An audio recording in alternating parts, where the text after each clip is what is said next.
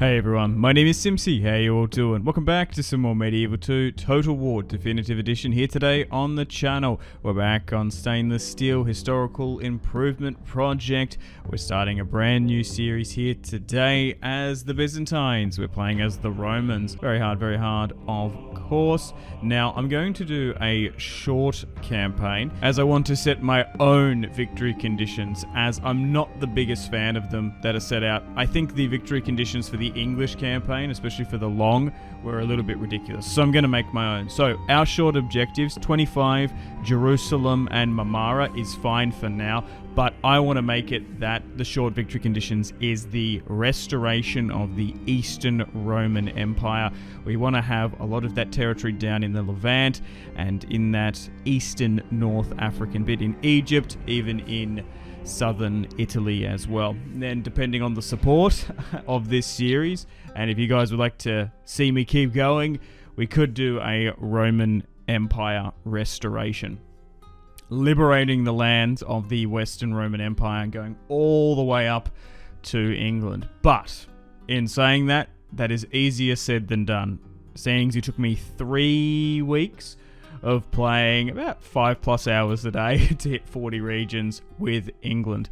But we're in a far superior position in the east. We're not going to have to bend the knee or listen to the Pope, as the power is fully invested in the divine one true emperor, the Roman Emperor. Alright, so without further ado, I'll see you guys on the campaign map. Alrighty. We're in version 0.98 for stainless steel. Historical improvement. Campaign difficulty very hard, of course. So base levels of piety and loyalty are lower. And, oh, no, we need to read this. So, Byzantium in the Middle Ages. Byzantium reforms are not yet fully implemented. To get the better heavy cavalry, okay, we need a reform. And the Byzantine Renaissance will buff up the Iconia studio effects. In general, however, the faction plays similar to SSHIP. Okay. Yeah, because the Byzantines have some of the best cavalry in the game. We've got like exceptional heavy cavalry. We've got pretty good infantry and archers as well. Beware that attacking the Sultanate of Rum may prove difficult. There are Turkoman tribes roaming somewhere in the interior that may surprise you if you threaten the rulers of an important Turkish Sultanate. Okay, so that's giving us a little bit of warning. That's not good. That's thrown a spanner in the works, as my instant thinking would be to rush the Turks, as they're one of the stronger factions in the game.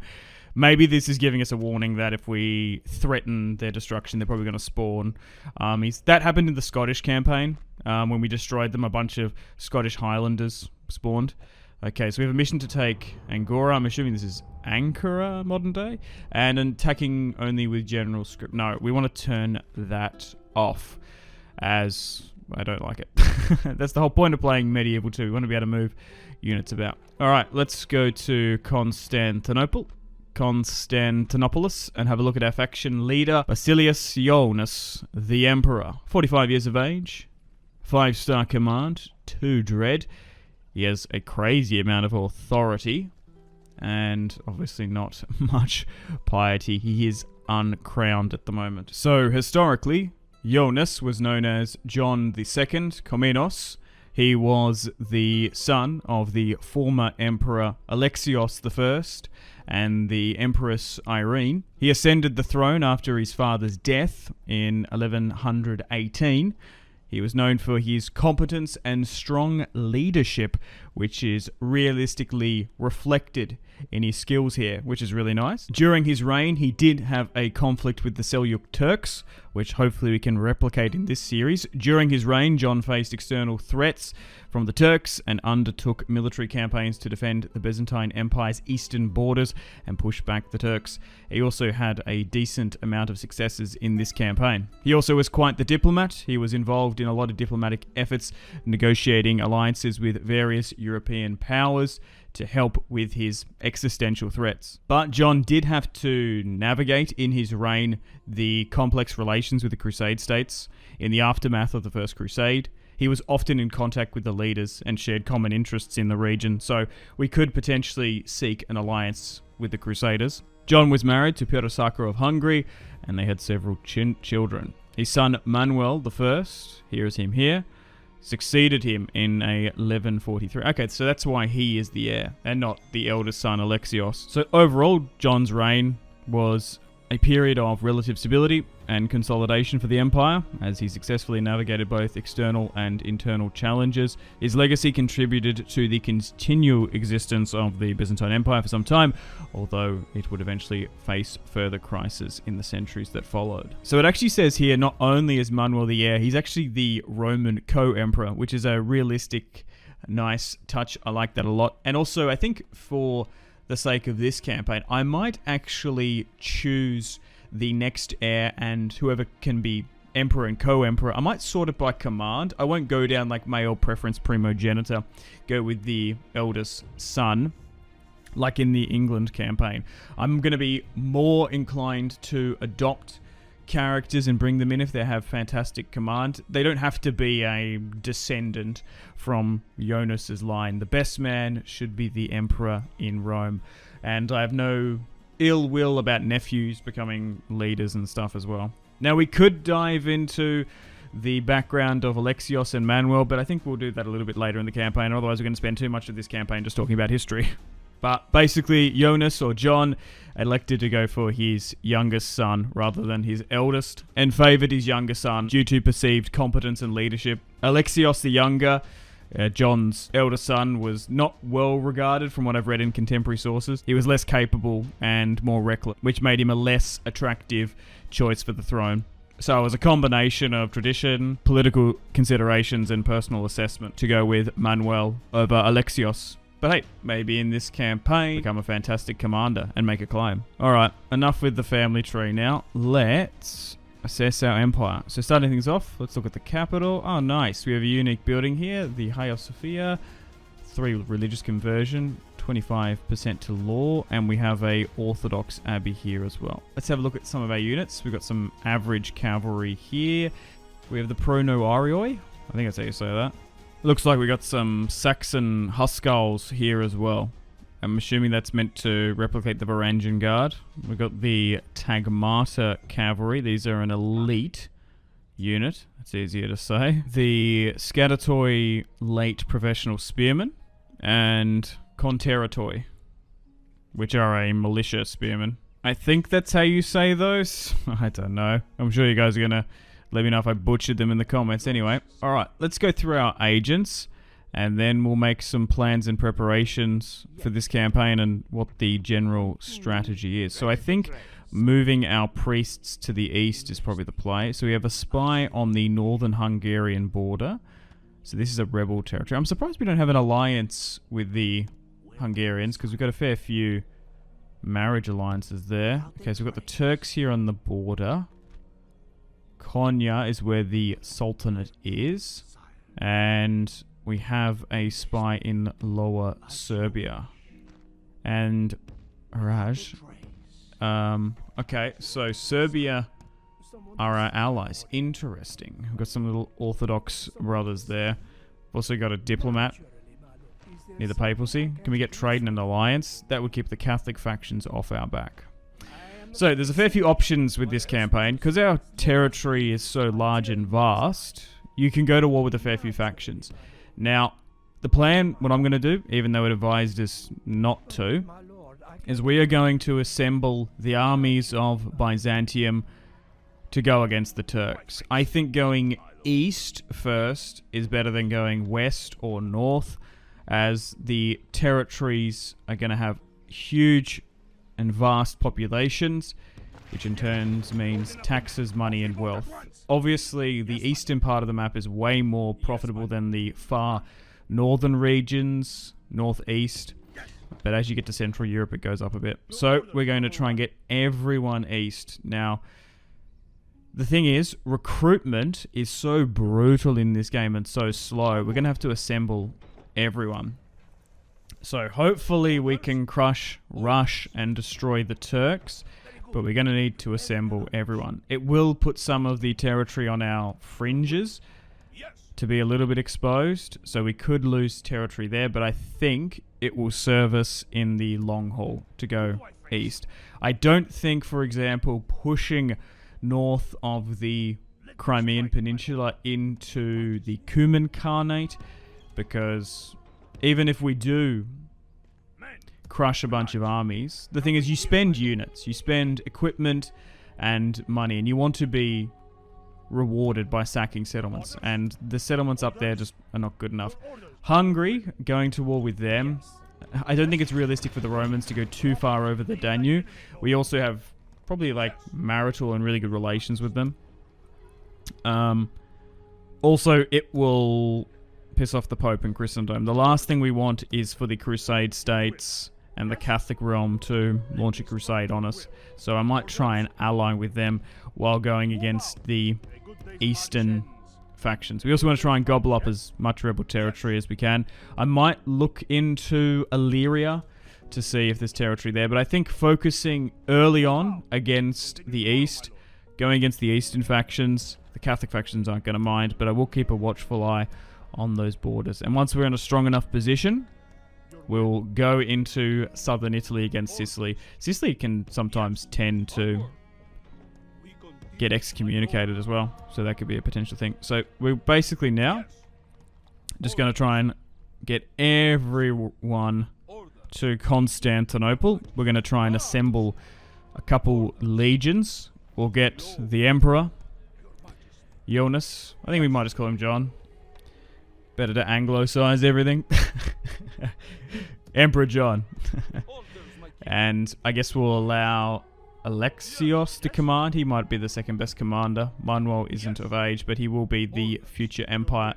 So we probably should give him some command. Yeah, do I want to push over the Danube? Probably not. I would imagine that the Hungarians will have...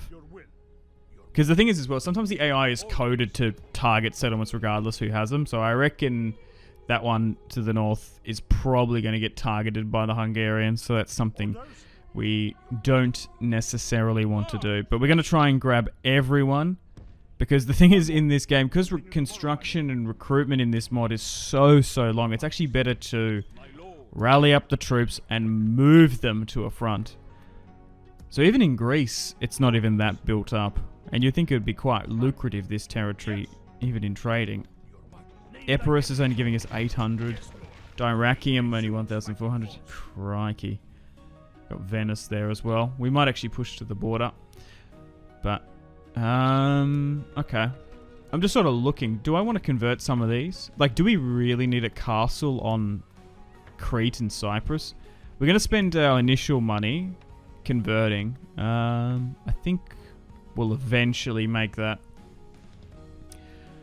a town. The thing is, coastal towns generate so much money. You want to try and have a recruitment hub with your castles, so you can obviously get better quality units. Then you get your blacksmiths and build them up.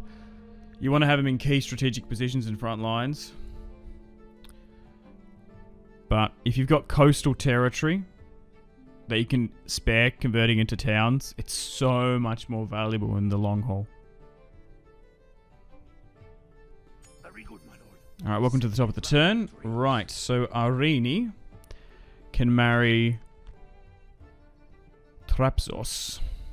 Maybe we can give him Trebizond. Yeah. Because that could be a potential bit of territory. So I think trying to get the majority of Anatolia fully under our control. Alright, end of turn report. Do we have the strongest military? Is that us? No, that's the HRE. Okay. We are the largest faction though. Nice. The boundaries of the empire have truly expanded. Nice, okay. So, except for those town conversions, we're not going to do any construction because we simply don't have the money just yet.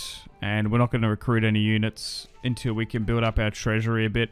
Once we start taking territory, sacking and taking castles, we'll be able to start recruiting. But we just have to be really careful. We don't want to go bankrupt. Alright, let's mobilize everyone. So, oh my god, it's so mountainous here.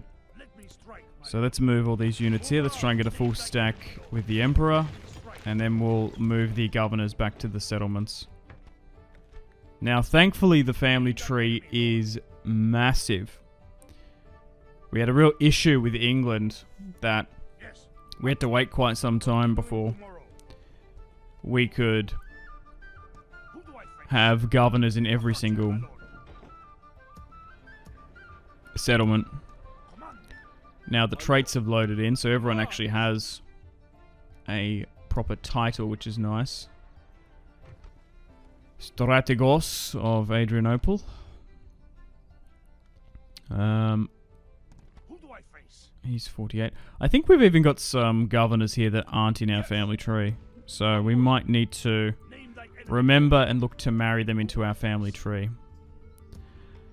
Name thy enemy. Okay, so I will need to try and Let me strike, my lord. Command. keep some sort of military presence Let me on this strike. northern Thracian border. But if I can spare Yes. as many units as I can, I want to absolutely throw every single unit spare, Stopping for the night. all our equipment, all of our material. We want to be going Name thy east enemy, against the lord. Turks. If we can crush and rush them, Man, we won't have to worry about them, because the Turks are one of the best factions in the game. let me strike. It's going to be a brutal war with our heavy cavalry going up against their horse archers. Okay, so this is one of the Emperor's son, Andronicus the Usurper. What? Okay. He's second in line. The Forgotten Son, I suppose. My lord. Let me strike, my lord. Alright. I don't know that he... I just wish it was a little bit more My lord. consequential when they do that. I think we had a usurper in one of the other in the England series. Where to, sire? That didn't really do too much. Alright, let's move our spy around. Now, I wonder if they would give me a ceasefire for Ankara. Angora. No. I'm just curious. It's always worth a diplomatic play. They actually hate us even more. Alright. Oh, this is where the guy from Trebizond went. Okay. We've got a lot of units up here. For only 1,000 per turn? Yeah. It's simply not worth it. So this... Isaac is Moving ashore, my lord. the Emperor's brother. Yes, my lord. He's quite old. We do need to get him married off at some point.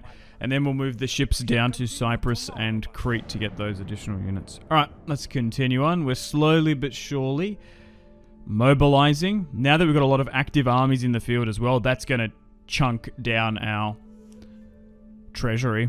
So, quite often I get a lot of comments in that last series. Oh, why aren't you recruiting? Why aren't you constructing? You should be building roads and farms. And it's like, I guess you're going from the vanilla perspective. Just started annoying me, because it's not like farms can be built in 3 turns. It takes bloody 20. Yeah, soldiers serve for money. Right. Oh, Manuel is of age now. Nice. We'll marry off Isaac, so he can command with Alexios, I suppose. Nothing's really changed. So only about 3,000. Nice. Some various other traits as well. Okay, we're nearly getting ready to strike the Turks. So we have an alliance with the Serbs, but we start off at war straight away with the Turks, so we can't even surprise attack them.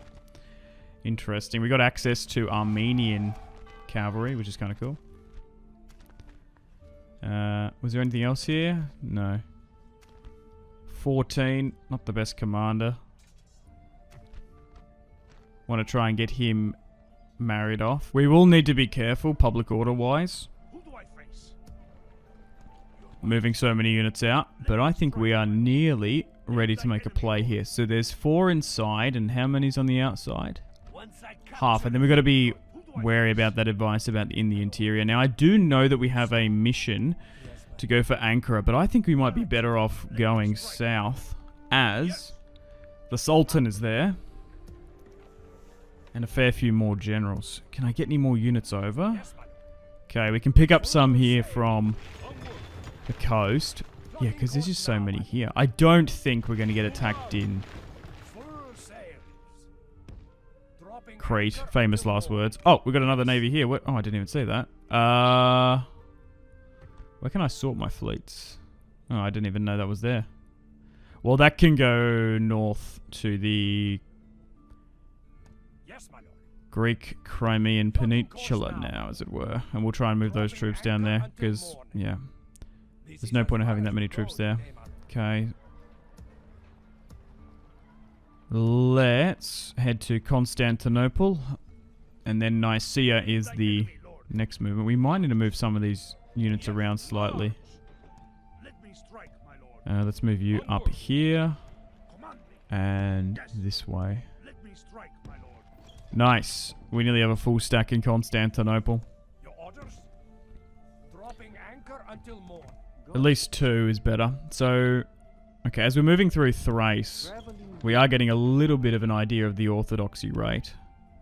So let's try and move them over.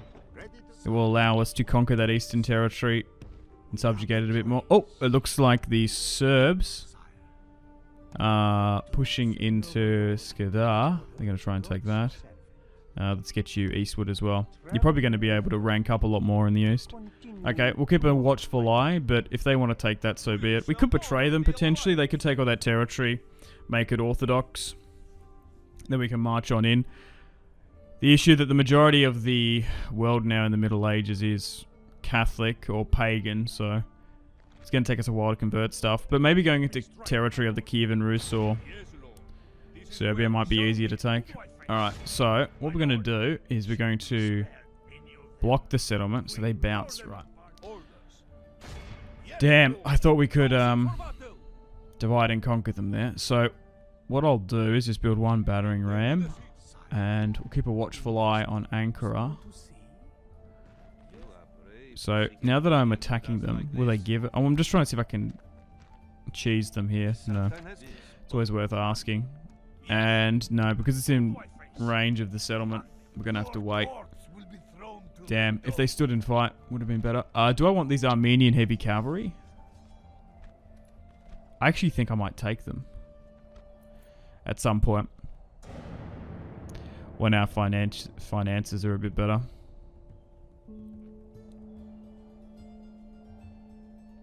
So we're going to be besieging Cumania. I don't know where their other army went. Oh, hang on. Perfect. This is what we wanted. So the reason why I didn't siege with the Emperor is because he can get drawn in. And I was kind of baiting like other ones. So there is the Sultan and... Okay. So, 2 pretty good generals. We outnumber them quite significantly. Let's have our first battle of the series. And then it won't be a protracted siege as well. We're actually attacking him through the end turn. Nice. I don't know where that army went. But if we do take the Turkish capital, which I believe this is, seeing as we can request Ankara, it might spawn armies, but we'll see. Okay, let's move back. And we'll await for our reinforcements to come in, which we're controlling. So they're attacking us at the end of the day. Do we need to make sure we get in, or can we lose? It's been a while since I've played a battle where they've sallied out against me. Okay, I think what I'll do is get my spearmen and try and draw them as far away from the walls as possible. I guess if our spearman survives, we might be able to get a man of the hour. We might be able to farm a man of the hour. Okay, so now we're getting pushed a bit here. We don't want to run our infantry and the rest of the army because they're just going to get exhausted. Fatigue, exhaustion, and tiredness is a really big problem in this campaign. So we're just going to try and countercharge there. Not going to do too much against their general bodyguard. Heavy cavalry. Faction leader as well. But if we can get rid of their faction leader, this could be a huge morale debuff for the Turks. And we might have to face weaker commanders, which is nice. So we'll slowly but surely try and make our way. But here are the Byzantine units on the battlefield. Spearmen, heavy cavalry. Also, I switched the view back as well. Let me know in the comments, do you prefer the default, standard, medieval 2 battle view, or do you prefer the minimal one? For years, I'm trying to think, obviously, I think probably up until like 2017, since like when this game came out, 2008, for like 10 years, I used the this normal view, and then I switched to the minimal view about 6 years ago, just to change things up, to be honest. You do get more of a visual and like a lower visual of the units, but the main thing is, do you know where like the faction icon is on the right hand side? You basically don't have that in the minimal, and you can't click it in to see your units highlighted in green and the enemy in red, so it makes it a little bit harder to see tactically. But I thought I'd change things up. It's even, you also do, you miss the unique battle layouts. As you can see there, you can see some pillars and various Byzantine architecture. I'm assuming that's Justinian. Maybe an artwork behind there. That his neck, below the Tagmata cavalry, maybe. Alright, let's form up here. Make a front line with the spearmen. Now, thankfully, our spearmen have really, really high defense. Not so much on the attacks. So they've charged me here. Hang on. Try and move around. They've actually just charged their bodyguard there before we've even set up. Hyper aggressive. Catching us in an infantry transition. So let's give out some attack orders here. There we go. It's been so long since I've seen the units highlighted in green.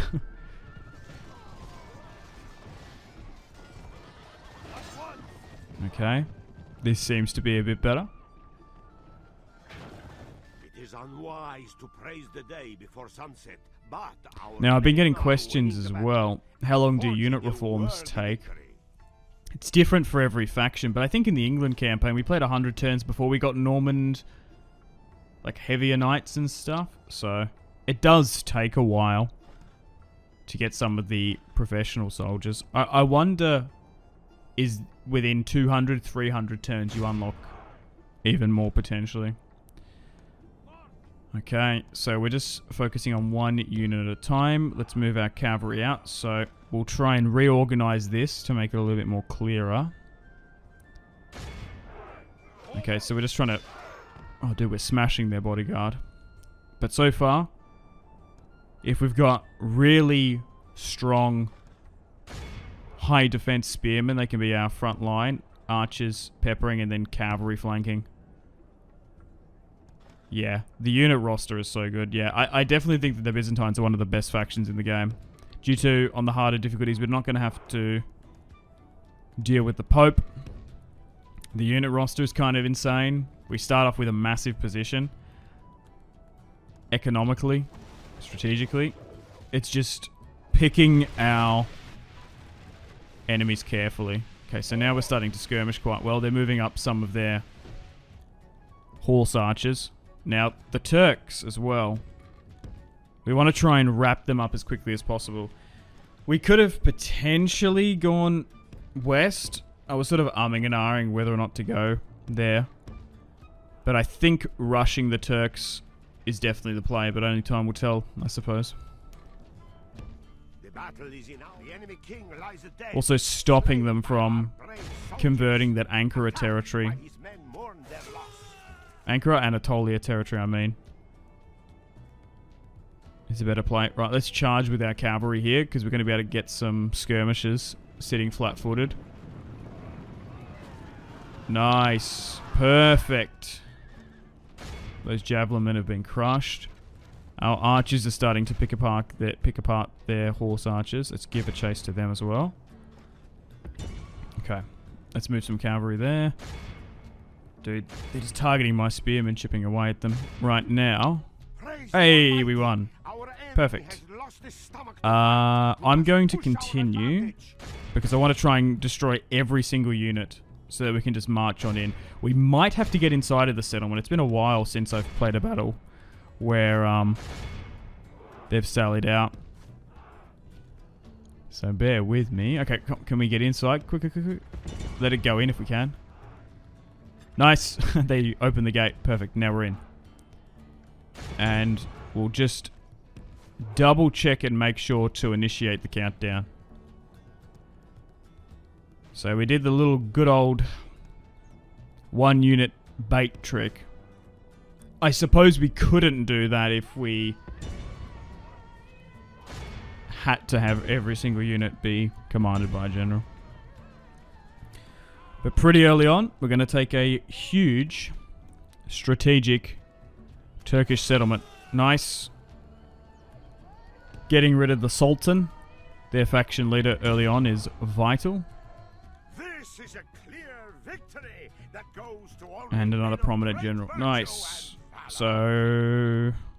Oh, the captain's going to get credit for this one. So we lost 275. They deployed 400. That's okay. Here are some of the stats as well. We were facing a faction leader, though, to be fair.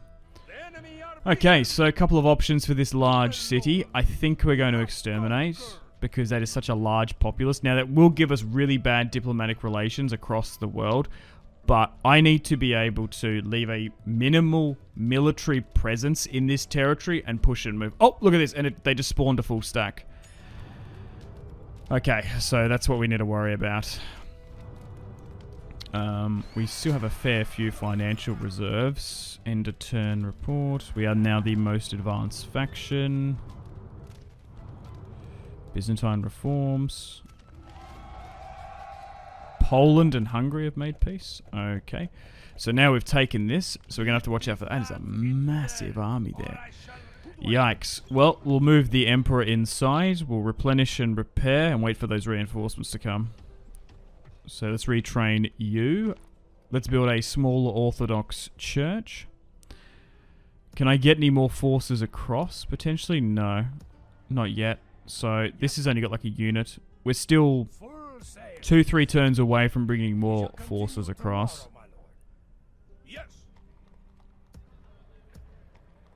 Oh! The Serbs failed up there. Okay, that might be something to come back to. But I'm just focusing on this. You're going... Okay, you can go to Constantinople and ferry those troops across. Or can they just walk? Oh no, maybe I have to move them manually. Maybe I do need to keep a fleet here. So let's move the army across. We've got a lot of generals here. We'll prioritize generals next. So who's going to go across? I guess we send Manuel, and we'll send the elder brother, Alexios. I don't think we'll send Isaac. Bro's usurping. Maybe I send the Emperor's brother instead. Seems to be more loyal. Right, let's land with you, and I suppose we try and get you to Ankara. And we'll move the Orthodox priests out as well. The 3 that we've assembled. So it's 51%. So it's not too low. But it could be better. Can we somehow get... No. Actually, you know what I could do? I could get some mercenaries because we've got a bunch of money. We'll get some mercenaries from Nicaea, and then we'll swing more across. So maybe we should move him across then, if he's got movement. Okay. No, actually, you need to go north. That's where you're going. You're going to Crimea. Going to the peninsula, and we'll leave you here. Okay, I just don't think we've got enough money for construction. Roads and mines will eventually build there. Can I move? Okay, we're just a little bit weak down there. Okay, so I was looking up here in Skadar. So yes, they got pushed back. Okay, so they have been weakened a little bit. I wasn't really planning on leaving this Epirus region. I could move my spy in. So let's march out of Dyrrachium. Oh, I could get some mercenaries here. They're expensive, but it actually might be worth it. Yeah, let's do it. Because we're going to be sacking and raiding more in the east. And we might not get an opportunity to go here. Yeah, so they got pushed back. Okay, well, they might even come and help us. You never know. So let's siege there. We'll push over, and if we can create a little bit more... The thing is, right, if we can take rebel territories on the borders and create a bit of a buffer between the core Byzantine, Roman, Greek territories, that'd be good. Because we care about Dyrrachium, not necessarily about Skadar. Okay, so the Turks are now besieging us in Konya. That's annoying. With a full stack spawned as well. Warhand. Whoa. We're not the most advanced faction anymore. It's a shame. Okay, so in a defensive siege, this is what we want. We don't want to be fighting them on the open field. We just want to try and buy enough time for those reinforcements. So, what do we do here? I'm not going to sally out, I think. I think we wait for a defensive siege.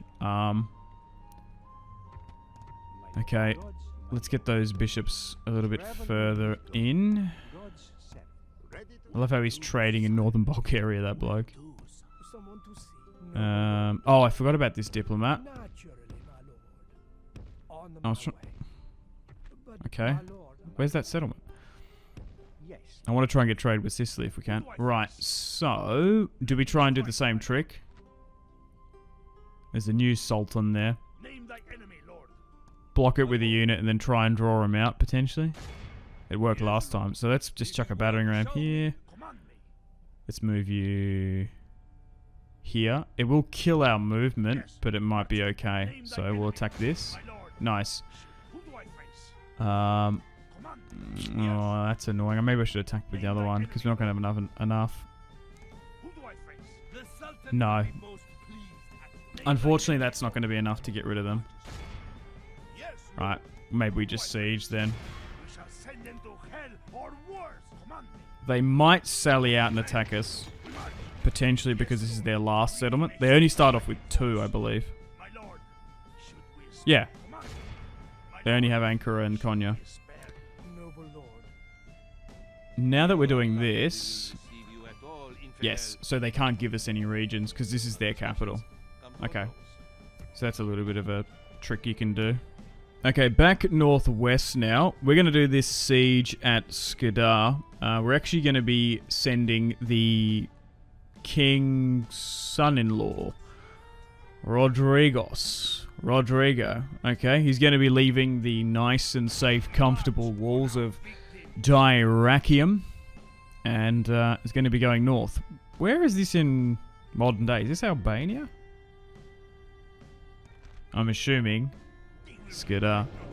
Bro, I actually don't even know. Is Dyrrachium even in Greece anymore?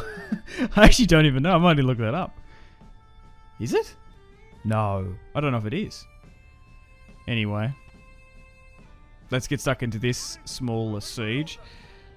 So this is a perfect example of just slightly overextending, using the opportunity of the Serbs going in, weakening them up. So, okay. They only did like 10% damage to the castle walls. I was just sort of trying to scan then to see if they had a breakthrough. No, we'll just go up. And we could even use this as a trade, potentially. I think this is a good opportunity. It was quite a large and decent garrison inside. But pushing over here probably won't be too bad. Even if the Serbs have like a target for it, they're our allies, so they probably should be deterred. That's another thing as well. I don't know how to explain it. Sometimes factions have like core key territory. I guess it's a part of their victory conditions that they're always going to like perpetually go for it. So that's always something to keep in mind. Like England is always going to go for that core Aquitaine territory. So it even might be worth giving it up if you're the French or something. Alright, we're going to move the heavy spearmen here with the battering ram, just due to their armor, rather than giving it to a weaker unit. Even though you could make the justification of moving a weaker unit. That's just going to get targeted by archers anyway. I think for now, if we're firing, we should be okay. Oh, they're going to sally forth. Bugger. Alright. We'll try and push in. If this is going to give us a bit of room. This is not exactly what I wanted. But if we can sort of make them blob up in the gateway, we might be able to rain archer fire down upon them. I'm curious to see how these mercenaries perform. I'm assuming they're okay. Mercenaries are pretty good in this sub-mod. Hell, even in vanilla. Medieval Total War, they're always worth getting if you've got the finances. Now, at the moment, they seem to be doing okay. We might move the archers up so then they arc up and over the gateway. Cavalry is sitting just fine. We'll move them up to a slightly more advanced position. Just to give the the appearance of assurement and support. Now, can they get that up over the wall? No. They are taking a little bit of fire away, these javelinmen, but it's okay. Maybe we need to move them up. Give grace to God. Okay. That was worth the attempt. Maybe if the high ground on the outside was slightly more elevated, they could do it. I think in some Total Wars you can get it up and over the wall. I forget. Apart from that England campaign that we wrapped up, it's been years since I've played Medieval 2, Stainless Steel. It's having a bit of a renaissance on YouTube. There's a bunch of people doing series, which is nice. It's good. More YouTubers, more people playing Medieval 2, the better. Okay, we are struggling to push here. But so far, plan for this series, focusing on the Turks. We'll try and see if there's any rebel territory to take out. We don't want to overextend too much. We just got to be really careful and watchful about losing units, losing valuable equipment, and just wasting it on terrible territory. But this should be okay. This is a coastal settlement, so we should be able to trade quite well. Okay, so they're a little bit further back. But I think that's the best decision. We're not out of the woods just yet with the Turks because they're starting to spawn armies, but if we can crush the Turks, defeat them, we're going to be in a really, really good position to go against Christendom eventually. But strap yourselves in. This is going to be a long series. I don't know how long it's going to take. Seeing as it took us 3 weeks to finish the England campaign with 40 regions, it'll probably take us a week or two to hit out, to probably at least restore the height of the Eastern Roman Empire. I'm going to look at a map so I can have it roughly the same. To do the Roman Empire, I don't know. It would honestly, it might take me like 3 months, legitimately. But we'll see. Depends on the support from you guys. Right, I'm going to flank my cavalry around here. My infantry is now engaged. We could get my archers, now that they're out of ammunition, to draw their short swords. I'm not opposed to that idea. Just swarming in. I tend to be quite aggressive with my archers, even when they're out of ammunition. I'd rather them just swarm in than sit back. Okay, so my cavalry is now flanked well, but at the end of the day, we're just fighting rebels here. It's not going to be too overly complicated. I'm going to throw in the Emperor's son-in-law, because it doesn't really matter if we lose him in the grand scheme of things. Okay, so now we're starting to lose a bit. Maybe pull out slightly. Okay. They're now broken. Perfect. Perfect. Let's try and cycle charge. I'm way more confident throwing in the heavier general Byzantine cavalry than compared to the English ones. Nice. Clear victory. We deployed 1,000, losing 284. And Durad only deployed 500, losing the 565. Okay, so I'll have a look at the population. I could occupy this because it actually might be more orthodox. And it's not going to be too difficult to control. And we're going to be able to change the tax rate. So it's 1,100. It's not even that much. We could sack. It would make things easier. No. I'm going to occupy. Because we can change the tax rate and we can recruit from here. And I imagine it's not going to be too hard of a territory to quell. So we'll repair. And we'll thank our Serbian comrades for weakening the garrison. And Ragusa is up there. Okay. We could even take that and make that a fort. But I think the Venetians tend to want to push down there.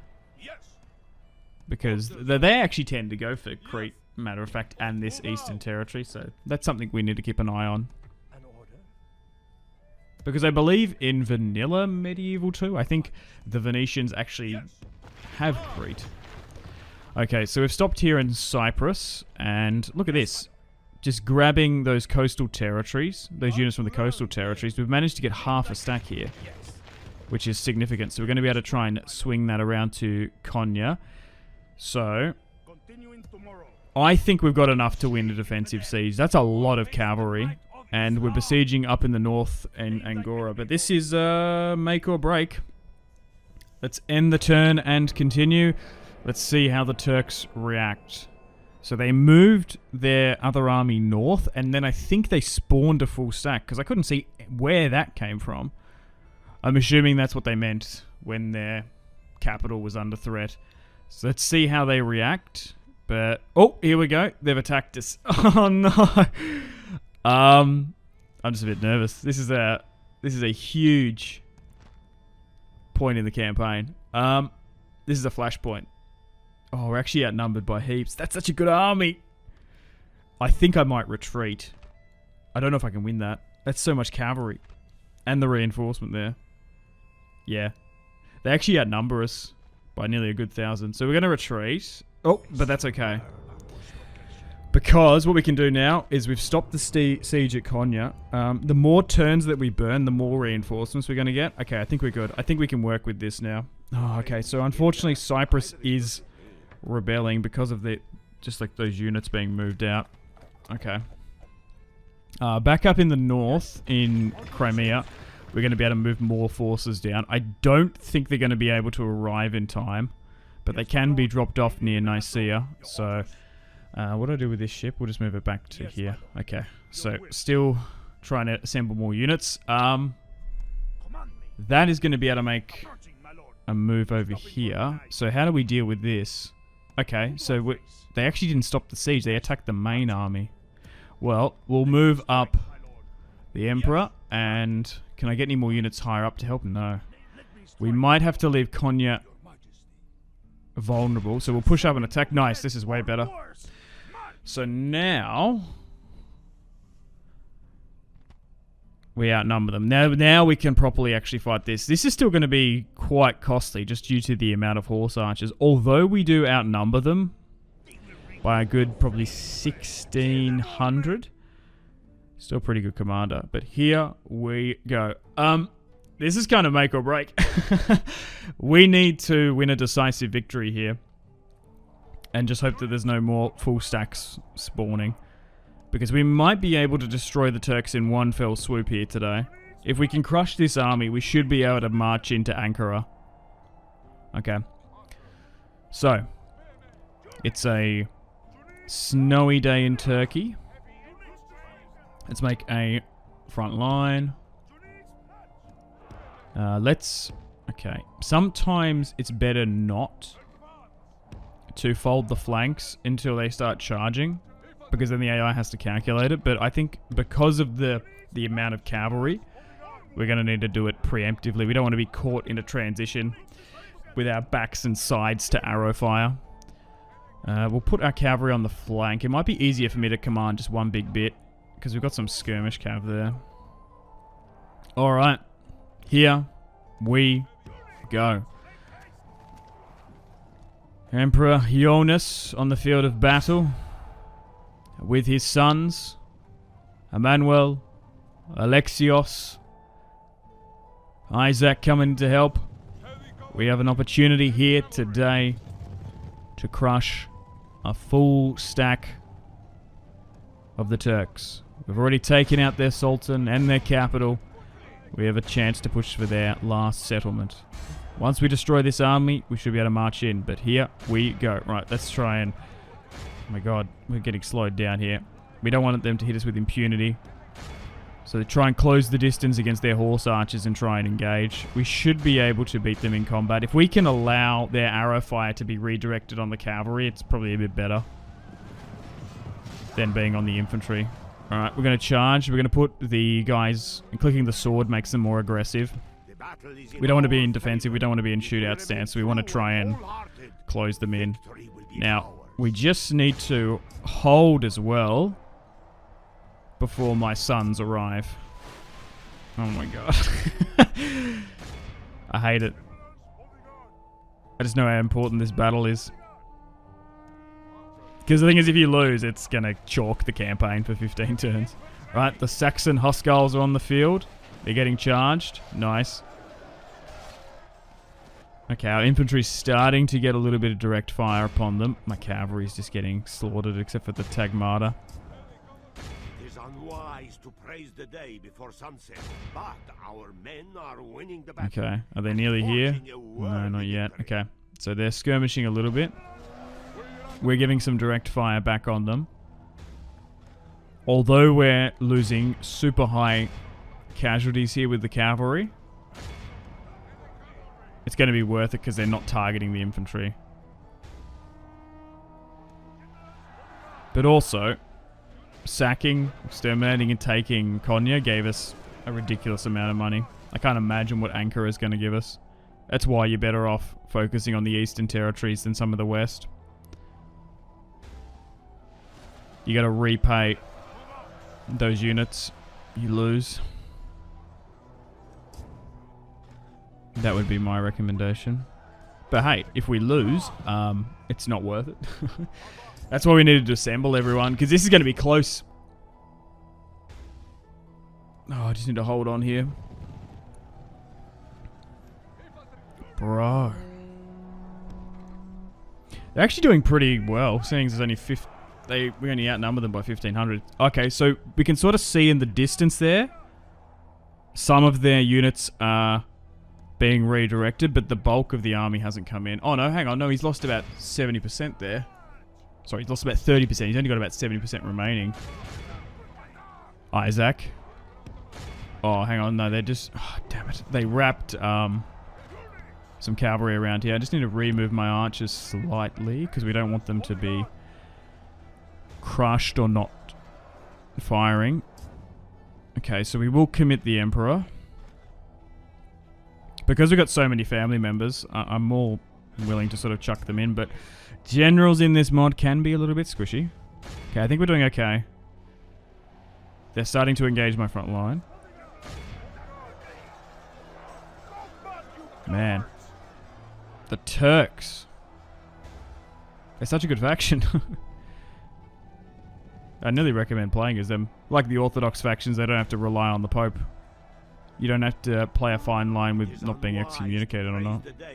But, in saying this, we will probably anger the other factions in the region. Your Egypts, your... I don't know. Is it Abbasids? There's other caliphates around here. Okay. So my cavalry has been crushed, but I think we've traded enough. I might even move my infantry around because they're fully fresh. Like, look at this. We've got some units just hitting me here. Like, I don't have any cavalry to stop them, but it actually might be sometime... The thing is, running after cavalry is always risky because they can just get trashed. But because my guys are a little bit more armored, we might be okay. Oh, okay. So one of my sons has nearly capitulated. Alexios is now coming in. He's got Manuel with him. Okay, there's a lot more on this right-hand side, so let's try and target them. Bro. Yeah, so you got to be careful when you take faction capitals, because they do spawn armies. which is kind of cool. It gives them one last challenge. The problem is my main criticism is probably the chevrons and the experience, and some of the armor is a little bit nuts. We're fighting probably an army better than what they can recruit. Okay. I think they're about to capitulate. Okay, so my reinforcements are properly in here. Now, Alexios has lost, what, 9%? Or was Manuel with his brother Isaac? Oh, I don't know. Oh, I don't know now. Anyway. What unit hasn't completely routed yet? So now we're just trying to run down as many of them as we can. Yeah, look, the reinforcements are here. Nice. Perfect. Perfect. This is the real challenge. Focusing and crushing the main army. Yeah, we definitely needed like 2 stacks. Their general has fallen. Another decent commander. All of the Turkic commanders have been far better and superior than ours as well. But yeah, I reckon 2 full stacks on the harder difficulties if you're going to go and rush the Turks. 1... I reckon we probably could have won a defensive siege if we needed to, but we just would have lost heaps. But, in saying it, we have really and severely weakened our settlements on the north and sort of western territory, so there could be some unforeseen consequences over there, you never know. But I think it'll probably be worth it in the long scheme of things. In the grand scheme. Nice. Clear victory. Only 800 lost for us. Crushing Orhan. We've won a glorious victory in Galatia in 1134 AD.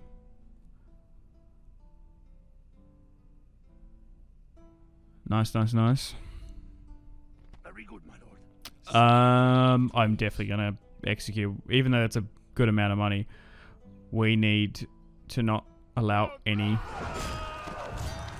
retreat. Oh, I think we sandwiched him anyway.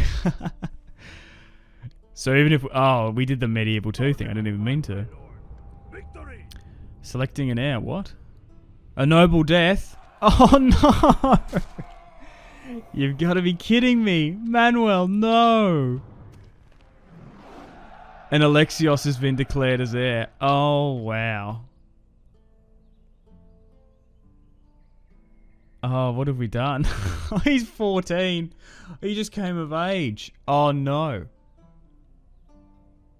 I wonder what the butterfly effect of that is in real life. Because realistically, I guess that guy is like that guy becomes emperor in real life. And all these future descendants. Oh no, and Alexios, well I guess we'll make him the heir. Oh, maybe it was Alexios' plan. Maybe he knew his father. Well, maybe, well he did know. Maybe he was spurned and then encouraged his brother to overcommit. Oh no. So in this alternative timeline, Manuel is dead. And Alexios will, by the look of things, become the next Roman emperor. So the line of Manuel is no more. Well, I think he kind of had controversial descendants like Alexios II, Andronicus, Alexios III. So maybe it might inadvertently save the empire, potentially. But the problem is Alexios doesn't have any... Well, he has a daughter. He doesn't have any more children, so it actually might pass again. Oh, God, we've got a succession crisis here. So we're not going to ever have the reign of Manuel. That's disappointing, I suppose. But to be fair, he didn't really do anything crazy. From what I can remember, he sort of consolidated the Byzantine territories. He did make an alliance with the HRE and the Papal States, but he was still sort of dealing with the Turks. Supposedly, he was a patron of arts and culture and promoted art and literature, specifically Greek. Fortunately, the son and heir, 14 years of age, co-emperor Emmanuel, who realistically in real life became the future emperor, died in battle against the Turks. So that is a massive L.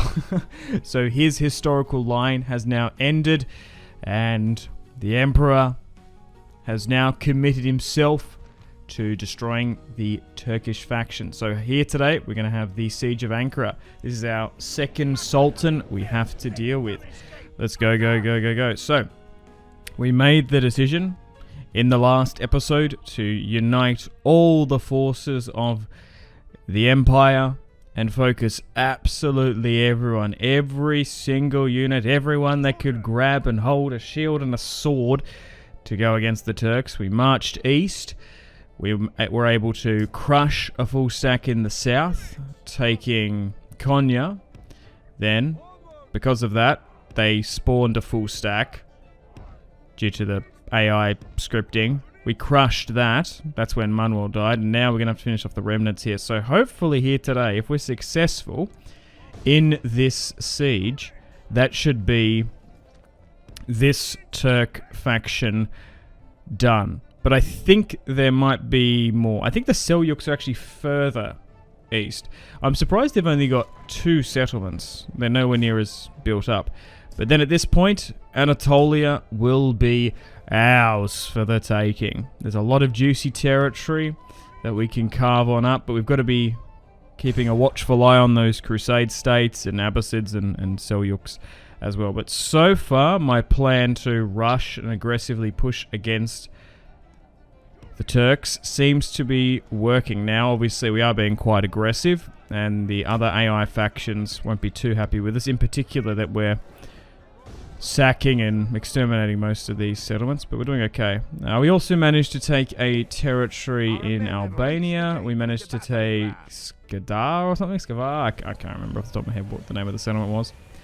But, yeah, we're still keeping a watchful eye on the territory north of Crimea, the Cuman Khanate we still border with, and the Hungarians, which I don't trust. Takovista, I think, has fallen as well. We could have pushed for that early, but I didn't want to overextend myself. I think it is a part of our victory conditions, though, so we might have taken it at some point. A little bit weird, having a key territory over the Danube that the Romans need to take. Alright, so we've moved the battering ram up. The gateway has been smashed, and we'll wait for our reinforcements to come on in. Shouldn't be too overly difficult, this fight. We do outnumber them quite significantly. And then here's hoping this is the last of the Turks, and there'll be no more. So Alexios is coming in, who is now our son and heir. Who obviously, historically in real life, got passed over. The eldest son of Jonas was never emperor, and Manuel obviously became, but he's dead in this series. So I suppose let's talk about Alexios historically, now that Manuel is no more. And we spoke about his history previously in the first episode, but it's not really relevant now, as Alexios will be the senior emperor. He was co-emperor historically, but he is the eldest son of Jonas, John II, and his wife Irene of Hungary. Interestingly enough, we don't start off with an alliance with Hungary, and I'm not necessarily sure why. Anyway, historically he was crowned co-emperor in 1119 AD at the age of 13. He preceded his father in 1142. He was the elder brother of Manuel, and he actually has a twin sister, funnily enough. So Maria is his twin sister in the family tree. Now, unfortunately, he died suddenly of a disease in 1142. They don't know. They're not sure what it was. Only 1 year before his father, apparently, or Emperor John rather, died as a result of a hunting accident. His illness was actually described quite interesting.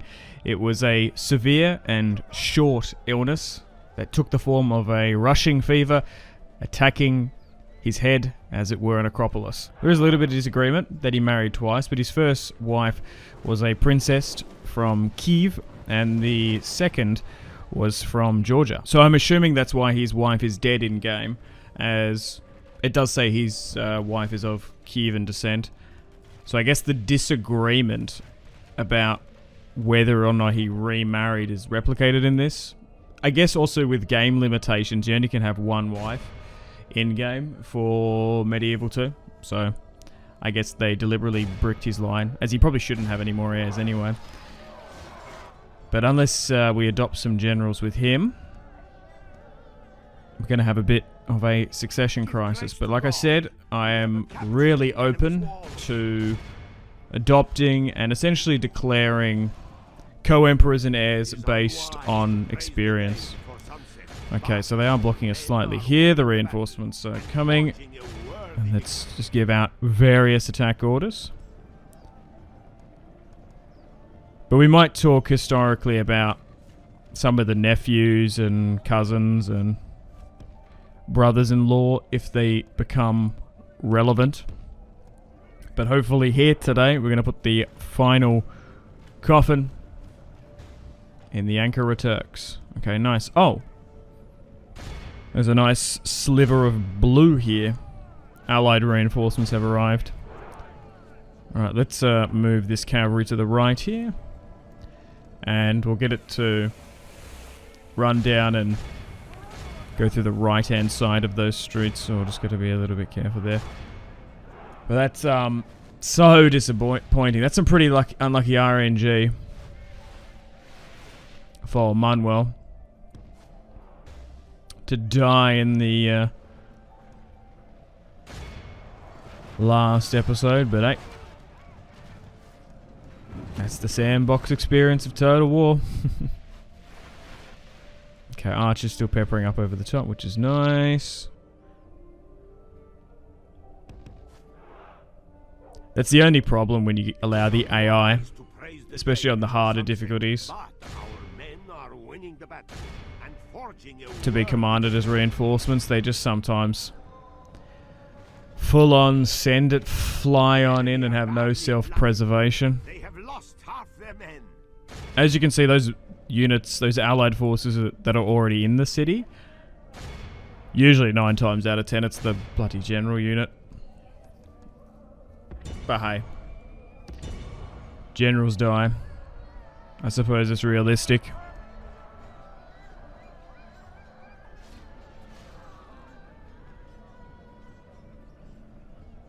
You want to gain attachment to your generals. Nice. Not too much longer now. And then we've got to decide what we're going to do with the city. Let's just get everyone in now. The battle is in our favor. Flood on in. True and wholehearted. And that should be the Turks done. Unless there's some more unforeseen consequences. Nice. The Sultan is done. Give that man 1,000 drachma and a donkey. Anyway, 600 loss. Nice. Andronicus the Usurper. I guess he was commanding. Why is he the senior commander and not Alexios? Anyway. I love some of the artwork. Look at this, man. I wonder where they source a lot of it from. So, Angora has fallen. I think we actually had a mission to take it, technically. We focused on Konya in the south, their capital, firstly. Okay, so I think yeah, let's do that. Nice. Enemy army routes. We've renamed it. I quite like that script. And resistance is futile. He actually gained some dread. Serbia and the Pontiff don't like me. And that's it. The Turks of Rum have been destroyed. Nice. And I guess that's just a rebel army now. Phew. So it's paid off. We managed to crush their armies that they started off with and destroy the armies that they spawned. So now Anatolia is ours for the taking. A lot of it will be rebel territory. I imagine it's going to be fighting between the Crusades, Georgia, the Abbasids, or maybe, oh, I don't know, those other ones. But it did come as a cost. Manuel is defeated. So we sit on 17 regions. We need 25 because we set it at short. We're doing our own victory conditions. So we need to take Jerusalem, apparently. But the main objective of this series is reforming the historic height of the Eastern Roman Empire, and I'll pull up a map to make sure I got every settlement once we roughly get to it. But, nice. So I guess we need to stabilize this territory and maybe just try and take as much rebel territory as we can. Okay, so 47 years of age. I don't know why he's greedy. Yeah, it's a shame he can't get married off.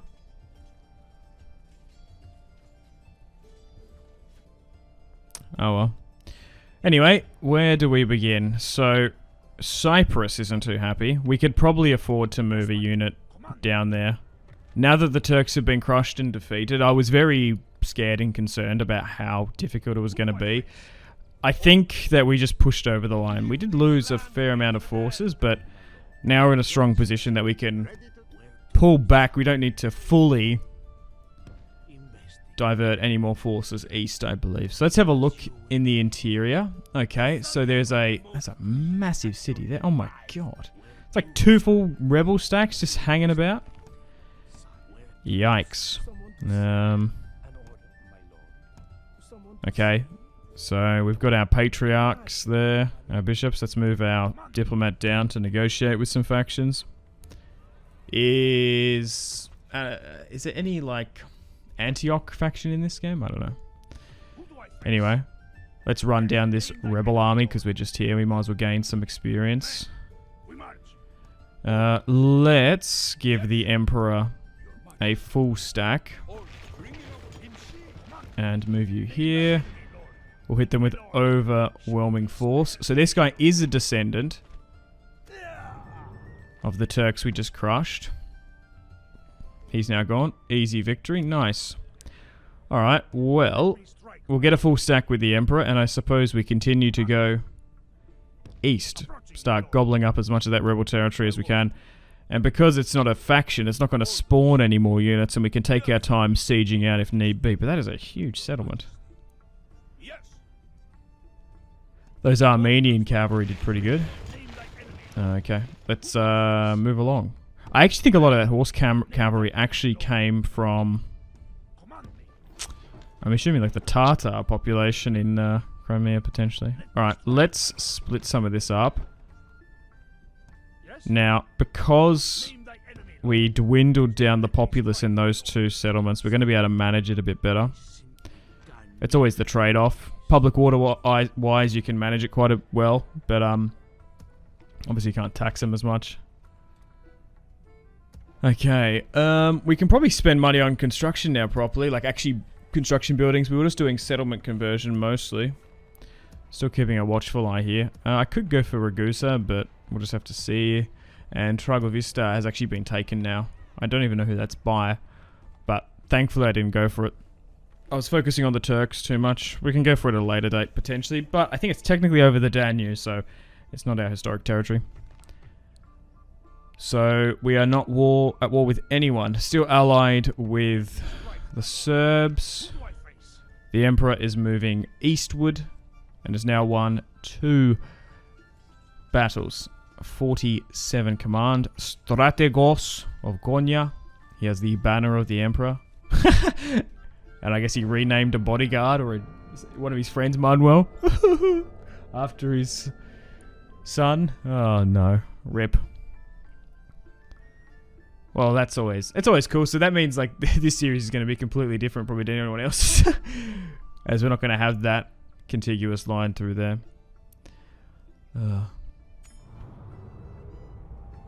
How to end a war? Yep. There's so many pop-ups. I got some new family members, which is nice. Oh, perfect. Races were held in Konya. Alright. We have 17,000 in the bank. We are now continuing to move east, agents-wise. Keep my spy in the north. Oh, do I even need you up here now?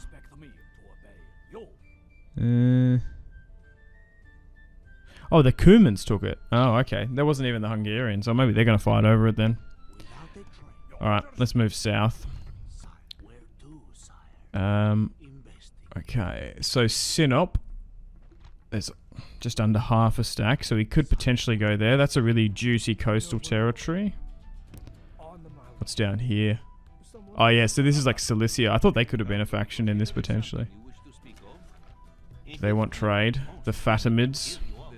No, they're not interested. I'm happy to trade with anyone. Oh, the Crusades have a army here. Whoa! What are they doing? Jeez! There's like 3 full stacks. Oh, they've taken Antioch. Oh, okay. Or maybe they start with Antioch. I don't know. I haven't played as the Crusaders or looked at them yet. Oh, finally. We found the Sicilians. They barely accepted. Map for map. No. Alright. I suppose we'll move the diplomat north eventually. So our public order here isn't the best. And we can't even get any infantry, which is annoying. We probably could do with a town watch. Yeah, no infantry here as well. So, I do want to try and... I did say I wanted to divert some forces around. So maybe move you back here. We don't really need Alexios, the different Alexios, to be a governor. We'll move you here. We've got a full stack with Jonas. Now, just got to be a little bit careful here. Look at this, moving in. Yeah, there we go. That's like the interior warning. Okay. So there's like a full stack. We're going to consolidate, and because we've got so much money, we might as well keep on the initiative. We'll spend it on those mercenaries. They're expensive, but we're going to be able to get it back if we can take this settlement. Jeez, that is massive. Is that a citadel? Maybe. Okay. Oh, right. Those reinforcements are coming from the north.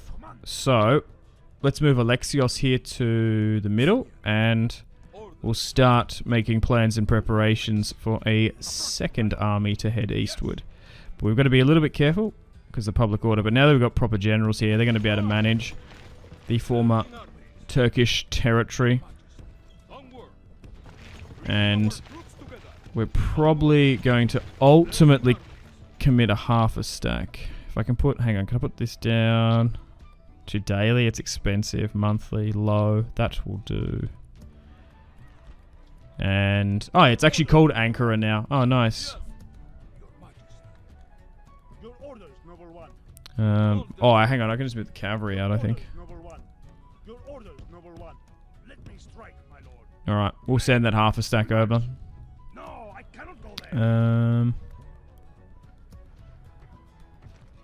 What do I want here? Can recruit more units. I think we're good at the moment. I think I'd nearly rather focus on buildings. That costs heaps, though. Just a bunch of reading. I don't really know what to go for. We don't need that just yet. His reign hasn't gone to shit yet. This is an orphanage. Aqueduct, food import. No, we don't need that. Maybe an armorer. That's pretty good. Retraining. Oh, maybe we go with a quarry on the coast here. In Smyrni. I think that's how you say it. And that's pretty much it, unless we can spend anything else small down here. Oh yeah, let's get a well, because we're already getting some wells in Crete. Nice. But overall, things are looking good. We are starting to stabilize. Well, we've basically gone and completed my plan and my major objective of trying to rush and eliminate the Turks. And now we've got to decide where to go. So, let me know in the comments. I'm more open to now asking you guys where we should expand and conquer. I think if I had to sort of guess, I think pushing into Anatolia is our best play. There's a bunch of rebel territory there. Already the Crusaders are starting to move into our sphere of influence, so we definitely want to deter them from that. There might even be other powers pushing in there, but the more rebel territory we can seize in Anatolia, the better. Then we can build up and then project that power westward against Christendom and against the Crusader states, because we want Rome eventually. We want, obviously, Sicilian territory, and yeah, I guess we want that Levant territory. The problem is they could call a crusade on it as well. We gotta, yeah. I don't know how. I'm trying to remember in the England series, I don't think they once called it against the Byzantines, but there was always a case. We're currently sieging out the citadel of Kayseri, and we're going to be fighting the rebel Turks inside. So, if you like the sound of that, feel free to leave the video a like and subscribe if you're new. I'd really much appreciate it. Alright, some Hungarian nobles. Jonas, a different Jonas, wants to get married off. Sure, send an emissary to Antioch. Yes, we were already planning to do that. So let's talk to the Crusade states. I would like trade, please. Just accepted. An alliance? Just rejected. We have heaps of money. I think having an alliance with the Crusaders would be such a good idea. It would particularly strengthen our relations with the Pope as well. So, I'm more than happy to offer them military access, map information, money, whatever. Sometimes the AI can be a bit weird in not wanting military access or map information for some reason. They actually prefer the payment, so we might have to test here. So, also, this guy is a terrible diplomat. He's only 1 out of 10, I think. Okay. So how about 10,000?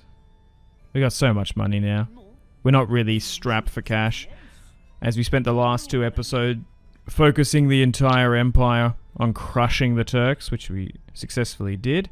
And now we just need to try and gobble up all that Anatolia territory and as much rebel territory as we can before basically it becomes at the stage in the campaign where every single border is a major faction. 14,000 and they rejected? Oh, get out of here. Maybe there's a script stopping it. Maybe it'll be a little bit too overpowered. Anyway, we still got the 1,500 Florence or Drachmir. Let's continue to head south then. So they have Tripoli. Because they had 3 full stacks. I think they're quite strong in this campaign. Alright, just going through our agents here. Right, well, we're going to flood more spies over eastward because Anatolia is so big. I want to know where the rebel territory are. So we've identified Ragusa, Sinope at some point. We've already got trade with Sicily. Whoops, we did that before. Let's move you up. I guess we talked to Venice. And so we've got construction going now. I could probably move this. Actually, I can only move a general down there, maybe. Okay, still sieging this out. I don't know where the full stack went. I'm surprised they didn't attack me. Wasn't there a full stack here? There is. Oh my god. Oh, I don't think we fought a citadel. Wait, I'm trying to think the last time I fought a citadel in this camp. But it must have been in southern Iberia in the England series. But that's actually massive. It's bigger than those two. Oh, we actually might have a harder time in this siege than facing the Turks. To be fair, we were able to draw them out mostly. Anyway, we got a lot of spare generals here, just because we were mobilizing, so we can probably put you here. Nice, there we go. And we can probably just move this. Oh no, we can actually, I'll put you in. And we'll split that army up. Nice. But we have weakened our border territory. But so far, we're in a pretty good position now. We're making like 16k per turn. Strategos of Angora. Andronicus the usurper. Yeah, he usurped. I don't know what I should do then. I guess that's giving us really bad political stability. So should we? Just like try and assassinate him or something? Get rid of him somehow? Anyway, let's build one of those. I'm sure the men will be happy. We probably want to Not build an orphanage there, that'd be quite sad. Let's build a farm instead. What's going on in Cumania? Alright, we got those mines coming along well. And we're still keeping a little bit of a presence on the border here. Still keeping a watchful eye on those barbarians north of the Danube, but we haven't been threatened there yet. And we've still got a full stack there. Dyrrachium's a bit weak. I could wait for those reinforcements to come in the next turn. Or should we just try and siege this? The thing is, from what I've found, is actually sieging it out doesn't really make too much of a difference. Unless you want to sit there for 9 turns. Which is more than what we've done in this campaign. I think we'll try play it. Ooh, look at that. That order resolve is terrible. Even though we outnumber them 2-1. Not the best commander. But he's got some pretty decent infantry. Alright, let's fight this one with Emperor Jonas. Emperor John II. Let's get stuck into them. Should be a good fight. Now, it's definitely going to have 2 gateways in the interior. It could have a 3rd. Why is it so snowy? Is it really like this? In Turkey? I don't know. Never been. I'm assuming some of it is very mountainous, but it's just a weird looking map. Okay, so we're going to have to protect our battering ram.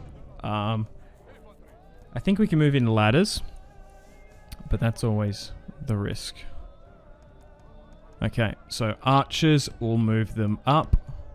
Try and get them to draw arrow tower fire away from the infantry. We're going to need to do most of the push.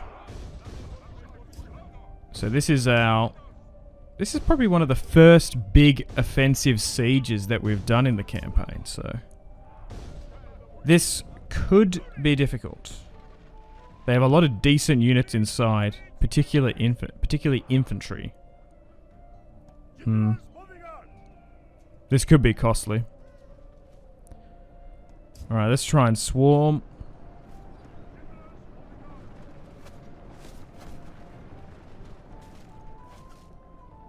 Let's spread this out. So we did a little bit of damage. Sieging.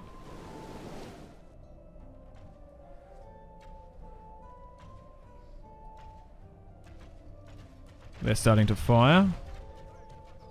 The ladders are now in place. Walls are no match for valor and... I'm surprised that these guys weren't lumped into the Turkish faction itself. I would nearly think they should be a little bit larger and bigger.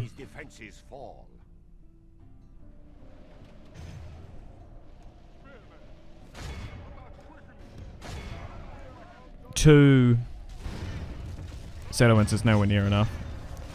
Alright, we're starting to smash down the gateway. And then we'll swarm one in. Oh, one of the ladders didn't go. That's annoying. That's an oof. But so far, guys, let me know in the comments. Feedback and suggestions, of course. Maybe other Byzantine history we can look up, or you can get me to research. But so far, slowly but surely, building up the Eastern Roman Empire. And Emperor Jonas. Now is the time for brave hearts and brave deeds. So once we're done with Anatolia, I think we'll probably, I don't know, I guess naturally sort of go against some of the Eastern, some of the Muslim factions, while allying with the Catholics. But in saying that, both sides can call for crusades or jihads, so even fully focusing on the East, they can still do that. Okay. So maybe I throw in the Armenian cavalry, because they're pretty good. I'm forgetting about Georgia as well. They're sort of a Orthodox faction nestled in the Caucasus. Maybe I can get an alliance with them, or I could take their territory. I was thinking that with the battle is in our favor. The Serbs, although we've got an alliance with them, they're going to be spreading orthodoxy throughout the Balkans. So it's easier for me to just go in and occupy. I don't have to convert or pay for any conversion or anything. Okay.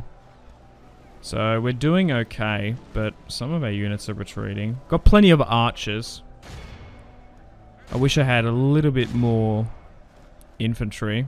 Not so much cavalry. This is more of an open field battle. But this is our first offensive siege. You usually tend to lose a lot more in offensive sieges than defensive. We can't seem to get the gateway under our control. That's the issue. If we can try and push through here, can we get it?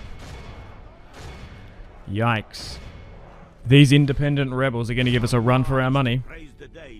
Maybe I should have waited for those additional reinforcements to come. We are blessed. The enemy general is dead.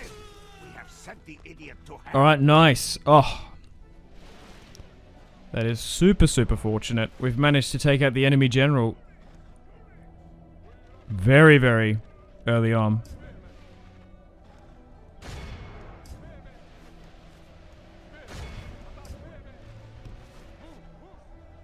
Wasn't the best general, but should shaken the morale. Okay, we're just trying to brute force it here a bit.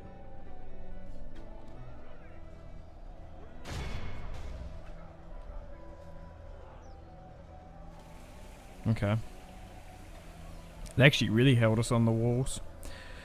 I don't know if it's this mod in particular, but quite often in medieval mods, they do get a buff fighting on the walls. Also, our roster, I wouldn't even say it's designed even for big offensive sieges. Like, our roster excels in heavily armored spearmen, which have high defense and hit points, but they just don't have the attack. We've got archers, yeah, that can do well, but and our heavy cavalry, we're more designed to fighting Turks on the open field. Yeah, I still think sitting here for 9 turns is not the play. I'm not that. I'm too impatient, I'm too ADD.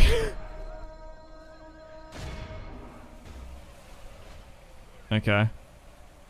So, we're going to have to move the battering ram in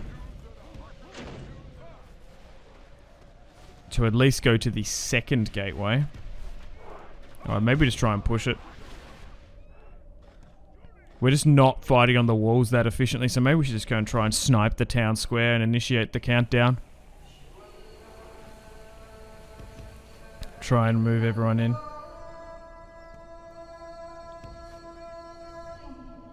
Okay, that's a bit better. Whoa, whoa, whoa, whoa, whoa. Hang on. The Emperor's starting to lose units. Hang on. Oh, there's 3 gateways. Yikes. If we remain true and wholehearted, hang on. will be ours. We might as well just leave him out then. Okay. Yeah, let's just fully disengage him. I think it's because the gateway technically isn't under our control. That's weird.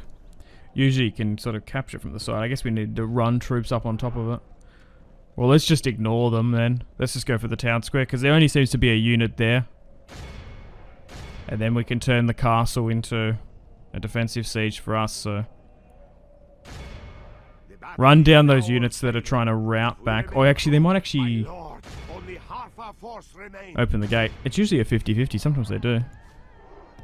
Nah. Open the gate, please! Nope.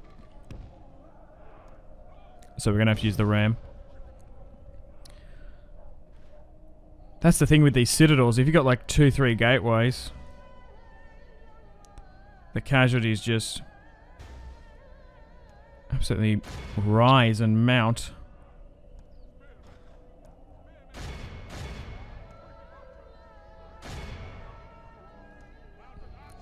So we've basically only got 2 spear units now.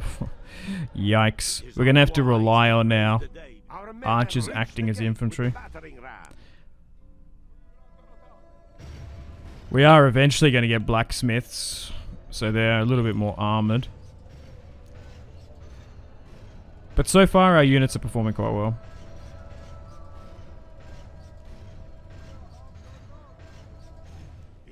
Alright, that's nearly gonna break. Perfect. No, you have to re-equip to it. Alright, next. Let's go for this. What's inside? Only 11 units. Everyone else can go inside except for the Emperor. Okay, so now they're starting. Now that they've caught wind of the plan, they're starting to move their units. Well, maybe I would get the cavalry eventually flanking around. Alright, let's get the battering ram to go up to the 3rd gate. I feel like this citadel is actually a bit better. Sometimes citadels can be like an absolute pain to take. I feel like there's... thing is, like... it sounds weird, but not every Medieval 2 battle map is the same. I think Byzantines, Eastern, and Western, there's like different castles. And some of the layouts are just like better than others. I feel like this one is not as brutal. I think some citadel ones are.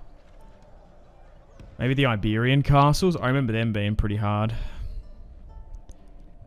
The layout. This layout isn't too bad in the grand scheme of things. Alright, let's go for the 3rd and final gateway. So now, if we can turn this into a land battle in the city streets, that's what I want. Then we can get the best out of our cavalry. There we go. Perfect. And now we can crush them from behind. Yeah, we don't want to fight them on their walls if we can avoid it. Fight them on their terrain. Okay, they're bugged or whatever. They're not moving. Nice, perfect. Okay. So my infantry is being crushed. But overall, we're going to be able to get this settlement under our control. This is probably the biggest settlement in Anatolia. I could be wrong.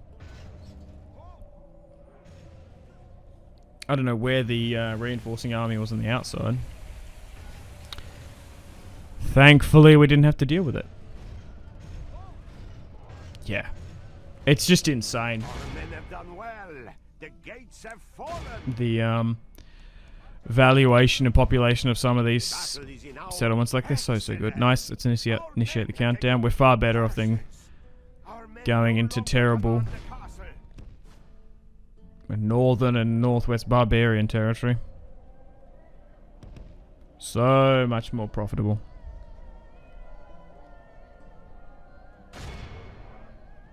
Two minutes or so remaining.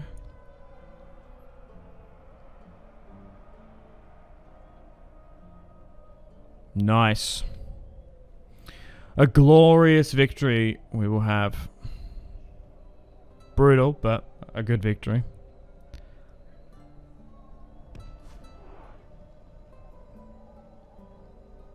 Nice. Victory. Let's end the battle there. Lost 1,000. They deployed 1,000. Basically traded. And the Emperor is going to claim another glorious victory. He who wishes to obey must know how to command. Nice quote. Oh, god damn it. We had a game crash. Oh, we have to redo the battle again. For some reason, this game crashes for me on the end turn. I don't know what to do. It still happens. That's the first crash we've had. So we have to redo the battle. So annoying, man. That's why the unit losses and casualties is going to be a discrepancy. So annoying. It's at the end screen. Like I did read a comment which fixed it. It's like you just have to wait, but I guess I didn't wait long enough then. So annoying. Let's continue on. Oh, so we've renamed it. Cassieria. Nice. And these regions are giving us just roughly around about 6,000 each. Which is pretty decent. But we are now starting into getting it closer to other factions. That's the only issue.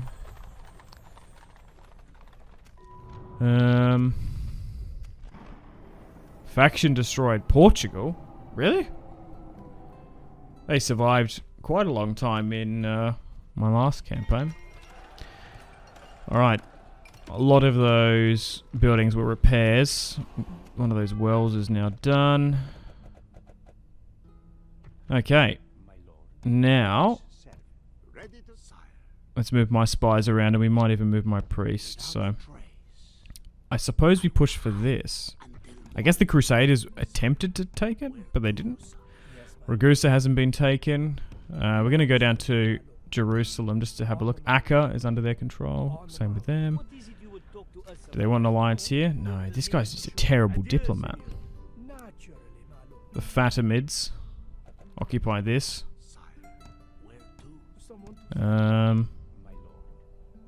Probably, actually, you know what? Let's move him over there. It's only 41%. That's still high for Orthodoxy. So 40% of the population under Turkish rule was Orthodox. That's a little bit high. It's a lot higher than what I'd anticipate. It must be in the low 20s, realistically. You'd think, wouldn't it? Well, I guess it probably was under their control at some point. Anyway, let's continue on. Let's push south. And go for this territory. Because if the Crusaders have chipped away at it, it might be slightly weaker. 17,000 now. We probably can start recruiting to replace the units we lost. We were relying on mercenaries quite a bit. Let's get one of those. We've got a armorer coming in Konya. We already built that well. One's already being built there. We've got a farm coming along. The mines as well. Do I want a land clearance? Sure. It's going to take 20 turns though. Ports are usually pretty good. Orthodox Cathedral. We could go for that studio to get those better units. Maybe an army barracks as well. Maybe go with roads. Gravel tracks. There. Can't forget about Crimea. And we're still sitting here. We could make a play for Ragusa. I don't know. I actually don't know if we've got enough units. Oh, Venice have moved into Zara. So if we do go up there, they're going to be bordering with us. I do want to talk to Venice. I'd ideally like to get trade with them at some point. I might even try and get trade with the Fatimids. Or did I get trade with the Abbas? Maybe I do have trade with the Fatimids. Oh, I can't remember. We're currently sieging out Sasonia, and we're going to have a siege against them. We're going to be battling this small little Armenian enclave, as it were, in Sicilia. So, if you like the sound of that, feel free to leave the video a like and subscribe if you're new. I'd really much appreciate it. Alrighty, we're still under the reign of Emperor John II. We're still continuing to strive for the Eastern Roman Empire at its historic height. We sit on 18 regions. We need 25. Jerusalem and Constantinople to hit our short victory conditions. And then in the far future, the long objectives is obviously the restoration of the Roman Empire, which I don't know. We'll see how we go. Realistically, that could take me 3 months because this campaign is really slow and methodical and realistic, which is what I like. Alrighty, so far in this series, we've defeated the Turks that were in and around Ankara and Konya. We've managed to conquer some rebel territory just north of Dyrrhachium and east of Ankara. But now we're starting to get to the stage where we're going to be bordering with other kingdoms, which is something we need to keep an eye on. Unfortunately as well, the emperor's second-born son, his youngest, the heir of the kingdom, Manuel, died 14 years of age. Young, sprightly lad was commanding a cavalry contingent before he got chopped down by some Turks, which is very on brand for the Byzantines, I guess. But unfortunately, his elder brother, who quite frankly is a bit of a fool, a bit of a larrikin, as it were, has now taken the title of co-emperor and heir, and who knows how well the Byzantine dynasty will last under his reign.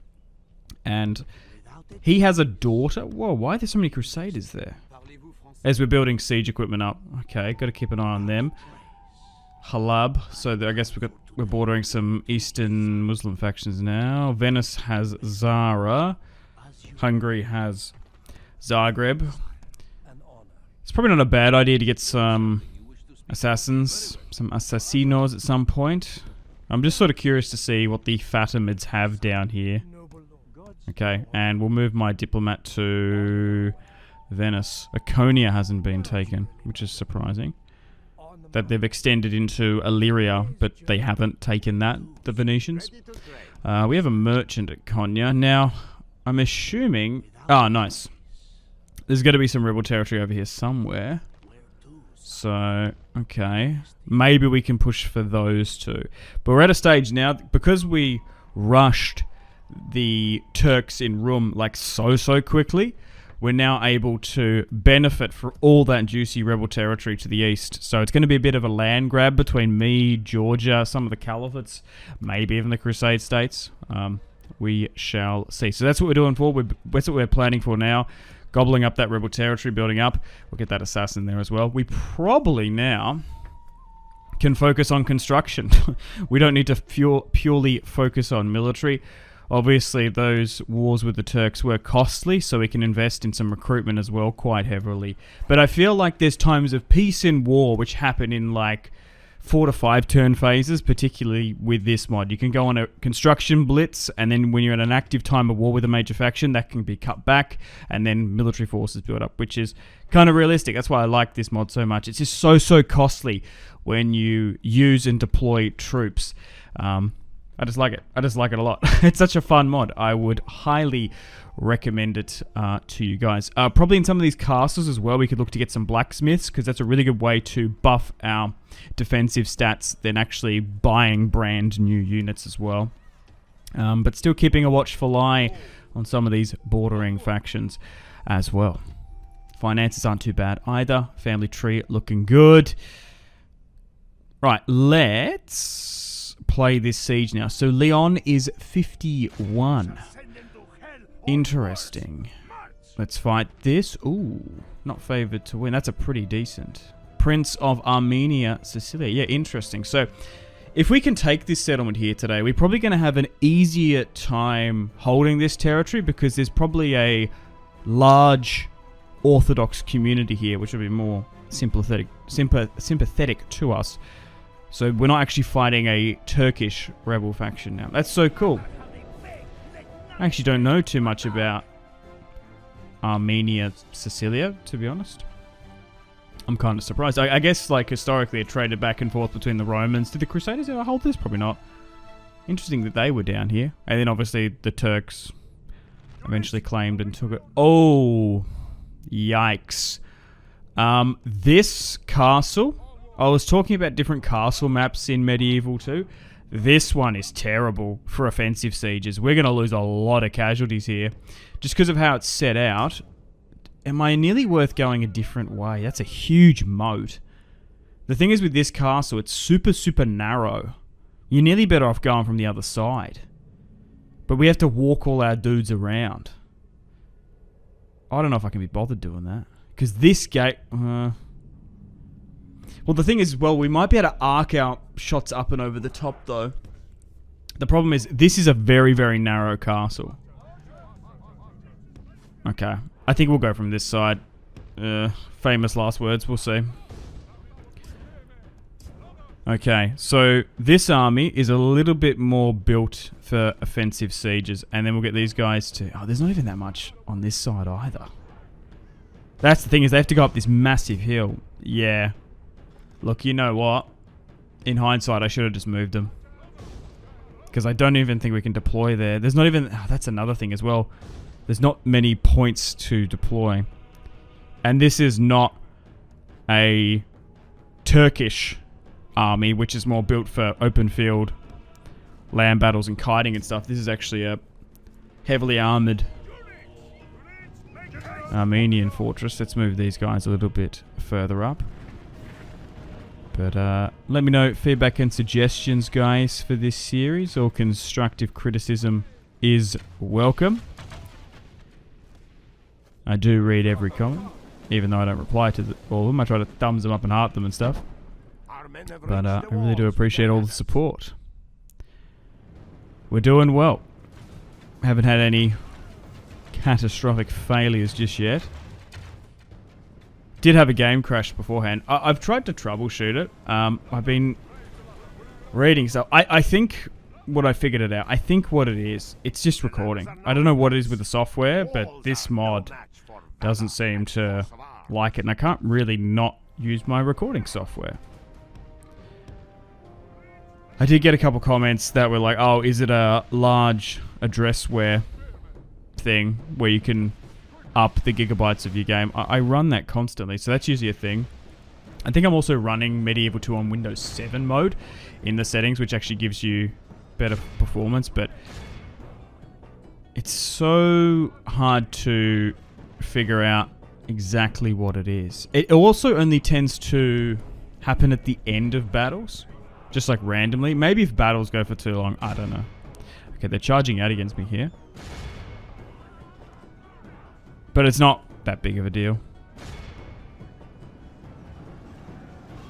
It would be annoying if I get like halfway through a battle and just ends without a decisive result. That's the annoying thing.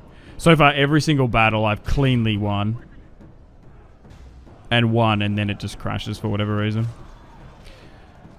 But luckily, we haven't had too many. But no, I think it's just this ambitious mod and just the way it launches. Because it's got its own launcher as well. But hey. Okay, so we're slowly but surely advancing on top of the walls. Oh, wow. These Caucasus Axemen are doing alright. We might not even need to destroy the gateway. That's good if we don't have to repair it. But now for the first time we're going to be bordering with the crusader states.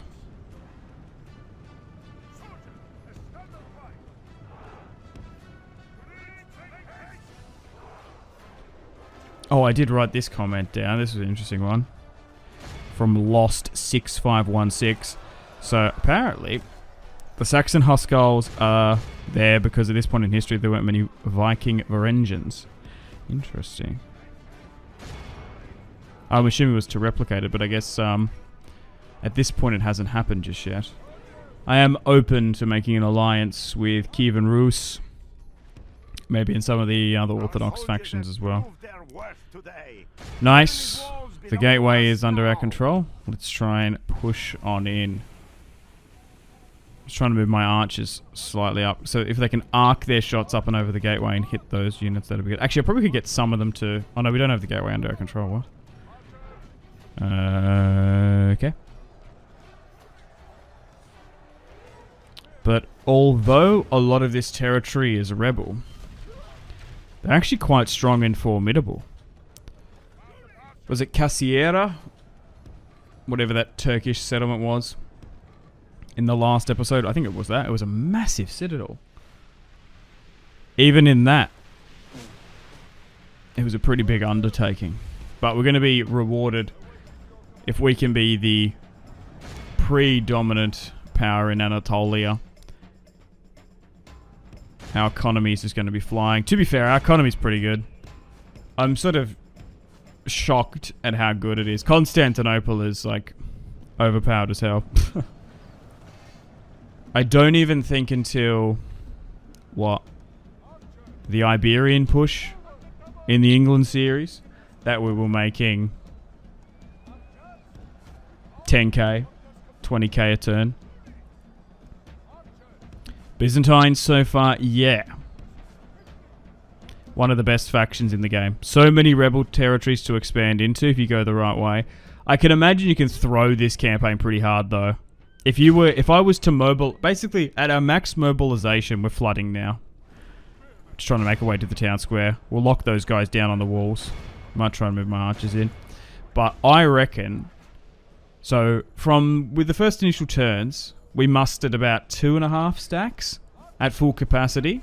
And that was just enough to beat the Turks. even when they're spawning just out of nowhere, multiple armies. But I reckon if you sent a stack like north into, I guess, like southern Ukraine, into the Cuman territory, if you push into Transylvania, if you send those like 2 full stacks up there, you can probably just get bogged down in there into forever wars for territory that's just shocking. Or if you anger one of the Catholic states pretty early on, Venice, Sicily, you could really set yourselves back. But so far, my recommendation, if you're playing stainless steel SSHIP, it's risky, rushing the Turks, because there's a lot of potential plays you can throw. You could probably take it a bit slower if you wanted. But focusing on Anatolia seems to be the play. Managing the settlements is tough, though. We did have to exterminate some of the settlements, which kills the population and the tax rate. But it's easier to manage and move along. But hopefully here, into Sunny. Oh, we're getting hit here. We might be able to just straight up occupy. Alrighty, we're making a charge for the town square now. Funnily enough, we've got Armenians battling it out. Our Armenian mercenary cav is doing a decent charge. We might just need to flood more in. But yeah, I was reading as well. Some people were shocked. Like Constantinople was making like 10k a turn. Damn, yeah, no.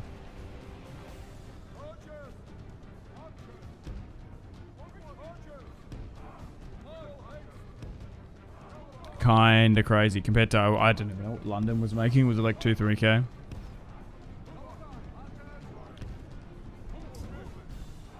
Okay. Apparently the balance of power has actually swung not in our favour.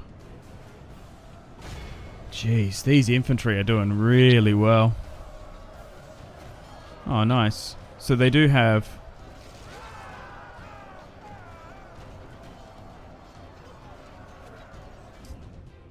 that, Sicilia coat of arms. It's kind of... My Armenian cavalry just got absolutely wiped there. Oh, hang on. Just need to make... Wait, why is there a unit just sitting here? We'll stop them from surrounding us. But so far, I think we're doing okay. We've got a couple of units routing, which is a little bit worrisome. My archers have a bunch of ammunition. Just need to go through this final push. Just need to stop these guys. Oh, what the... Did they just, like, phase through me? What was going on there? Our archers are now in. We'll try and get them to... target them. Yeah, I might need to do some research about the Principality of Armenia and Sicilia. Seems kind of cool and interesting. Because there's no Armenia... No, it's mostly... Yeah, there's no Armenia faction in this mod. Maybe Georgia pushed them out? Lord preserve us. Or maybe the Turks or something? I don't know. What led them to this little coastal enclave? It's kind of cool. Oh, okay, this isn't good. Our infantry is massively depleted and dwindling. We might need to move in the Emperor. It is risky, sure, but we might have to do it. From what I found, generals are incredibly squishy in this mod. Okay, so I guess what we'll do... Oh, jeez, the balance of power is worrying me. So, I'll grab... Jeez. The 72 spearmen that are left. Everyone else is like full on rounding still. We'll get them to charge. We might even get like maybe 2 archer groups to drop their bows, pick up their swords, and then go forward. And then we'll allow like the other 5 to start peppering. We've got cavalry as well. We might need to somehow get it. Oh my god. It's actually dropped to 60% in their favor now. I still think this is winnable, but it's just like this castle, man, is such a hard one to take. This could be one of the hardest medieval castles to take in this mod. Well, game, rather. Doesn't help that they have a really good unit roster as well, but the Emperor is in and is losing troops.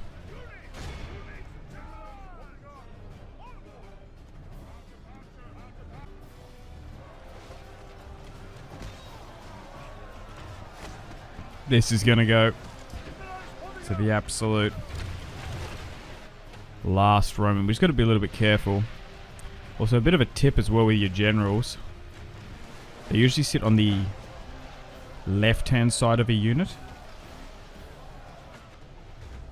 But he's quite easy to see because he's adorned in purple. Born in purple, as it were. It's because they're heavy infantry. If we can't... Can we somehow get around here? Because basically, having him be a cavalry unit just trying to grind through there isn't going to work. We could maybe try and force him around, because there's a lot of high ground just to the left of the town square there. We might be able to cycle charge down. Our archers still have plenty of ammunition. Okay, there's their general. That's another thing as well. Not the most competent commander, but we still haven't gotten rid of him. So there's 93 there. Our infantry's depleted. Now we're just relying on archers. We could lose this. So hang on, I'm going to do something a bit risky. Here's the faction leader, so he's going to be able to hold a bit more. But like, get everyone to push, then try and swing it. Just force through the units. Yep, that worked. Oh my god. Praise to our Lord. Okay. Oh! I think we just got him killed. Hang on. I don't want to look at the notification. Don't let me look at it. Oh, enemy. Okay, that's a bit better. So now we've pushed them through. Now we can just cycle charge those Caucasus Hillmen. So that play might have just won us the battle. It was risky, but hang on, let me just form up here. We haven't won just yet, but we can try and cycle charge. Why are they taking ages to form up? If they're locked in. Okay. Come on.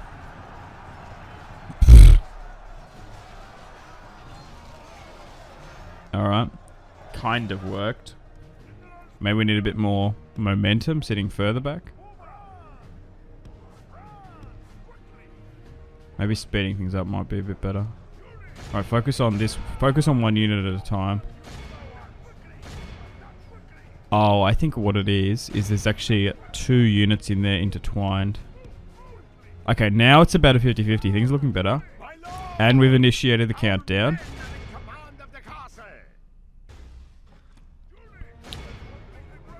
Come on.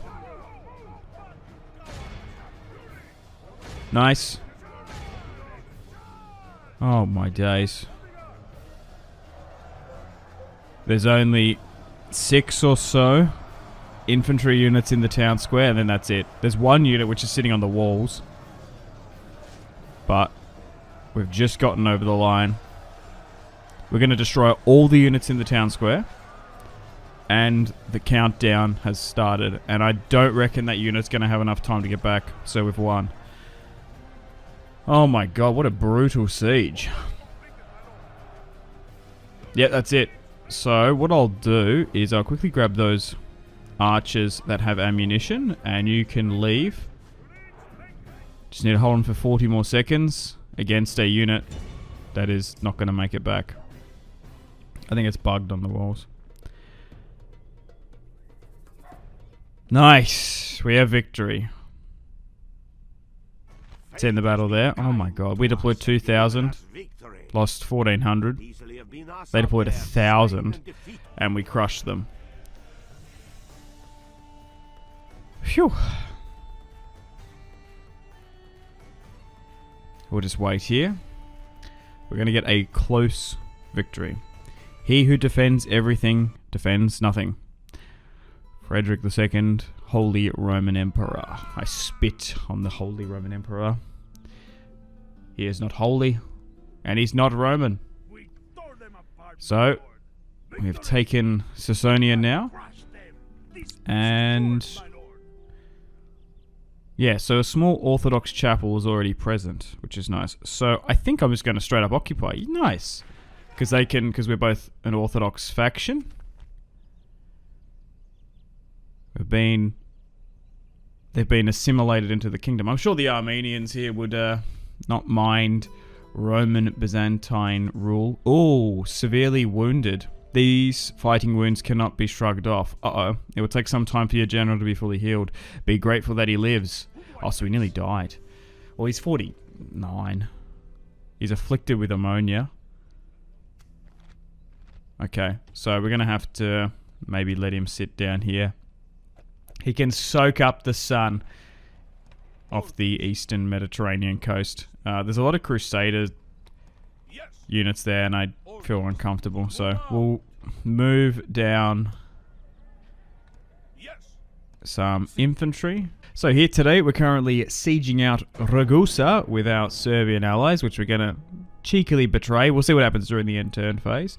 But yeah, welcome back to the daily series, guys. How you all doing out in the big wide world? Hopefully it's going good. Alright, so I wonder if they've got it. I wonder if they're strong enough. So Petrovic.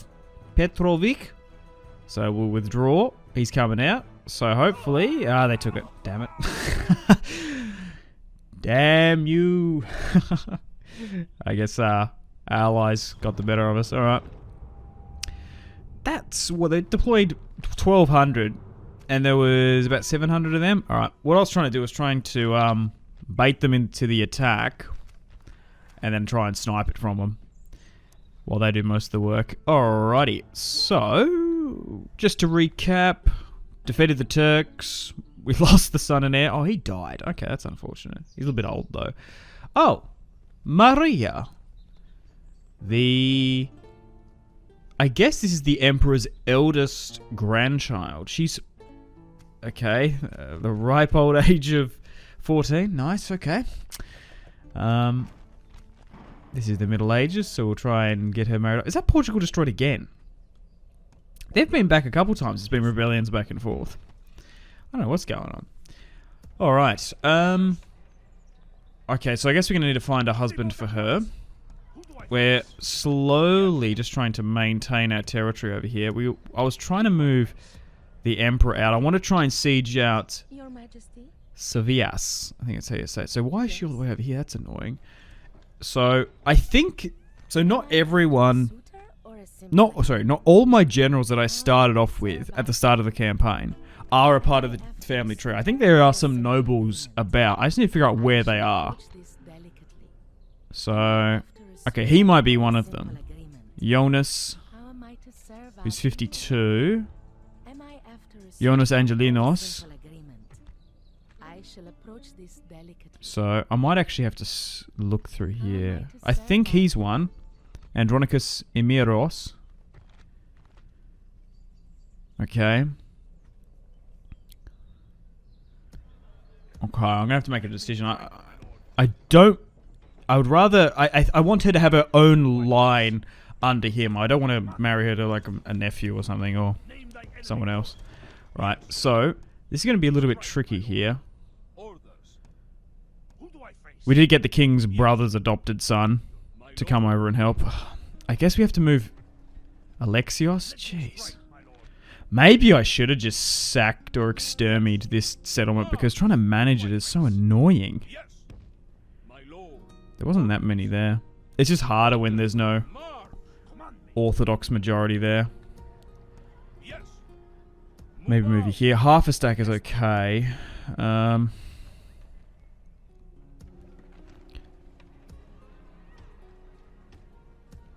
try and replenish and repair. Half a stack on the border should be okay, just in case the Crusade states get any ideas, but I don't know. Just got to watch out for them posturing on the border. We should be right. We haven't been threatened by any major faction just yet. Cumans, Hungarians, any other caliphate. Okay, let's replenish here. We also want to try and maintain an army on the east because the caliphate is nearby as well. Yeah, I think... Oh, right, though those guys got stopped, didn't they? Hang on. Can I maybe move you back? And then I might try and get one around. There we go, that'll do. Nice. We still have a full stack in Constantinople ready to move. I'm trying to think who should command this.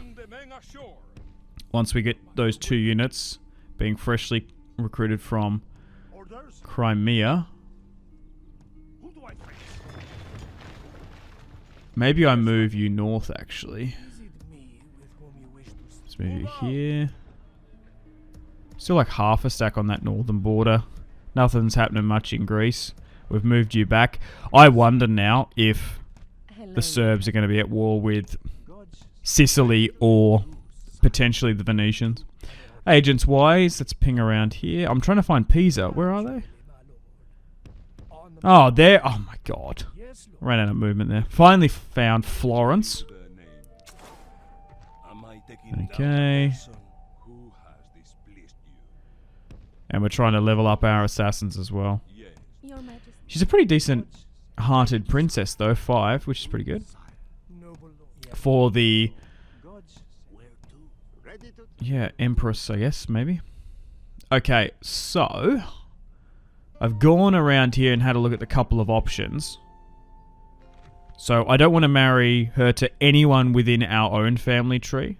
But she's of Greek blood, obviously of Hungarian blood as well. That's another thing as well. Like maybe the Hungarians are a little bit deterred not to fight us because half of the Byzantine Roman family tree at this point is Hungarian. So here are a couple of potential candidates. Romanos, who's on Crete, is just too old. But Andronicus and Jonas here, who is 29. These are the 2 I decided to go for. I think I'm going to go with Andronicus Emiros, a lot younger. He does seem to have better traits. The intelligence is the same as well.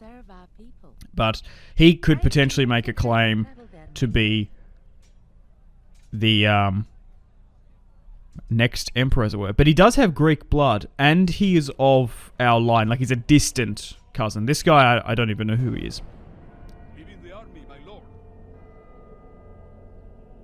Okay, just continuing on.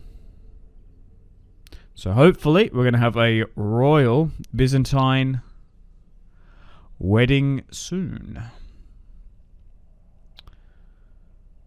The Kingdom of Jerusalem is negotiating with us in Hungary. Wait, what? Oh, you've got to be kidding me, man. So many times they've postured on our border, same with countless other factions, and it's this time they surprise attack us?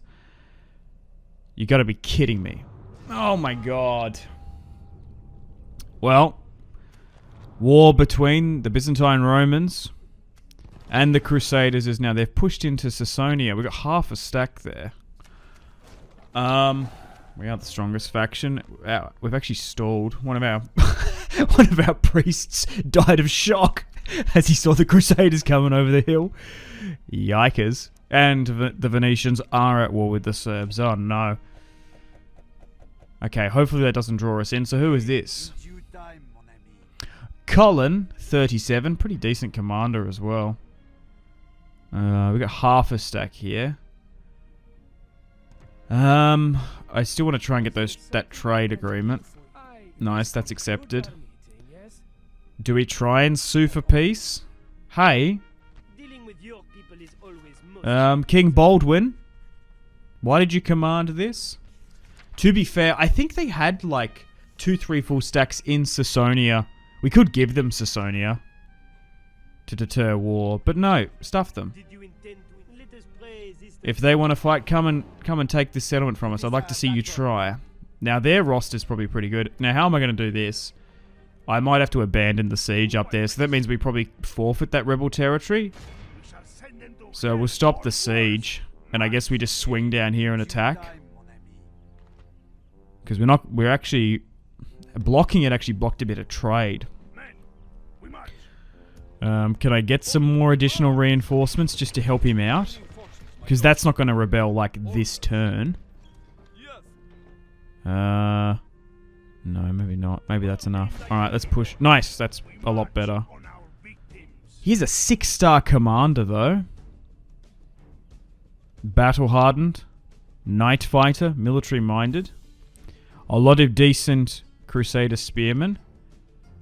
We now outnumber them slightly. So we're going to be deploying 2,400. They've got 1,800. We'll let the AI command it because we want them to come in. But here we go. Conflict has now broken out between the Crusade states and the Romans. Wow. This is going to be huge. Now, thankfully, we've got a bunch of heavy infantry from those sieges. Let's make a front line here. So, could have used more archers. But the Emperor is going to try and throw back the Crusaders. Damn, man. That's such a bummer. Why did they have to attack me? I guess we're still, what, 70 years early before we have to deal with the trauma of them attacking and occupying Constantinople. Man, the thing is, I tried to get an alliance with them for so long. Like John did historically. I think I'm not misremembering. We were offering them like 10,000, 14,000. Maybe they just never wanted an alliance. But if we defeat them decisively here, we might be able to sue for peace. I'm trying to think. If I capture Antioch, I might be able to give it back to them for peace, potentially.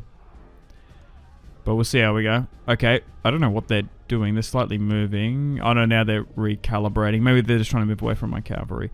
So we seem to have decent range on them. They don't actually seem to have many archers themselves, so it's not going to be too bad that we've only got 3 and a 4th. So let's try and get my cavalry to engage. I will have to be a little bit careful with the Emperor, because he is still replenishing and repairing when he got wounded in the siege of Caesonia. Now that we're trying to liberate them. But maybe they always wanted this territory. Yeah, I'm surprised they didn't take it early on. I guess we are moving into their sphere of influence. Well, yeah, maybe we side with the Islamic other Muslim factions, potentially. But the garrison is coming in, it'll just take some time. So as they're dispersed and a little bit disorganized, we'll try and cycle charge. We've managed to kite a unit of Crusader mounted sergeants there. And our Turkic horse archers are going to do quite well. So it's about 60% in our favour to win this one, looking at the balance of power. I'm just trying to calculate to see what their spearmen are doing. If we have an opportunity to smash them from behind, I think we will. They're going to charge on him with their general's bodyguard. Nice. Go straight into the Byzantine spears.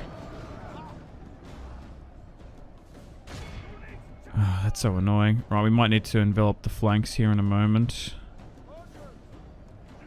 His retainer has replenished, though. We're at 46 now. It got to about 25 in one of those sieges. Actually, divert. I've identified some archers here. Hang on. Don't go into those spearmen. There's one archer unit there. I thought they only had... I didn't think they had any, actually. Oh, no, you've flanked. Damn it. We've got more reinforcements coming. We just need to hold. But I think we've got this one. Yeah, go for these archers, if you're quick enough. The Armenian heavy cavalry. Fighting for the independence of Caesonia. They're going in. Dude, they're so good. Oh, 35. Yikers. Just watch here. They got some more auxiliaries here. I can't see us losing this one. we can take out their general, that'd be pretty good, because he's a pretty prominent commander. 6-star. But now, we're going to have to deal with the Crusade states. We're at war with a major power. For the first time. I wouldn't say the Turks in Ankara were necessarily. They only had 2 settlements. But I didn't want to be at war with a Catholic faction this early on. Going to war with a faction that's a part of Greater Christendom. It's not the plight, because otherwise we could have a crusade called upon us. And they haven't called one yet either. Okay. So I guess we try and cycle charge here. I can't see where their general is. I don't know where he is. I don't know if we can get to him though. But they're pushing in with Syrian auxiliaries. Our spearmen intertwined with heavy armoured mercenaries are doing really well. Oh, perfect. I guess we crushed that cavalry unit. Now they've even kited a spear unit. And as the time runs out, we've got more reinforcements closing the distance, making their way to this front line. And some of their frontline units are capitulating. Perfect, perfect. Oh, and the general bodyguard is engaging me. So, actually, you might need to move. Maybe just go for that. You're about to get hit by spearmen from behind. Fools! What were the Crusaders doing? Why? To be fair, I think the Emperor's movement was pretty crazy. Like him making the move all the way down. Okay, now it's like a 90%. We're gonna win this one now. They did catch us in an interesting phase. We were actually like moving forces constantly around that sort of triangle. And we moved a full stack out. Maybe they had some spies and intelligence as we moved north, because we still have yet to move that full stack out of Constantinople. Okay, we're just surrounding them now. There's only 8. Just need to get rid of the general's bodyguard. Nice. There we go. Let's give out some attack orders now. And look at that. We've got some units charging down. Nice. The majority of the Crusader army is in a retreat. 95% now. 5 for the general. Let's swing around here. Let's deal with you. Oh, nice. They're reinforced. Oh, yeah, mate. Nice one. Oh, my God.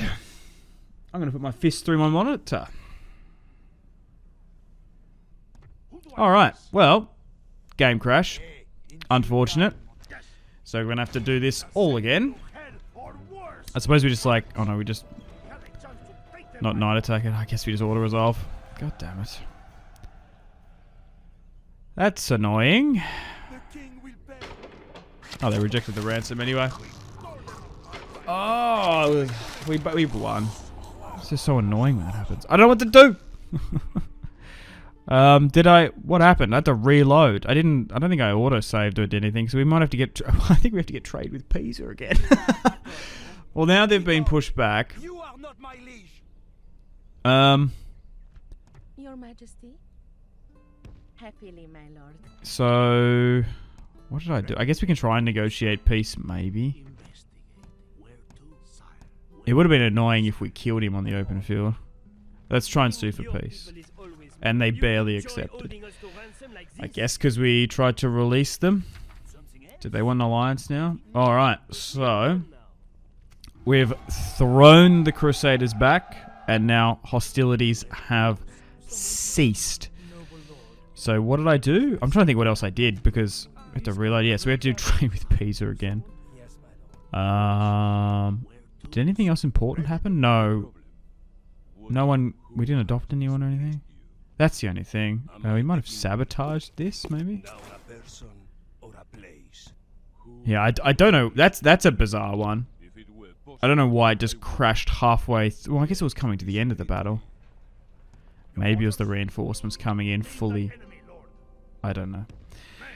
Anyway, we won. If we were losing, I would have been really, really annoyed. We had to redo it. Anyway, gotta push through it. It's just this mod. It occasionally happens. Okay. Yes. So I think Andronicus is going to be the commander. And then we'll marry him to the Emperor's granddaughter. He's handsome, so he might have some better traits. Ready for action. Yeah, also logistically poor. So maybe he's better on the open field.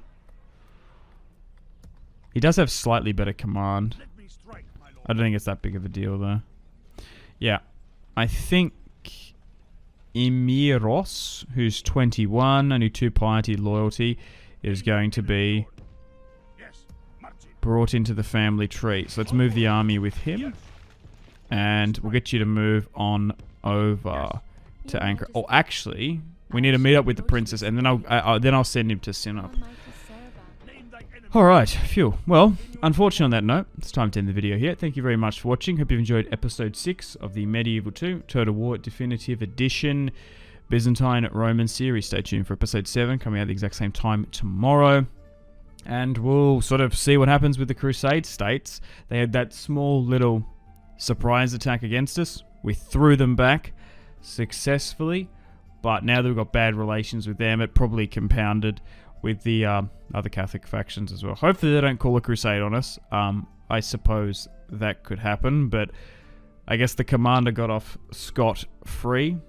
Pressured Baldwin into a surprise attack and then ran away with his tail between his legs. But we're going to have to keep an eye on that. I guess we'll just go back to our original plan. We're dealing with the aftermath of the Crusader states attacking us at Caesonia. We threw them back. We managed to cease the hostilities and secure a peace for now, but who knows how long that's going to last. So, if you're enjoying this series, if you enjoyed the last part, like and subscribe if you haven't already. Would really much appreciate it. And I guess we're going to go back to our plan of trying to gobble up as much rebel territory as we can. Sure, I'm more than happy to trade with you. I don't know who you are, but if you come with a cart full of goods, I'm sure we can give you some fine wine. And oh wait, maybe not. Maybe I don't know. I don't know what we would trade. We'd find something. Maybe olive oil. Anyway, the second Laturn. Oh, we got a council here. Sure. The Orthodox Council. I kind of wish there was a mod that we could call Orthodox Crusades. I guess it's unrealistic, but I don't know. It's just such an overpowered mechanic. Anyway, we're about to have a royal wedding here. We're going to marry the Empress's granddaughter, Alexios's only and eldest child, to Andronicus Emiros, who's 22, and as she didn't move to a different part of the family tree, he was just a random general that we had. I think there's like 3 or 4 more that actually aren't a part of the family tree. He is distantly related. Maybe like a second or a third cousin, but overall, he's going to be a fine potential co-emperor, we'll see. Alright, we're going to move the emperor now to Sevias, and we're going to have to keep a watchful eye. We've got the emperor's eldest born son, Alexios, on the border, and we've got half a stack down here in Caesonia.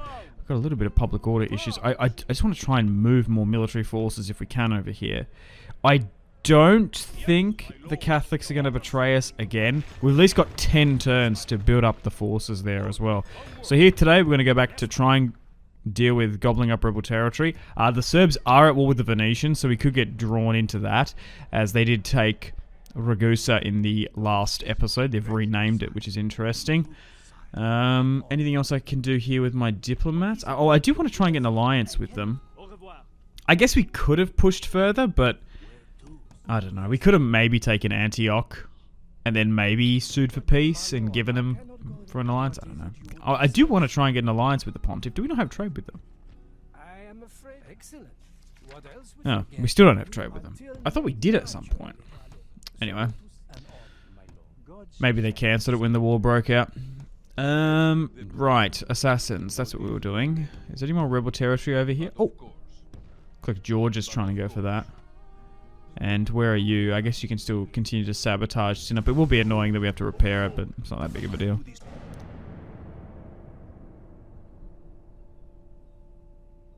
Yeah, so they're sort of fighting over Halaba. So I think as the Fatimids there, the Egyptians. They're still sitting a full stack on the border. Maybe Sassonia is a part of their greater, I don't know, Kingdom of Jerusalem Crusade States campaign or something. Is this Georgia?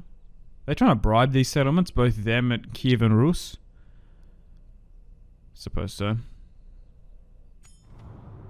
Alrighty, welcome to the top of the turn. Oh, we got a crusade. Uh-oh. Should we invite the Saxons? My lord, there are immigrants coming to our country. What should we do with them? Let's invite them in.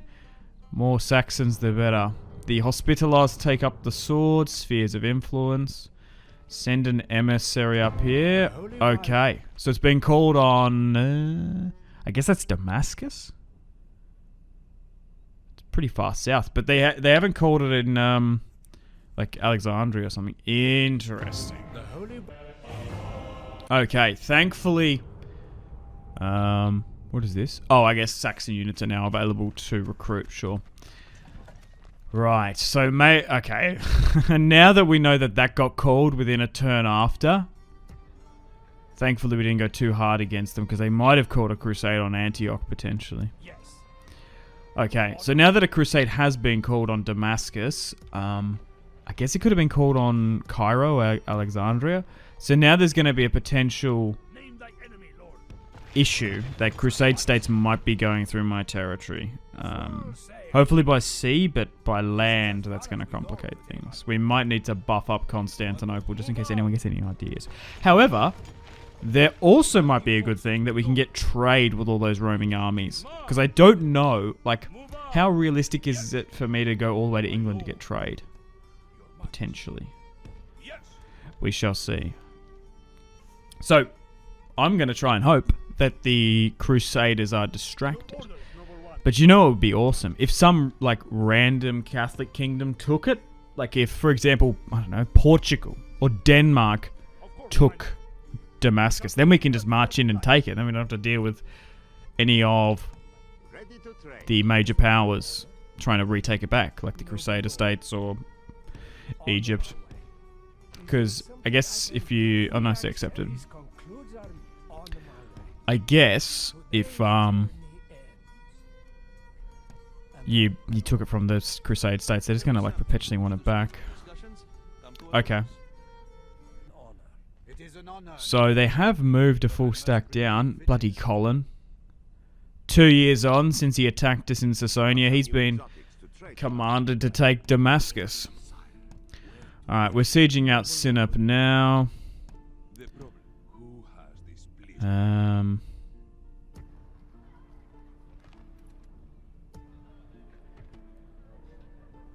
guess we go to normal. Might need to move the Emperor out of Sebastia. We'll get rid of this rebel army here now. And now we're getting to the point there mustn't be many more rebel territory left. Okay, so Neon is here. What a name. I suppose we move. Oh, this army's still here annoying me.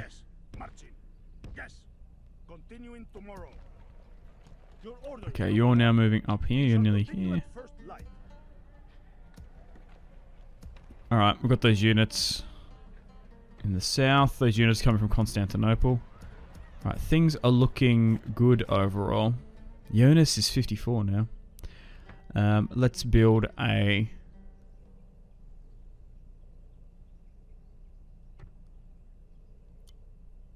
Orthodox Church after exterminating the Pop. You're coming back down from Crimea now. But so far, it seems to be the Crusade states are the only faction down here. Right, let's move the fleet / units we picked up in Smyrna, and then they can go over to Sassonia. It seems to be quicker going this way, just ferrying them over. We're nearly going to be able to go on a recruitment drive We've consolidated our forces up in the north. Yeah, I wonder how successful they're going to be. This is the Abbasid. What do they want? Trade. Sure. Do we even border them, technically? Like I said, I'm more than happy. Oh, I'm not going to give them 6,000 for 3 turns. Like, over 3 turns. That's too much.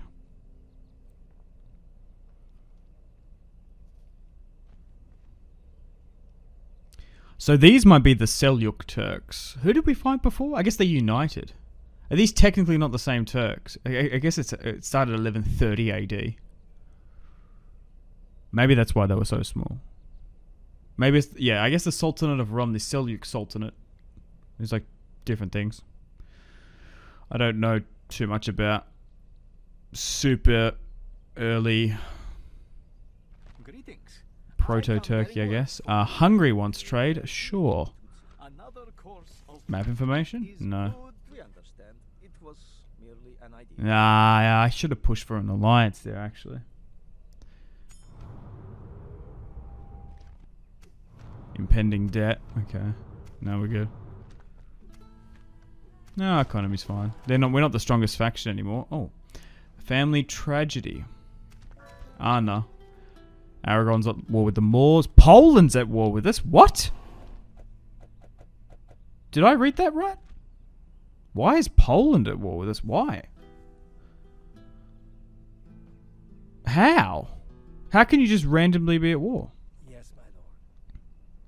I could help seal a strong alliance between our people. Command me. Okay. I guess could... What? Let me strike, my lord. Okay, let's move you here. Yeah. At war. Surrender your lands to me. It will be easier, yes? How did you get down there so Surrender quick? your lands to me. And how did they... I don't understand. I guess diplomatically they might have done it? Name thy enemy, lord. We shall I send don't them know. to hell all Anyway, yours. let's push into Sinop with the Emperor's grandson. We show little mercy. Just another random rebel territory. I guess we occupy. You do get really bad relations if you exterminate. You shouldn't do it the whole time if you can avoid it. Ready to train. Sire, where to? Where's my diplomat? I don't think I even have a diplomat nearby. Lucky they didn't attack Constantinople or anything. Oh, I do want to try and get trade with the HRE. To be fair, we haven't got trade with them, and then we'll move this diplomat into southern France. I was thinking I'd be able to trade with a lot of these powers. They want to attack me. Okay, there's another rebel territory over here we can probably go look to grab. Bizarre. It's pretty mountainous here, though. I guess we'll send the Emperor over there at some point. I guess you move over here. We can probably level you up this way. Yeah, I don't know how Poland are at war with us. They didn't attack us. Like, anywhere. We're just at war. Bizarro. Oh, we can get actually Syrian auxiliaries down there, which is kind of nice. Still keeping a pretty decent army in Sasonia, because I do fear another attack by the Crusade states. We could intercept that Polish army, but I feel like sometimes it just like pops up. You can usually sue for peace quite quickly if you can. We'll try and move the majority of this army out of Sinop. I don't think we're ever going to get attacked here. Like, no one's going to be crossing into the Black Sea and threatening us. So can we drop the tax?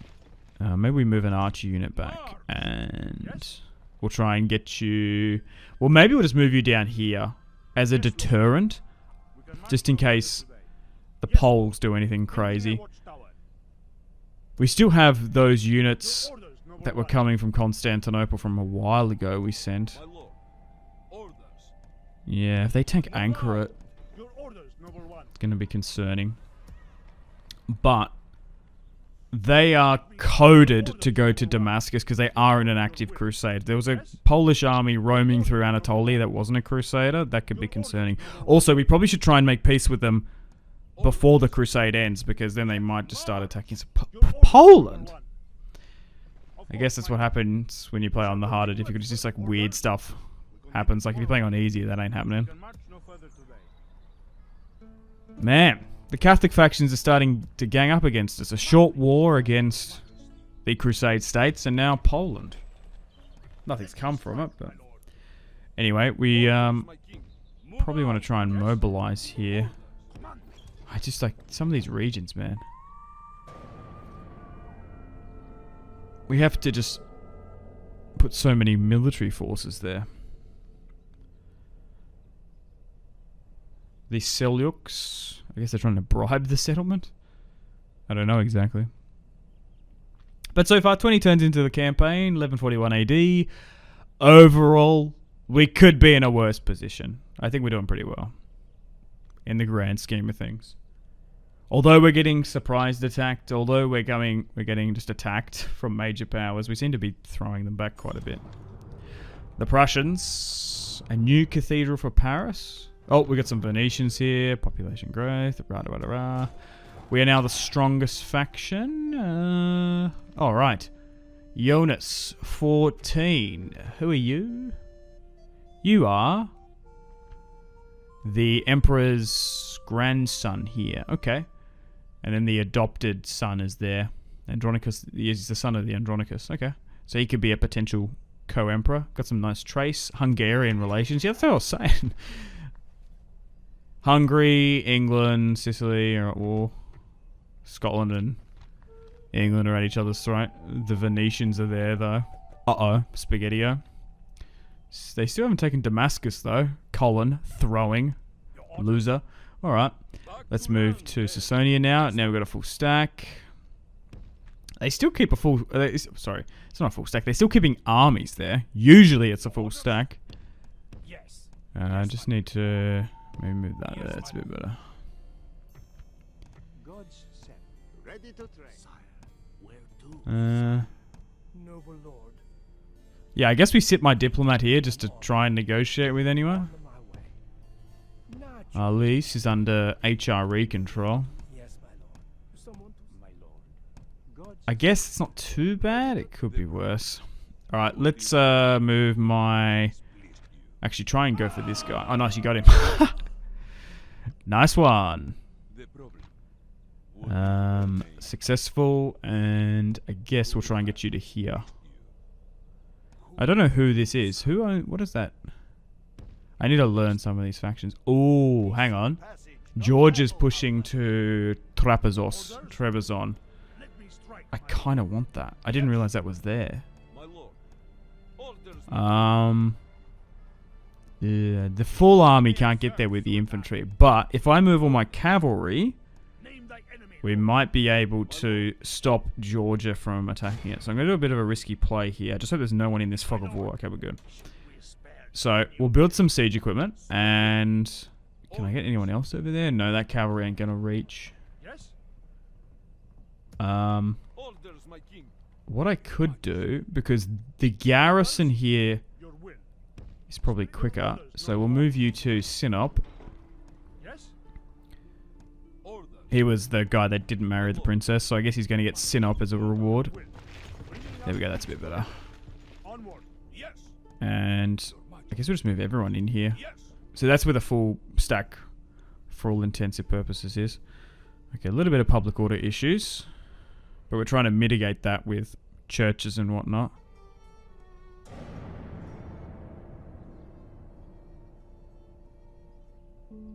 Now, hopefully they don't attack us during the end turn, and then Georgia just goes in anyway, but it's worth the attempt.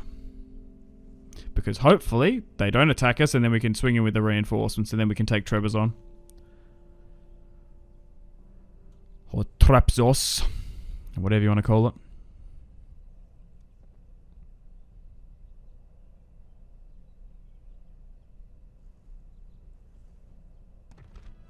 Ah, they attacked. Konstantinos Gavaras, 57, a member of a royal house, free and independent, probably of Roman relations, will retreat. Now, did that deter them enough? Oh, actually, no. I think we worked, because technically the rebels are at the end of the turn order. That's another thing as well. Sometimes, depending on the turn order, you can cheese stuff. Oh, that's funny as. Oh, that actually worked. As if. Yeah. Alright. Ready to sire. That's bizarre. Yes, my lord. So, can we make peace with Poland? They're going to accept. What the hell? And they're going to give us trade. Why? As they go to Damascus. That was a bizarre war. Still moving you through southern France.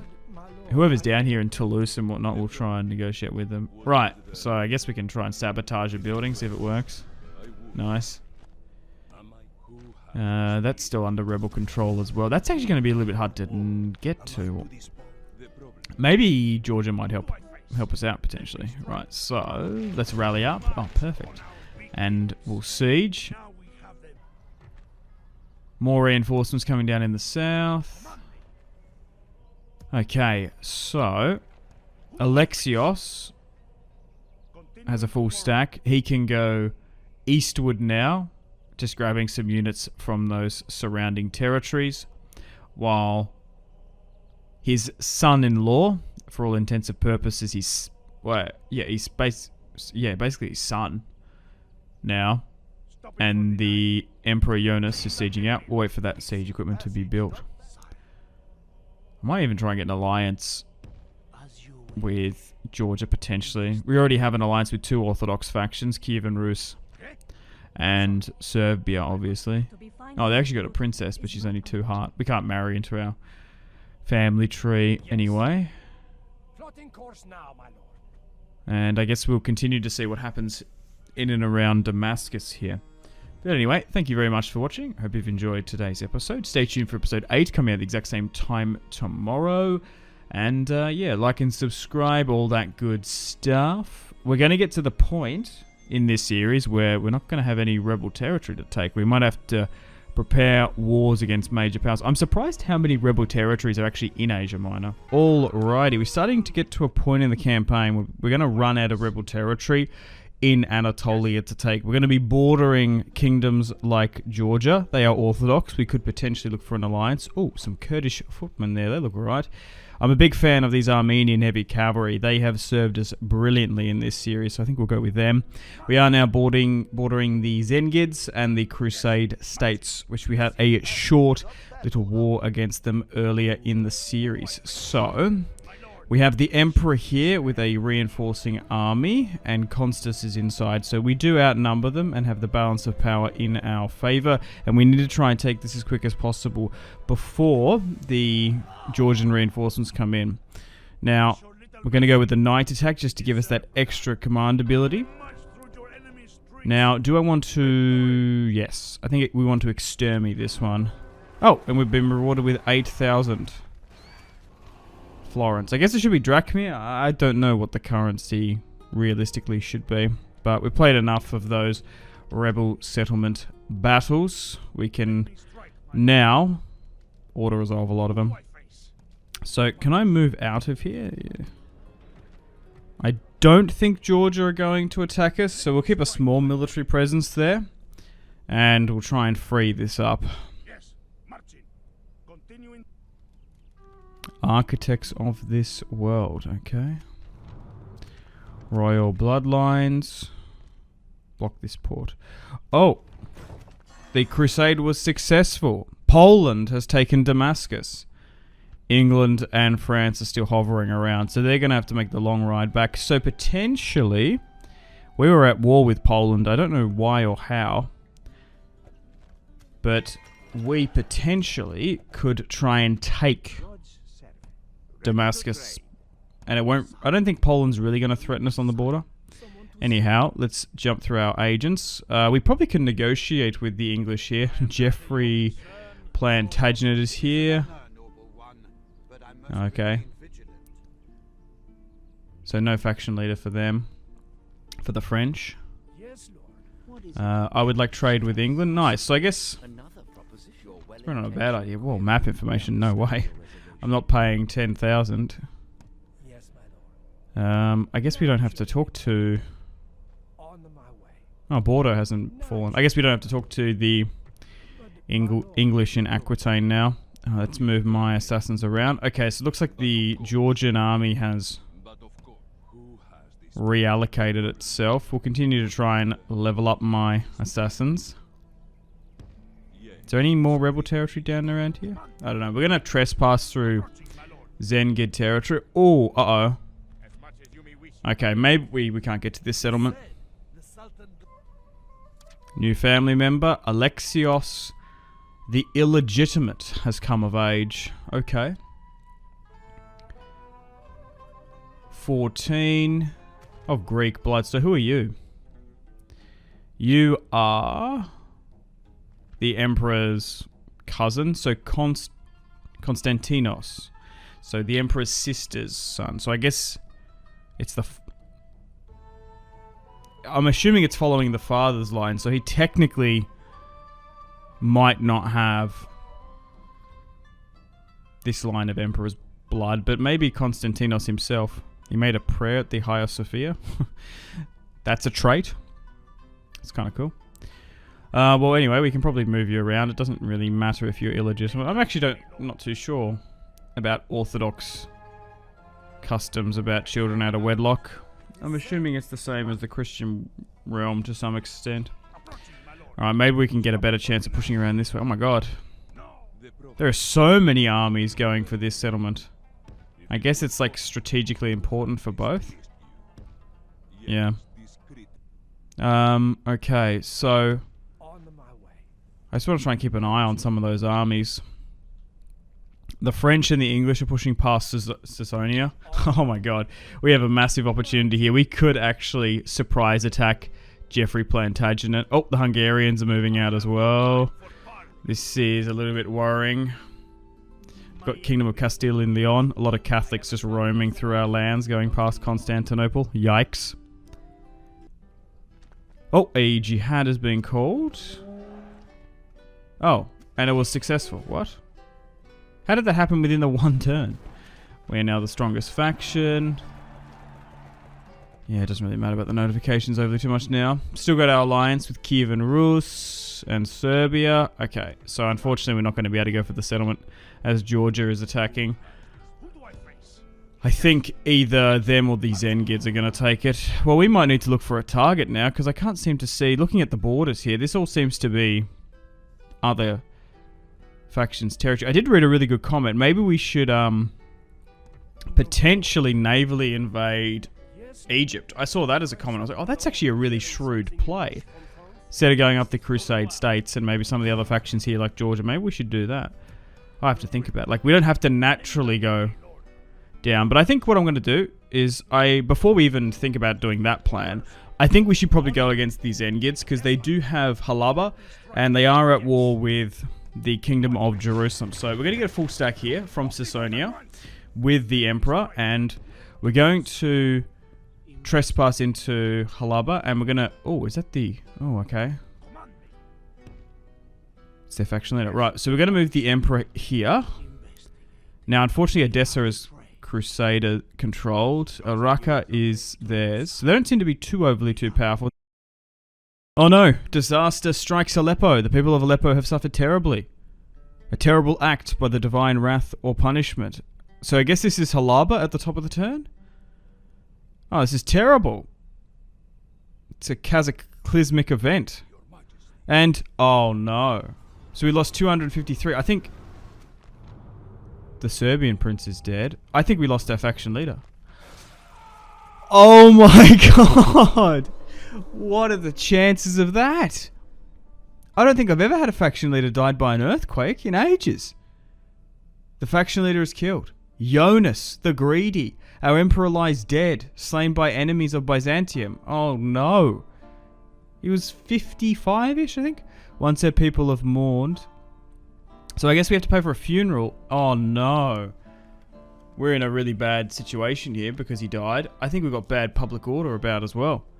So Alexios has now been thrusted in, and he's decided to declare his son-in-law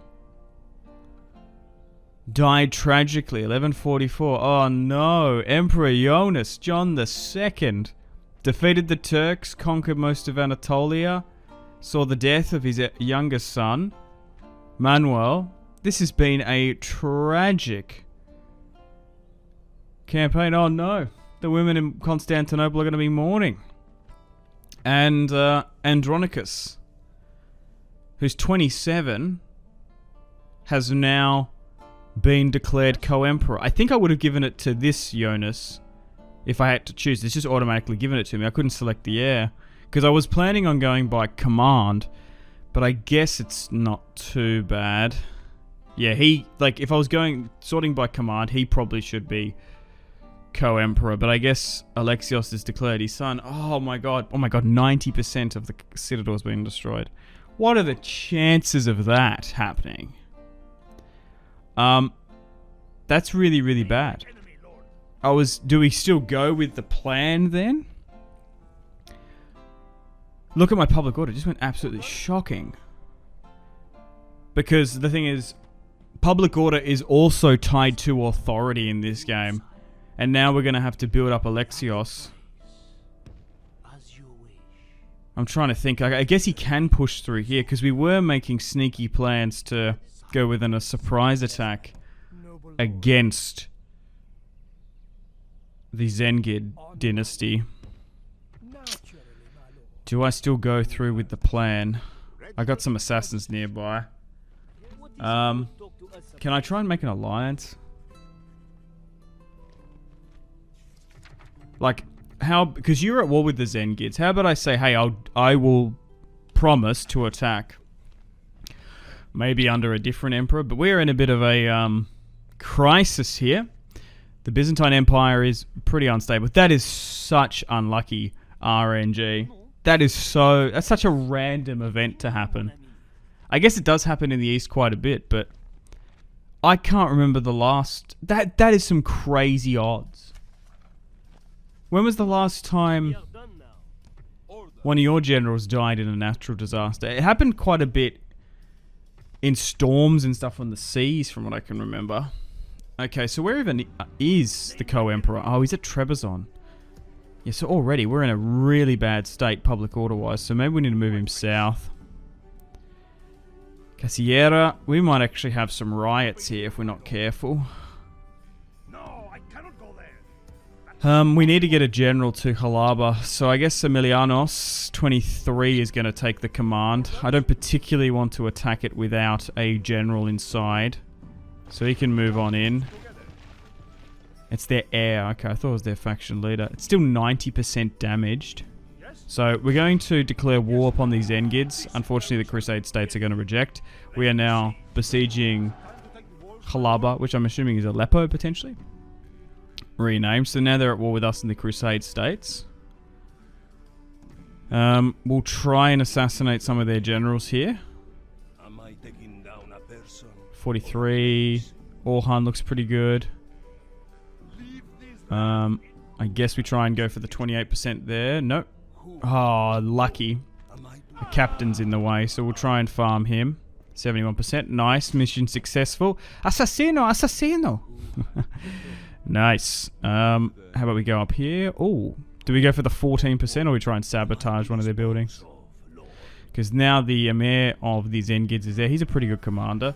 Yeah, we're in a bad stretch for commanders-wise. I guess we could try for the 14. No, missed target. Unfortunately. Oh, we're actually hemorrhaging cash as well. We're minus 800.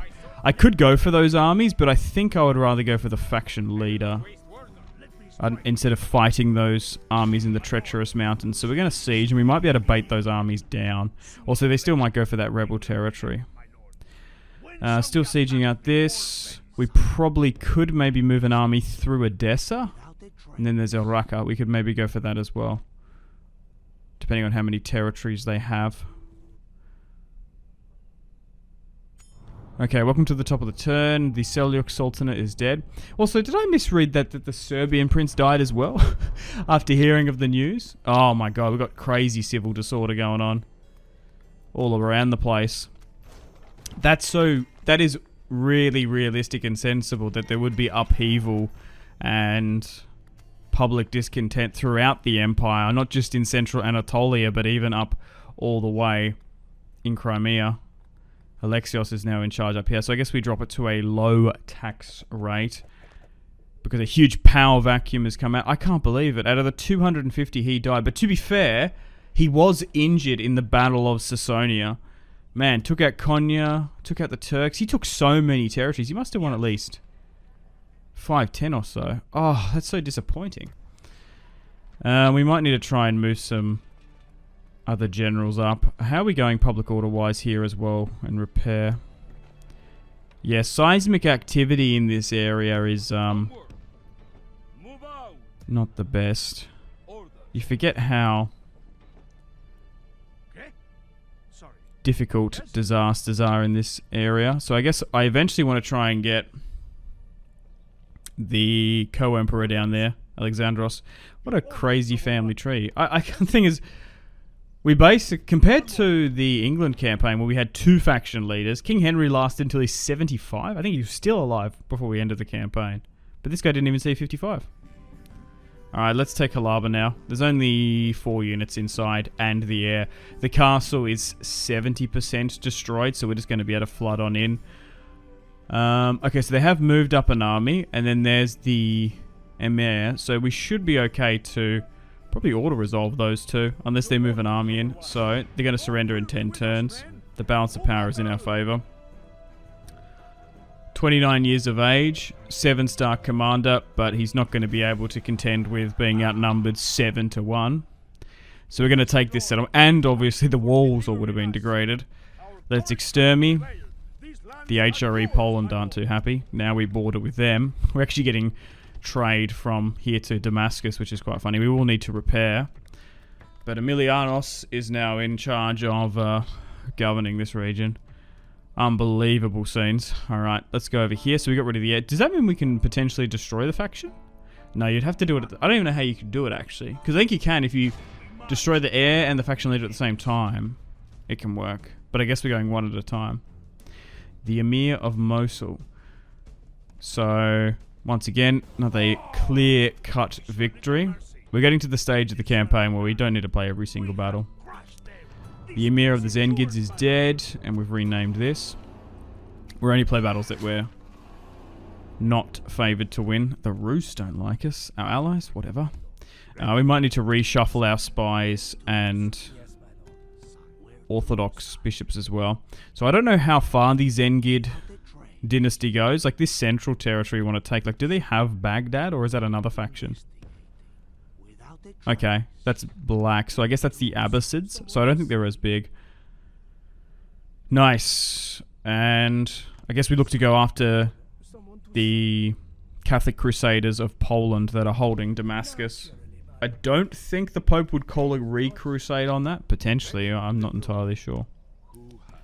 I'm assuming it will happen at some point, but we want to try and avoid it. So they are moving an army south, so we'll keep an eye on that. We'll probably have to manually play. We'll play a battle against the Zengids, 100%. Because they still have a fair few armies. They still got an army up here. We can farm against them, but war between us and the Zengids has now officially broken out. I'd much rather be at war with these guys than the Crusade states.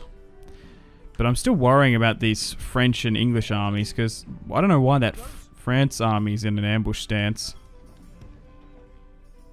Plantagenets off the coast. Oh, there's another one there as well. We're just struggling to move around.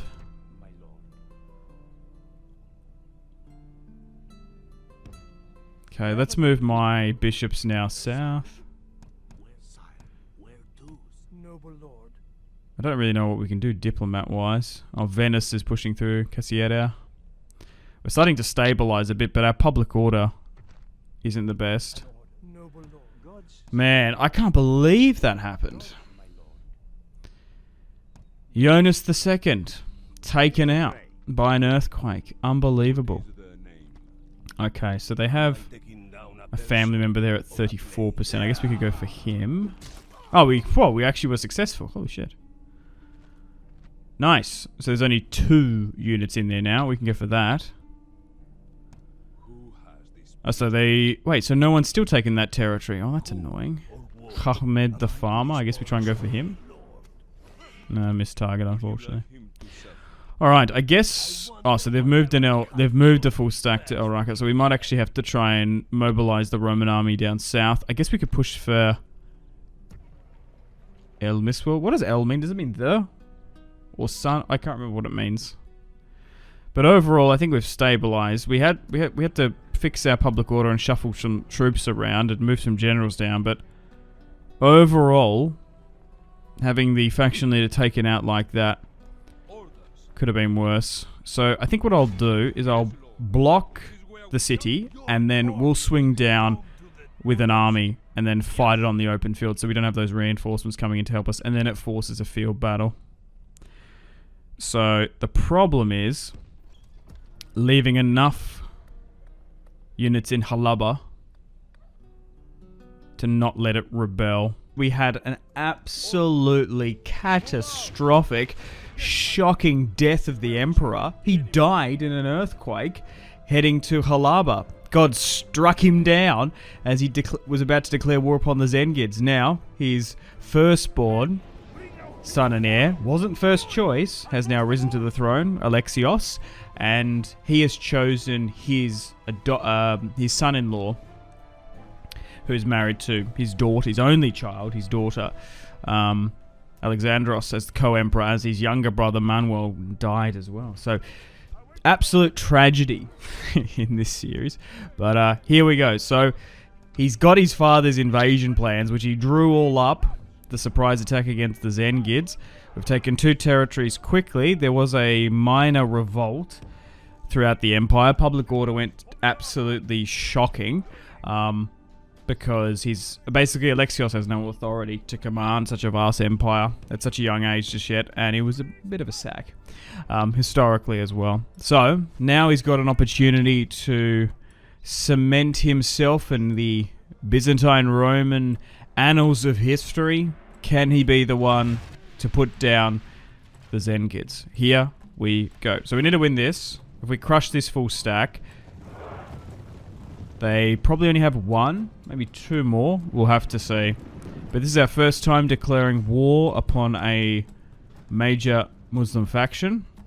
We've managed to take out the faction leader and heir in that surprise attack, as we identified them. We've also managed to take out some high-ranking officials as well with our assassinos. So that's been good. Alright, let's move around here. Maybe actually sending our cavalry on this left-hand side here. We might be able to snipe their general. But we'll see how the other factions react. Because there is still the Seljuk Sultanate, although the Turks have been defeated. I think the Abbasids. Also, we've got the Fatimids. And then we've got the Crusader states. And we've also got some various Catholic factions that are roaming about. Surprisingly, Damascus, the city of Damascus, is currently under the occupation of the Polish Catholic faction. I guess they've made a principality of Damascus, which is a bit weird. Oh, a big charge coming in here with these lancers. We're holding. But at the moment, this army has an interesting mix. Mercenary cavalry and archers. We do have the core Byzantine spearmen, but we also have some Kurdish footmen. We also have some like Georgian heavy infantry, which is nice. We also border with them. But so far, still focusing on trying to get all of Anatolia under our control. Now we've gotten to the point where there's probably only 1 or 2 rebel territories left. We now are bordering Georgia in the east, and I think the best play was to go against the Zengids. We could have arguably gone against the Crusade states, but I think that's a worse situation. But now we're in an interesting spot. We probably could get attacked or have a crusade called upon us, and same with the jihad, or they've actually pushed us here. But I'm curious to see if there's much of a difference roster-wise compared to the other Islamic sort of secular factions compared to like the Turks. I don't think I've used that terminology right. I don't know about this time period that much. Dividing Islam and whatnot. I don't think that doesn't sound right when I say it. Anyway, the Turks, I reckon, would have a different unit roster than like the Abbasids, but I guess they're going to rely on cavalry still for the most part. Okay, just trying to cycle charge here. We've got some archers.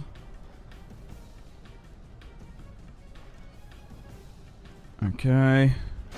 We managed to catch out. Yeah, I imagine the Abbasids, the Fatimids, probably have better heavy cavalry, while the Turks probably rely on horse archers. Got a couple bodyguards here. Alright. Our infantry's holding for now, except for those footmen. But now we're at a stage where we're missing the Emperor, who was a fantastic commander. Did have the most experience, and now we're going to have to level up a bunch of younglings to rule this new empire. But yeah, so far, absolutely having a blast with the Byzantines / the Romans. I love not playing as a Catholic faction, jeez. The amount of times we had to wait and turtle before we could do anything. I just think it's because England is surrounded by so many Catholic factions.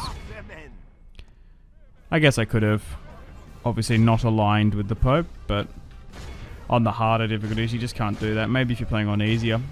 I'd be curious to know how a stainless steel SSHIP campaign would do on like very easy or normal. I don't think it would be a challenge at all, I can't imagine. Maybe if you want to role play and slow things down. Oh, hang on. Managed to kill an enemy general. Okay, looking at the balance of power, we're doing so much better. We've also got reinforcements coming as well. Orhan, he was actually a pretty good commander as well. I would say, without a doubt, that the Zengid generals are militarily and command-wise way more skilled, way more proficient than us, but they just don't have the the investment, really. They simply don't have the armies. To be fair, for the last 28 turns... Oh, nice, we've won. Let's try and run down as many of them as we can. These guys, we've caught them in an interesting opportunity because they would have lost some units as well with that earthquake. But they've been battling the Crusaders since the inception of the campaign. They might even have held Edessa. It is surprising for me to see that the Crusade states have taken that. They've been hyper aggressive in this series. Like, we had a short war against them earlier in the series. We had to throw them back and make peace with them. So maybe they're just like have been full on chipping away against them. Because I'm just trying to think. So obviously the Turks had 2 stacks and then they spawned that 3rd, or did they have a 4th? I can't remember how many they eventually had. But they only had the comparison I'm making is they only had like 2 settlements and they could force project at least 3 to 4 stacks. These guys, they have 4 settlements from what I can see. Maybe potentially 5 or 6 in the fog of war, I don't know. But they have, I've only seen about 3 stacks, so maybe them not having as many armies is due to the constant crusader pressure on the coast. Also, they are an interior faction, so they're probably not generating that much money. Coastal territories in medieval too just generate so much more, so much money. Like, Constantinople is a great example of that. And also, we're benefiting from converting settlements like Crete, Cyprus, even some of the other coastal ones, to cities rather than having them as castles. Alright, let's quit here. 442. Emilianos. Cool name. Good win. Okay, let's load in. Oh, so we've managed to capture a decent amount. No, I'm actually going to get rid of them. Yes, we shall loot, and we can now probably try and take the settlement. Reinforcements are coming in. We've got a little bit of a public order issue here. Okay, so if I move you in, it's fine. Or it's better. Family tree-wise, his authority is growing, but it's at a 4. He's 40, man. Only won 1 battle. Andronicus is 28. Still a little bit of an army inside. Yeah, so he was blocking, so he didn't have time to build siege equipment. I guess we just do that. And we'll move this in because it will cost us having that actively deployed, I think, technically. Alright, let's get the new Emperor, second of the series. Man. I can't believe that we lost an Emperor, a faction leader like that. I can't remember the last time it happened. It can happen. Like, natural disasters in Medieval 2 can happen through, like, naval stuff. I guess it's because I haven't played in and around Anatolia, one of the more seismic active places in... I guess this is technically Asia, isn't it?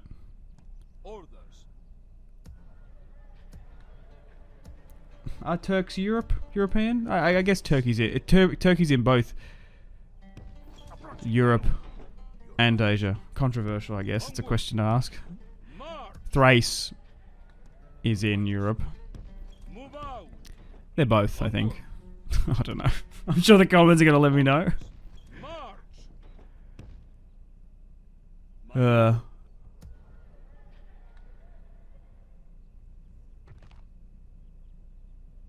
It actually reminds me of a quote. I think it was Turks are European when it suits them. Which is quite funny. Right. Let's try and break that building. Still oh my god, my assassin died. Oh, that's annoying. I was trying to level him up. There we go. So we'll get the Emperor to besiege it out. So there's only 2 in there because we got rid of the general. Okay, and I suppose we'll play this one. Ooh. Now, I would normally auto-resolve this with the faction leader or heir if it was a rebel, but Emilianos is only 1 star. I think I might be more confident to simulate the other one. To whom God will there be victory. Okay. Well, we'll manually play this one. We only just outnumber them. It's not like a 6 or 8 to 1. Clear-cut auto-resolve. This one's a little bit more sketchy. I'm sometimes okay with going a 3 to 4 to 1-ish if you've got a faction leader or an heir with pretty decent command. This guy is just a random family member. Okay. And it's not the most built-up settlement either. So 2 battles here today. But yeah, let me know feedback and suggestions for this series, of course. Constructive criticism, welcome. And we're going to continue to go against these Zen kids. And then we're going to have to make plans and preparations to potentially go against someone else. Still going for our victory conditions of 25 regions, Jerusalem, and the restoration of the Eastern Roman Empire at its height. Still will need to move into southern Italy. Could go for Rome. But we'll see. That will massively anger Christendom. We might look to go after the Crusade states. We'll see. I don't think historically that we were that far east in Georgia potentially, but we'll see how we go. Alright, let's move everyone up. Ooh, okay.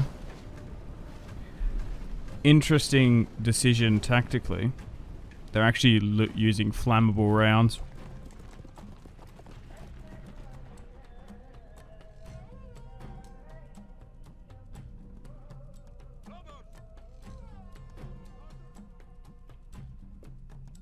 The infantry has nearly made their way up there. Do quite like the name Emilianos.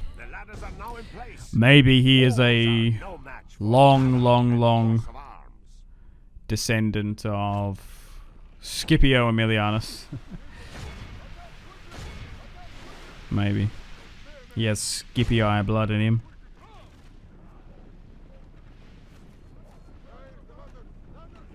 Our men have reached the walls with their ladders. The battering ram is in place. It is unwise to praise the day before sunset. They're actually leaving the walls, which is interesting. And forging a worthy victory. Let's charge on in.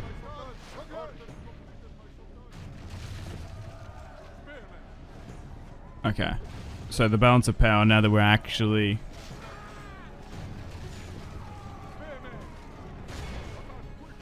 actively fighting them on the walls is much more in my favor. Bro, I'm actually quite surprised about the...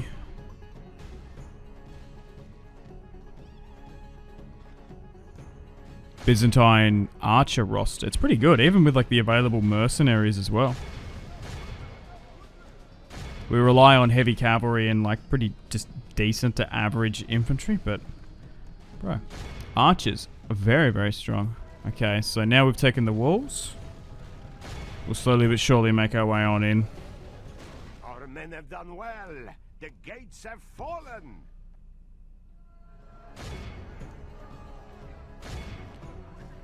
And then that's 4 Zengid Grace to God. territory taken in rapid succession. Alrighty. And I think we've done okay. In consideration in the grand scheme of things. Losing the Emperor. Shockingly. I guess we could have turtled and sat back and wasted time and resources. I still think, like, it's just, like, you just get so many benefits of being hyper-aggressive in Medieval 2. Even in stainless steel. Even in SSHIP. Like, they do try to mitigate it and curb it on the harder difficulties, but it's still better to risk it all. You just gotta be... You just gotta know that, rapid expansion comes at a cost with public order and, factions that can spawn stacks, essentially.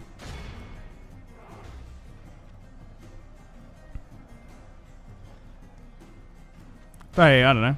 Play however you want, I don't care. I'm just telling you how I want to play. You can sit and turtle and role play. You could probably play...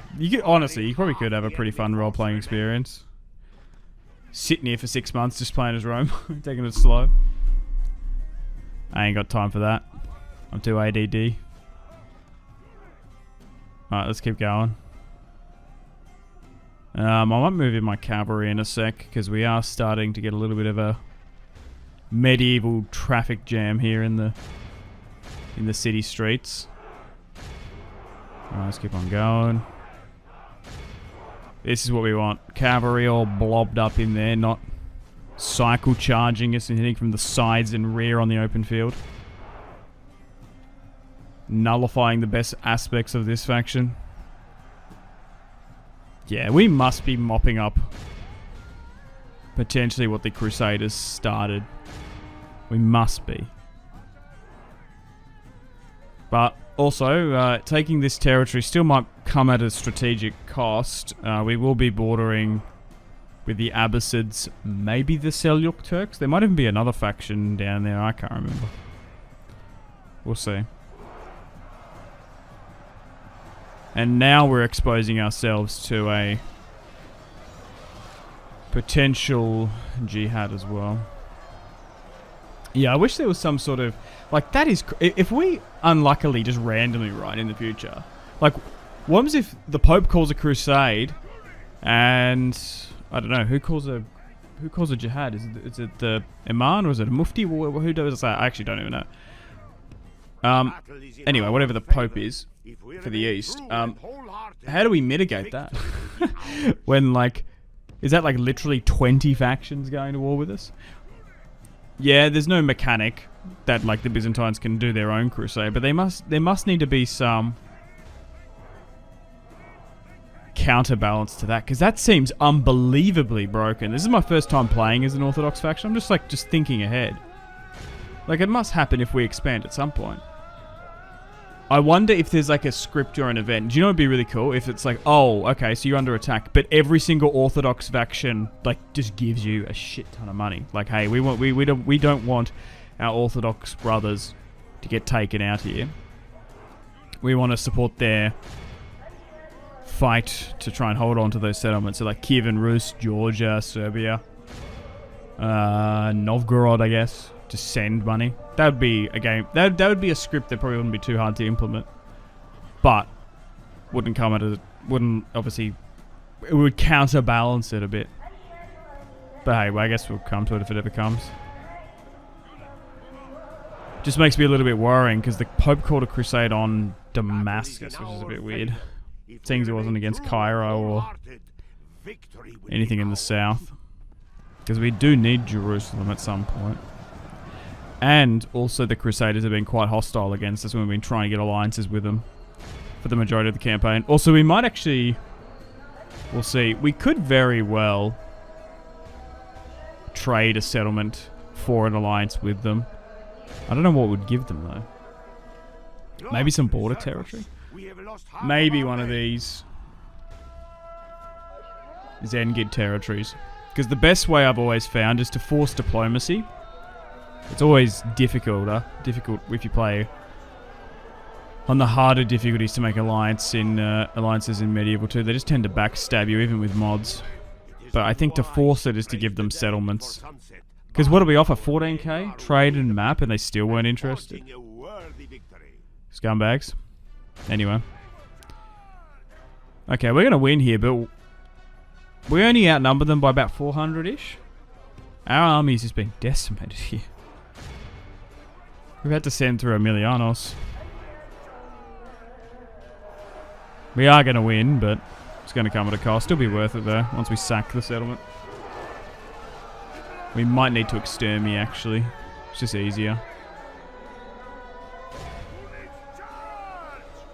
Just to quell the populace.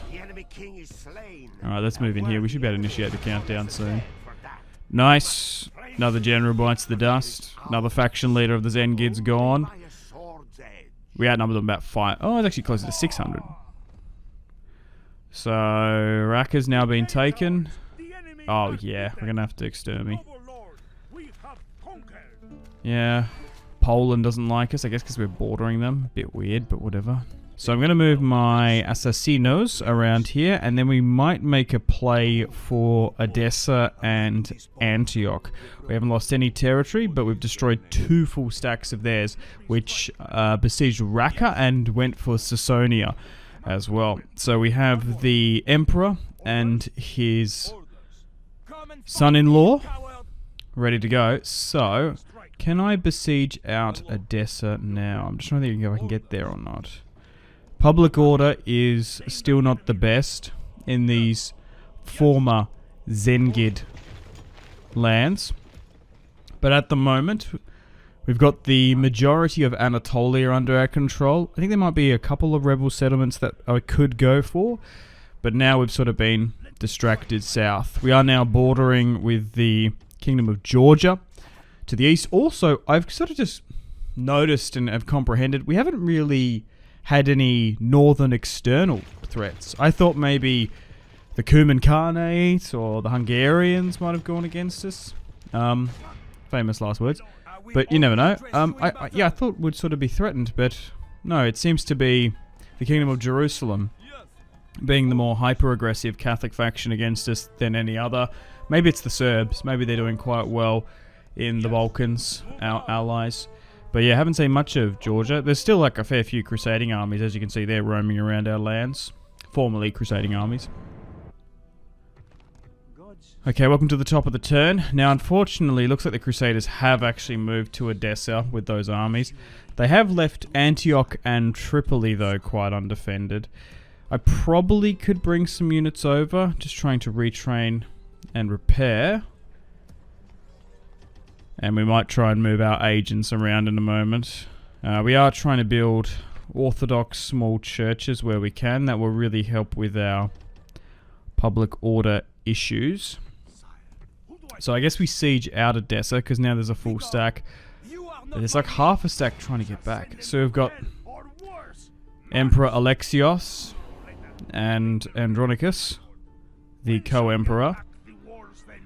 Can I try and move you out of Sasonia? we've got heaps of money. So we probably can go on a recruitment splurge. The thing is, in these former Zengid territory, we can't actually recruit. And it actually might be more beneficial for us to grab mercenaries who are incredibly good. We're making like 20k per turn now with those recent sieges. So it actually might be more advantageous for us to get those units, because the recruitment time is so harsh in this mod, than actually recruit units from the interior provinces. So we're going to continue to siege Edessa. We're going to continue to siege Antioch. We might be able to take it, and then I might sue for peace with them, depending, because I still don't know how many full stacks they have in the Fog of War. It still could be quite a bit, even though we've crushed 2 full stacks of them. We did make peace with them last time after we beat them in battle, but we'll see. I guess I could just ask now. But the main problem is our reputation is despicable. And I don't know how we necessarily change that. So we've got a Norwegian princess here. Let's try and get trade with her. And then we'll try and get trade with Denmark, I suppose. That's going to save me going all the way north into the Nordic country. I think it can sometimes be a little bit hard to get up there. Maybe I can go for some of these captains. 61%, that's not too bad. So we can level them up. Going after captains is a good way to level up your assassins. Alright, welcome to the top of the turn. Maria Angelinos.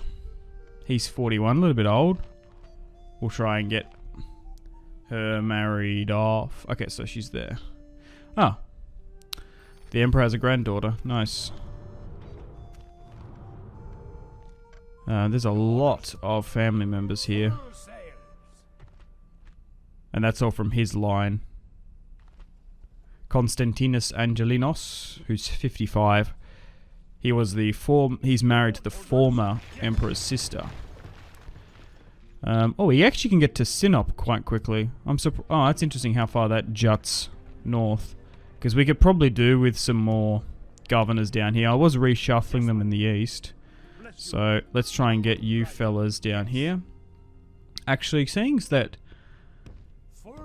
Chernos, or whatever it is. Chernos. Crimea, whatever. Doesn't have a port. Oh no, it does, maybe a little bit north. Oh, okay. I thought it was on the other side. Oh, I bloody already got trade with Norway. I meant to click. Oh, fuck. I meant to click on Denmark. The port distracted me. Alright, so that half stack went for Sasonia. And then the other one went for Antioch. So we are going to be able to take it. There's only 2 units inside. We outnumber them 16-1. So we can auto-resolve this one quite calmly. You are making the right choice. Why do they keep on rejecting my ransom? I don't know. I guess they're bankrupt. I don't know. Maybe they don't want to negotiate with Orthodox people. I don't know.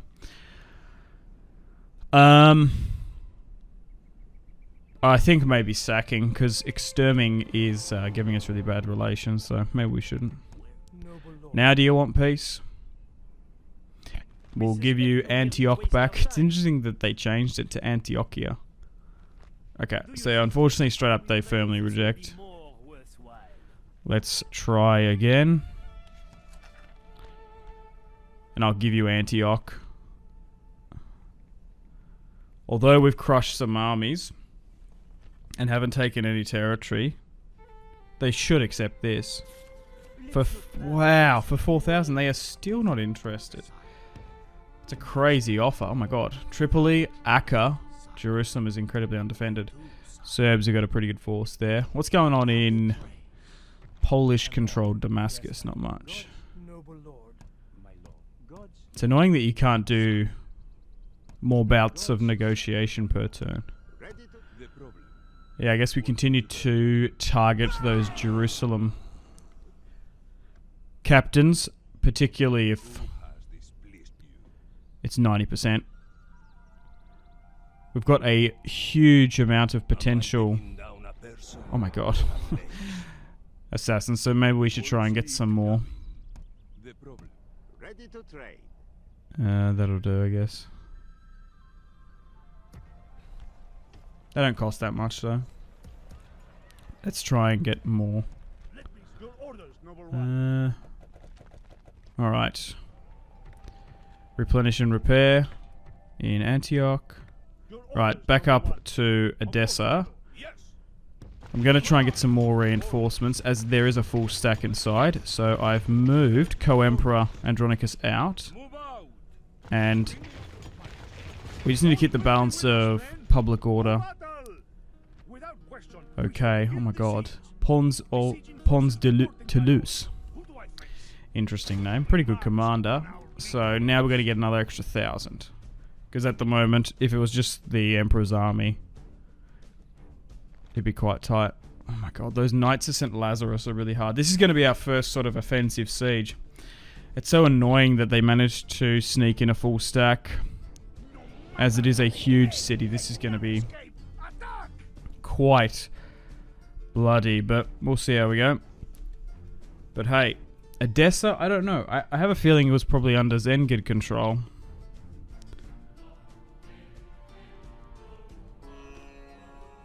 So, it's a little bit surprising seeing them control it. But anyway, let's get stuck into the Crusaders. Also, there's no Principality of Antioch in stainless steel, which surprises me.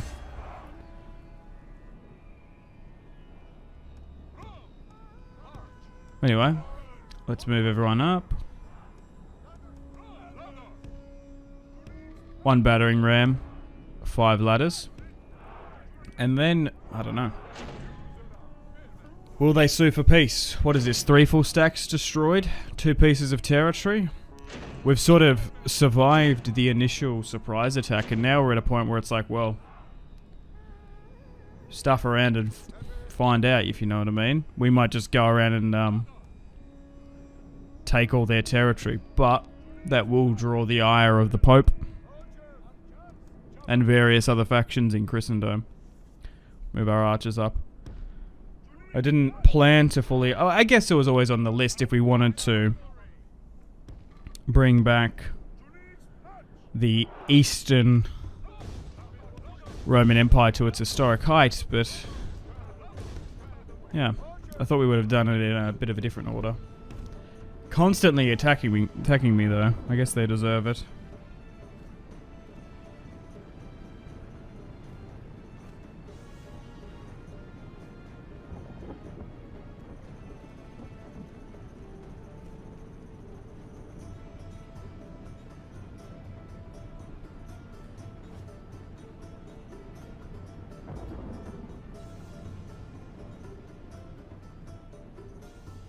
Now, I wonder if the reinforcing army is going to make a move until we break down the gateway. Or will they start going on the walls if this is a free spot?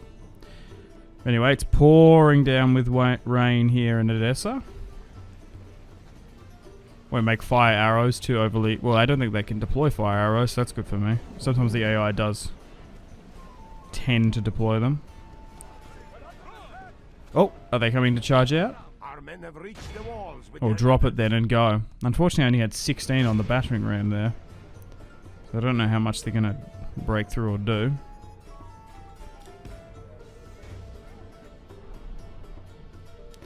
But what a reign Emperor Alexios is having. Father died in a surprise earthquake. Younger brother. And preferred heir killed. And now had to deal with going through the sketchy plan that his father drew up about conquering the Zengids, and threw off another Crusader state's surprise attack. But maybe that's another thing as well. We haven't been aggressively going after them. Twice now we've fought defensive wars, moving into their sphere of influence. So we haven't even needed to break down the gate here.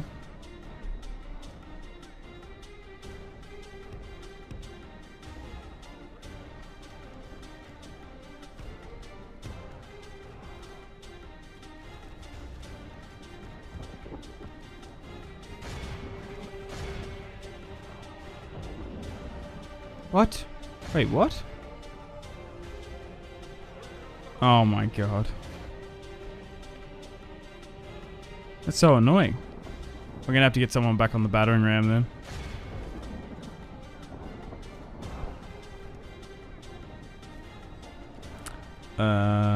Okay. The battle is in our favor. Oh, so they are doing Remain flammable true shots. and wholehearted. Victory will be ours. Surely that shouldn't happen in the rain.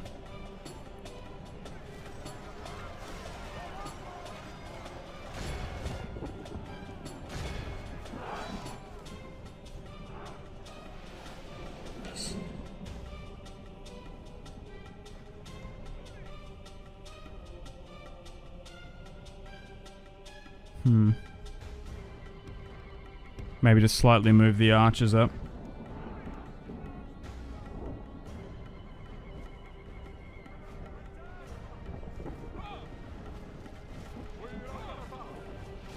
Our men have reached the gate with the battering ram. It is unwise to praise the day before sunset, but our men are winning the battle and forging a How much cavalry do we have? Mostly skirmisher. Still looking at the balance of power, I think we're okay. But our infantry is starting to melt away. I actually think, funnily enough,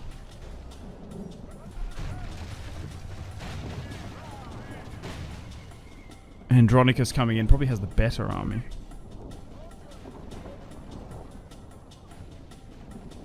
Our men have done well. The gates have fallen. Our soldiers have proved their worth today. The enemy's walls belong Also, to we're us getting to the now. stage in the campaign we might need to look to convert more castles to towns because we've done so much conquering. Because usually I quite like coastal cities. I'd highly recommend making coastal cities towns because they get a lot more better, especially with a coastal port, bro. It's a great way to make money. But also you do need castles because you get your best units from them, and you also particularly want them on front lines and choke points. But now some of these castles in the interior of Anatolia, do they necessarily need to be castles anymore? The battle is in We've our got some brutal favor. fighting on the walls We here. remain true and Because I don't wholehearted. know if central Anatolian territory is going to be threatened anymore. Because we've projected our power so far from those... Because they were front lines, now they're not. We've sort of got into the point where we're in the strategic Caucasus mountain range, and at the moment the Georgians aren't a threat. I probably should look for an alliance with them, but with our relations, we might not be able to. Okay, we're slowly but surely just trying to flood more units in. We might need to move in the Emperor. We'll see at 50. General's bodyguard. Yeah, maybe we'll just move him in. And particularly down and around the coast, because at the moment, it's still the Abbasids that are further east. I still think there's another Turkic faction in it's like in and around Persia or whatever. What else is there? And then there's the Fatimids, of course.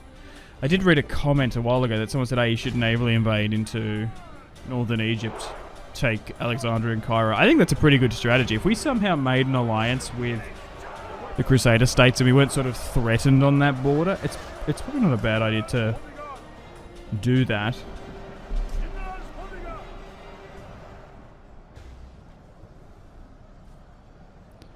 But we're still continuing the campaign, slowly but surely trickling through. What are we?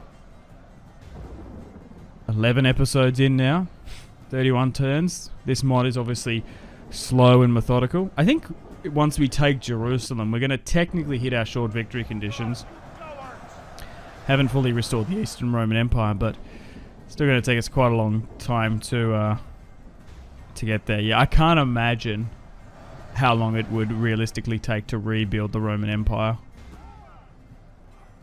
Quite literally, maybe 3 months. Okay, let's try and cycle charge a bit. Dude, this unit roster in here is really, really good. This is probably going to be our most high and We costly have lost half of our men. siege against the Crusaders. So far, we've beaten them on the field of battle decisively. And when they were attacking us in Sasonia, we threw them back twice. If we remain true and wholehearted, victory will be ours. We've crushed so many of their armies. But they just keep coming back. Like the white rats they are, I suppose. It is unwise to praise the day, the Lord above his kind. We have captured the enemy's general. That will teach the cowardly. Okay, so... Oh, I wasn't really checking the map. At our leisure. The reinforcements are slowly coming back in, but this army is absolutely chalked and depleted. My son. Quick. Come. We need you. We also managed to survive the little turmoil of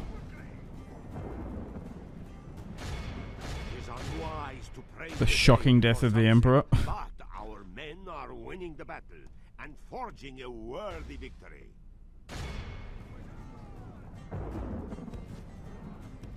Okay, can we somehow start the countdown? There's a couple units further in.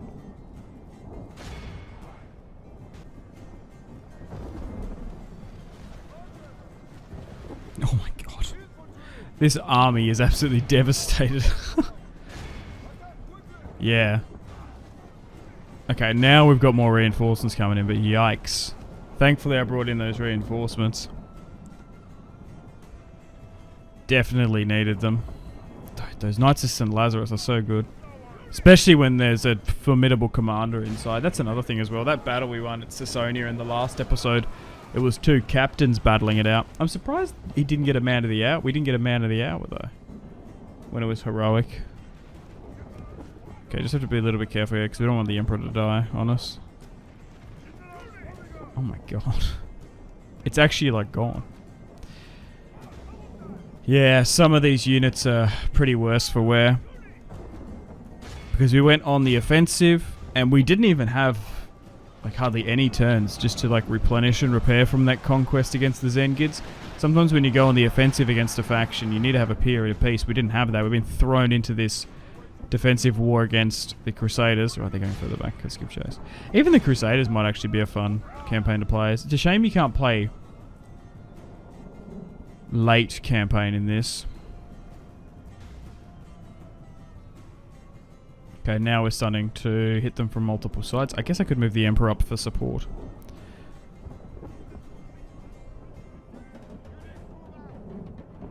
I still can't see us losing this, but we should be okay. And then I suppose we look to liberate the Levant and bring back Roman rule. It's been quite some time since we've occupied this territory. I am surprised no one's been called Justinian though. Only half the enemy force remains. In our family tree. Okay, so maybe if we can break this unit, we might be able to. Yep, there we go. How have we not initiated the countdown yet? Okay, so our reinforcing army's lost about 30%. Nothing crazy. Could be better. Hang on, can I move the Emperor around here? Because we might be able to cycle charge that. Hang on. There we go. Alright, we go again. My lord, our men have taken control of the city. Do we really need to be using flammable ammunition on our allies here? Nice. Hey, close. Fantastic. Edessa has fallen. Yeah, I feel like the commander really helped out in that one. Wait, what? Justinopolis? No way. Is that what they renamed it? Now do you want peace, you fools? I'd be curious. But, I don't know, maybe we shouldn't. So they have Acca. Raymond de Toulouse. Poland just chilling. Yeah, some of these territories change, but some of them don't. We're still building small Orthodox churches where we can. That's probably the best bet. They've still got a couple of roaming armies there, which we probably should keep an eye on. But so far, 3 full stacks crushed. That's going to be super hard for them to come back from. Unless we destroy the faction, they probably aren't going to have any full stacks anytime soon unless they like spawn them. They might have more further south, and maybe a stack and a half, maybe. But there's a half a stack up here. It's here today. We have the moment you've been waiting for. We have the siege of Jerusalem. The Romans are back in Jerusalem. So, if you like the sound of that, feel free to leave the video a like and subscribe if you're new. I'd really much appreciate it. We've got the Crusaders massively on the back foot. The treacherous, despicable, cowardly, pick a name, Crusaders. I only say that because I wanted an alliance with them. I think we offered them something crazy like 14,000 as well. In hindsight, they were never going to accept because we had a despicable diplomacy rating, but we kind of had to sack and take those settlements in Anatolia. We had to dwindle down the populace to therefore govern the regions effectively. Yikes. This is medieval too, you know. But anyway, so be it. We managed to thwart multiple attacks as well. They were not so good on the defensive. We actually like had 2 really good defensive battles against them. So once Jerusalem falls, we should be able to take out their last settlement. Sort of down towards the Sinai. I think it's their last settlement. I would be shocked if they've got another one. When we were looking at the diplomacy, there didn't seem to be any other settlements. I think you can technically check as well in the balance of power and economic overview. But our Byzantine archers are starting to arc their bows and then fire those glorious arrows up and over. We've also got some heavy infantry, which look really cool. Haven't seen these guys deployed upon the battlefield. A curved blade is always cooler than a straight blade. If you know what I mean. I guess. Okay, we're starting to make our ways up on the walls. Yikes. Shouldn't be too difficult. Interesting layout. This looks like we're attacking like medieval France or Frankfurt or something. Doesn't look very Jerusalem looking to me, but whatever. Let's move up. But yeah, haven't seen much of Georgia. Yeah, I'm really kind of shocked. I thought we would have a little bit more exterior threats on like I thought like maybe the Caucasus would threaten us a bit, especially over the Danube as well, but maybe just everyone's preoccupied. Like, what are the Cumans doing? Or Hungary? I thought they would have attacked us at least once. Hungary you can nearly make an excuse for because half of our family tree is ethnically Hungarian. Like, you nearly should start off with an alliance with them. Maybe there's something in the script or underbelly that sort of stops it. Alright, so we're nearly in. Let's charge. Go, go, go, go, go. We've captured the gateway. And the Romans are about to flood back into the holy city. I can't wait to see what the unique buildings are. We did take Jerusalem in our England campaign. But it's been a while since I've been back in this neck of the woods. Still keeping a watchful eye on Poland, Damascus. We might look to take it, but we'll see. Now, thankfully, we managed to dodge a crusade as the Pope elected to call it on the Moors. Which is quite funny. But we still have to watch out for a jihad as well. As we have destroyed the Zengids. We're not making any friends around here. Alright, let's move up. Our archers have used about half of their ammunition, so we'll get them to fire a little bit more again. But the Crusade states are about to be done and dusted. And if I'm not mistaken, we should be able to hit our short victory conditions. Which would be kind of massive. I think we need 25 regions. We probably... Oh, I don't even know what we have. We must have about 30 or so. We're definitely over. And then we got some decisions to make. So let me know in the comments, guys, where we should go. I do think that if we destroy the Crusade states, I think we should try and destroy the papacy. I do want to try and take Rome. Like, I want to have the siege of Rome. Come on, we got to go home. But the historic height of the Eastern Roman Empire, I think we might have overextended a little bit in the east. There were some puppets and stuff. But basically, Egypt, we could look to conquer. And I think the Eastern Roman Empire at its height did have... They did have southern Italy. I think they might have even had Sicily. Wasn't it the theme of Sicily at one point? Because, like, you see those maps of, like, the height of the Roman Empire and the height of the East. And, like, sometimes you need to dive into the specifics that, some of them were vassals and client states, essentially. Not cored Roman territory, as it were. There was a lot of regions with various amounts of autonomy.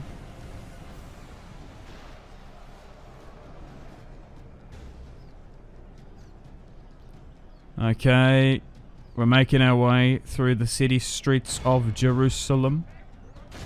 That's another thing as well. What should we make our capital? I actually think Constantinople is like perfect. Perfect city. Right, bang smack. The battle is in our favor. Probably in the middle of our empire. I don't think we're getting too bad. Distant public order. I feel like we were experiencing that a little bit in the England campaign, having London as the capital, and we were bloody taking territory in the Balkans and in West North Africa. Okay, my infantry's taking a little bit of a beating here. But in the last episode, if you haven't gone and watched it, recommend if you want to see an interesting sort of campaign focus episode. We had a massively successful run with our assassins, taking out 2 kings of Jerusalem.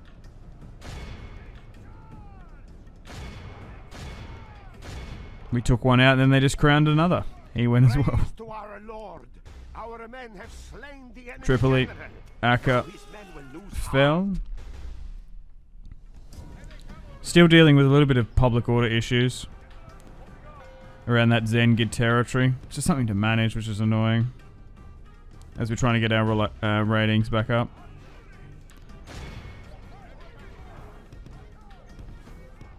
Yeah, I just feel like we probably should have been attacked a bit more. I feel like in the England campaign we definitely were.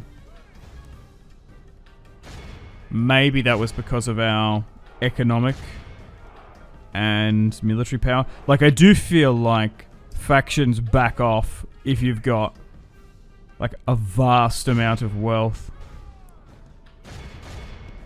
and military might. Like, we do start off as one of the strongest factions in the game, so that's a bit of a deterrent.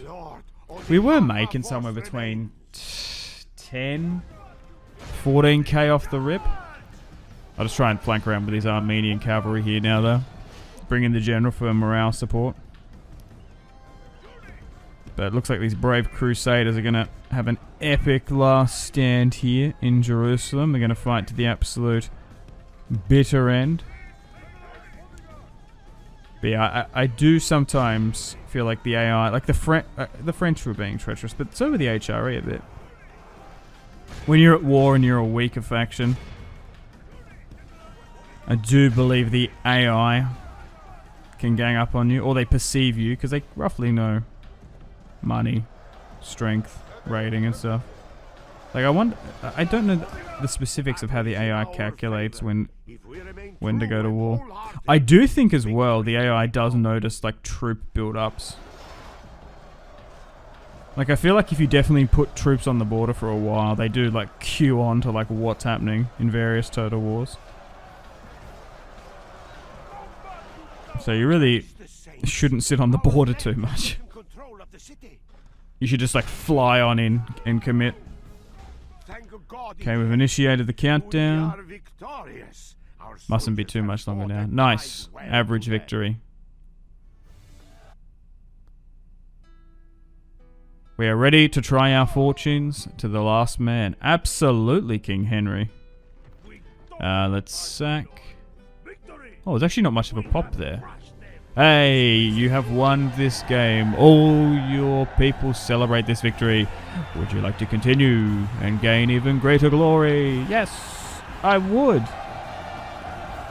So we have successfully hit our short victory conditions 39 turns in with the conquest of Jerusalem. Nice. You have led your mighty heroes through the flames of battle. Dude, Forged a glorious empire. pushing through Anatolia was brutal. From your glory Zengids, not so much. I do wonder where we'd be if we lost those key strategic battles. Got the Dome of the Rock there. Sure, let's add another religious group here. by the grace of Jerusalem God, is those who captured. went By the grace of in the God. name of our Lord have captured Jerusalem. Thus the holy city has been triumphantly reclaimed in the name of Christ. Nice. Vanquisher. The Veil of Veronica. What's that? Oh, hasn't that got Jesus' image on it or something? The Veil of Veronica is said to have been the wipe the sweat of Jesus' brow as he carried the cross, leaving his image imprinted of the cloth. Yeah, I knew it was something like that. They still have those like relics and stuff. Isn't the bit of a splinter of the cross somewhere or something? I don't know. Am I taking down a person? I am no diplomat, Sadiq. I am but Allah's servant. All right. Well, Ready to yeah, we're still dealing with public. Like we're even having some rebellions and riots. So, okay, I'm just moving my spy around here just to have a look. So there is Caliphate territory to the east and west.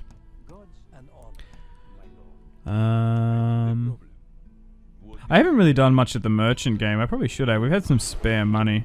It's just annoying to find the resources. ready to trade. But I actually think that it's a little bit more of a legitimate strategy to use merchants. I think they buffed them a bit compared to vanilla. Okay, Raqqa isn't too happy, but this is alright. Move out. Order, my lord. Let's try and move you down here. We're also still dealing with Who do I face? not having a governor in every single settlement either. Oh my god. Do I really have to shift so many generals down here? We are building religious buildings where we can. It will get easier. Maybe I just need to get some mercenaries just to help out. Orders, move out. Command me. How may I let me strike? Justinopoulos. Command me. Cool name. I like that. I am not the servant of your enemies. I did read a comment that someone was a little bit upset that it just automatically does it. Name thy enemy. They like the name of like Odessa and stuff. I don't mind it, the script, but yeah, I do believe you probably should be able to turn it off if you don't like it. Whoa! Oh my god. Hang on, can we retreat? Okay, so I didn't even see that. That crusading army that spawned. Oh my god, we nearly lost Still with us. Andronicus. I was just trying to move him down to Jerusalem. Now has been Noble one. Orders. renamed as well. Hero Slomia. Name thy enemy. Okay, we might need to leave you there then. Maybe we can't go for that last piece, last sliver of territory just yet. Orders. Yes. Maybe we just need to move around. Oh my god. My lord. It's because it's a little bit of forest in the north there. Move out. Who do I face? Orders. I can't believe they did that. Yes. Alright, there we go. Maybe we just move the army down there. The enemy. Keep the Emperor. Orders. Okay, so now they're moved. The Fatimids have trespassed. Yes. Oh, wait, what? How did that keep the equipment? Or worse. Oh, anyway, we outnumber them 2-1. And in theory, that should be the end. Nice. Relationships worse. Yep. The Kingdom of Jerusalem, the Crusade States, has been defeated. And I guess that's the old king now, who's a rebel. But that's it. We've taken that small little territory down near the Sinai. And now we just need to hold this territory. But that's it. The Crusaders are done and dusted. Now we just need to try and hold this territory. Let's try and move our agents around. We do have a decent amount of Orthodox priests and patriarchs, but we just need to get them down and around there. Let's move you here.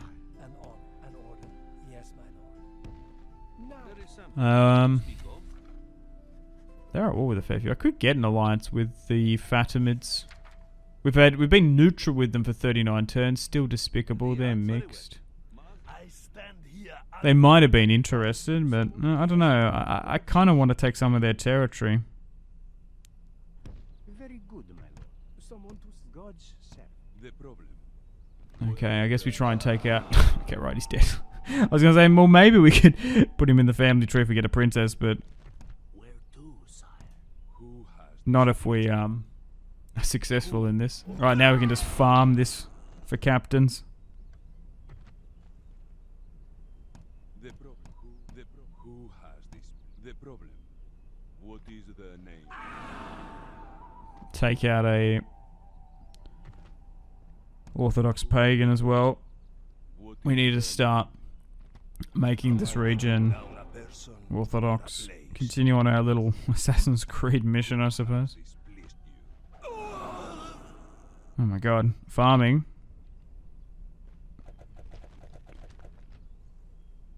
Is there a son in your family? Come and fight me, you coward! So 33 regions we have in the end. Here is the Empire. So I guess we can sort of make plans and preparations to have a look at the Fatimids. Yeah, we're a little bit over here. Everything else is fine. And then I guess we sort of make plans for going westward. It's probably not a bad idea to maybe get a army from Constantinople. I feel like most of our armies in the east have just been depleted. And we've got some pretty good access to units. Like, we just haven't needed to recruit from here. But maybe... you know what? I think we're going to, in the east here, the west here, in Greece, Constantinople, Adrianopolis, maybe Thessaloniki, we will get some of our best units and we'll push for the papacy, an invasion of southern Italy. I think that's what we'll do. I want to test out those Varangian Guard, and how better would it be to use them against the papacy. We've skipped a little bit ahead. We're making plans and preparations, getting units from Constantinople, Adrianopolis, and Thessalonica. We're about to get the best units from our empire here. Because it just takes so long to get them east, we haven't seen the Varangian Guard and various other heavy spearmen and swordsmen and stuff in this campaign. We had a lot of those units at the start of the campaign, but as we pushed east and our recruitment options dwindled, we really relied on mercenaries. Also, depending on how strong the papacy is, we might be able to simultaneously strike at Sicily to bring back the theme of Sicily. We've also hit our short victory conditions, but at the top of the turn, death stalks the land. Oh no! You've got to be kidding me! This is such a tragic campaign. At least he had another daughter. Unfortunately, Andronicus has died of the plague. Unbelievable. I feel like Alexios is cursed. His brother Emmanuel died in combat with the Turks. His father died to his earthquake, and his son-in-law just got taken out by the plague. And why have they named Alexios the Illegitimate up here in Crimea as the heir? Why? There's so many, like if you're going through the male line, like that's the Angelino line. Like, who is actually... Yeah, okay, it's not like Maria. I thought it might have been the Emperor's twin. No, that's Maria. Okay. Yeah, these are Angelinos. Okay, that's bizarre. Well, now that we've got another co-emperor, I guess we try and head him down from Crimea. Maybe that's why. Maybe Alexios liked him. He's in a far-flung region away from politics. That nothing's really happened there. More action has been happening on the Greek and eastern border for quite some time. Okay, so we're slowly moving the Armada over, and we're going to go straight into Rome. Bunch of mercenaries here as well, and as we're still maintaining a good recruitment, we can probably get a second army. We'll see. Yeah, why no command? Maybe he's the most loyal and pious. Is there anything here that I can see? Why would an Angelino? Altruistic, he's fertile, he's tidy and clean.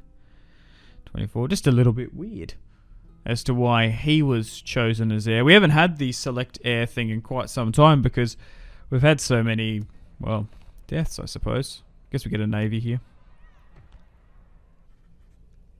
What? Okay, during the end turn phase, the Cuman Confederacy has offered me an alliance trade. Oh, because our reputation has finally changed to untrustworthy. Right. For two, that's 8,000. That's not crazy. Oh, they're enemies with Kiev and Rus.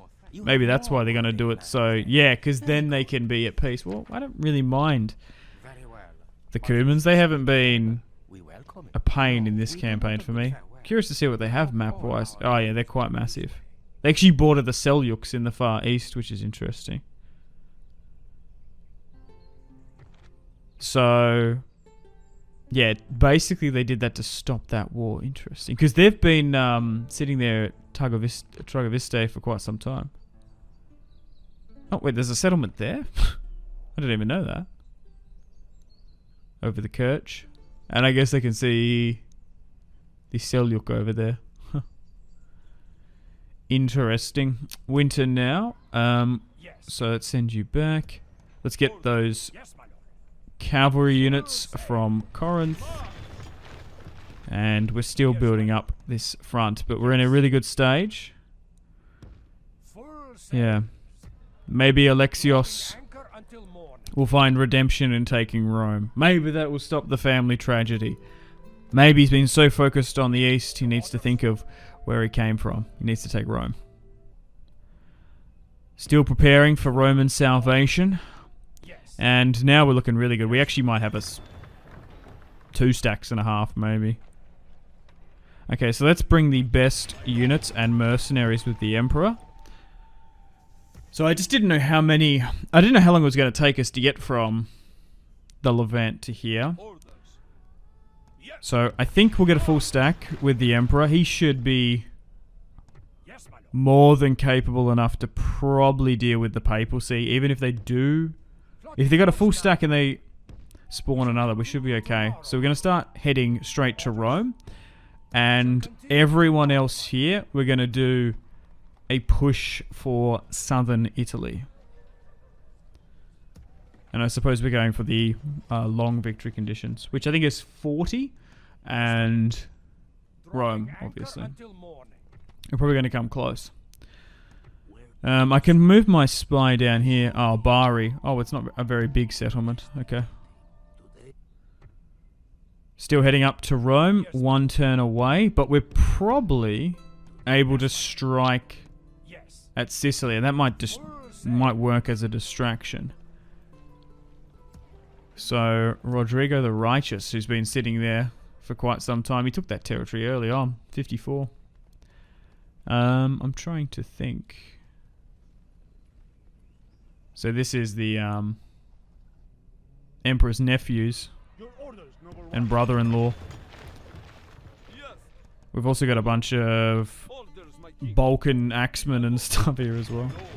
Okay, so let's get the best with you. Yeah, let's get the mercenaries that I recruited mostly. Got some woodmen and stuff. Now, thankfully, Bari, or Brundisium, which we're going to call it, isn't a very big castle, so it shouldn't be that big of a siege. However, we are taking a little bit of a risk here, because the Sicilian navy could be quite large. He could get intercepted. But I think we should be able to take Bari. Oh my god, Prince. There's a prince in there. So, let's attack with a full stack. I don't think they've got any Illyrian territory, because Venice holds it. But Rodrigo the Righteous hasn't fought a siege in decades after pushing into Illyria. They're at war with the Fatimids in Pisa. I just wanted to double check if they're at war, if they got any allies or something that they can call in. Someone to see? Oh, hang on. Something you wish to speak of? Maybe.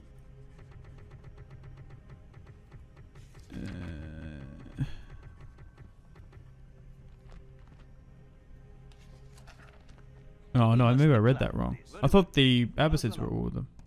Oh, well, anyway, let's just attack them. We're one turn away. We should be right. Alright, here we go. There's a navy there that we have to keep an eye on. We are now at war with Sicily. The Pope doesn't like it. Not many Catholic factions seem to like Sicily anyway. Okay, so now that war's kicked off, I probably could maybe send some more units up, maybe? No, let's just end the turn and continue. Oh!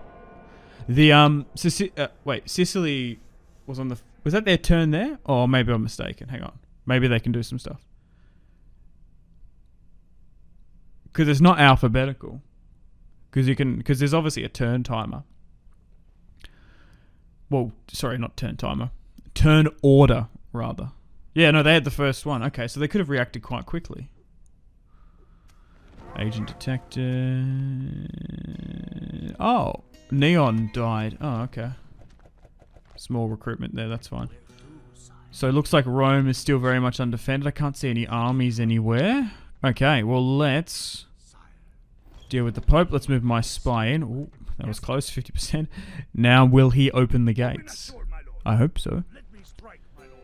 Alexios now 50 is going to declare war upon the papacy.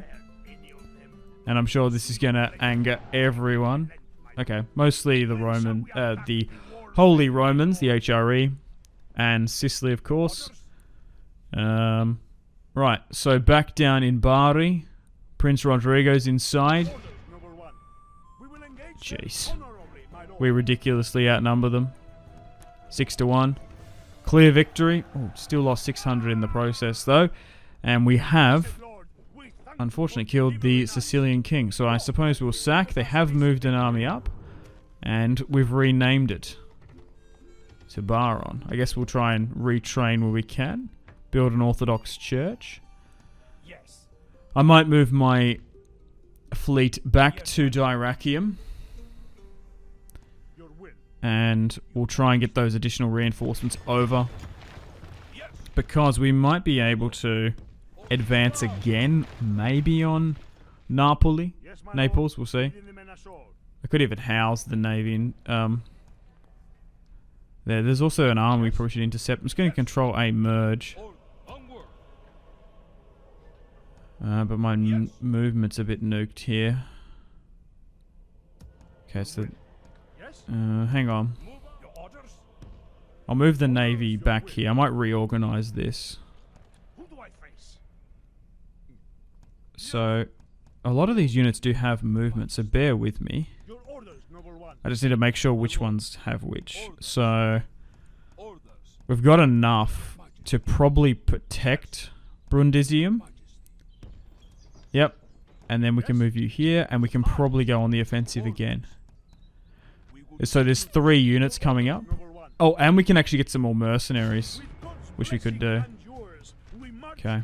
Clear victory here against the captain. We'll release. Now, just to be a little bit careful here. I might even build a watchtower, actually.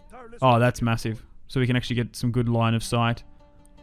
Okay, and there's only 5 units or so here. Let's move to the border. Let's get... Oh, Norman sergeants. They look cool. Are they better than the mercenary spears? The Norman sergeants are a little bit more expensive. Yeah, maybe get some Berber archers as well. Yes. Because it was the Emirate of Sicily at one point, wasn't it? Name thy enemy, Lord. Yes. Alright, welcome to the top of the turn. So, they've recruited a little bit here in Napoli. So we'll move you in. We don't seem to be threatened here in Bari. We'll try and get another spy to give us some line of sight. But the siege equipment has now been built. The papacy hasn't reacted. There's only 3 units inside, but the Pope's there. I guess I could move a little more units up with the most advanced faction. Construction and recruitment has halted a fair bit as we're on an offensive. But yeah, there is the Pope. The Cardinal Legato.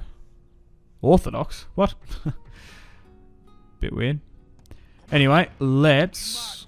Oh my god, we outnumber them so much. But anyway, we can't not play the Siege of Rome. Alright, here we go.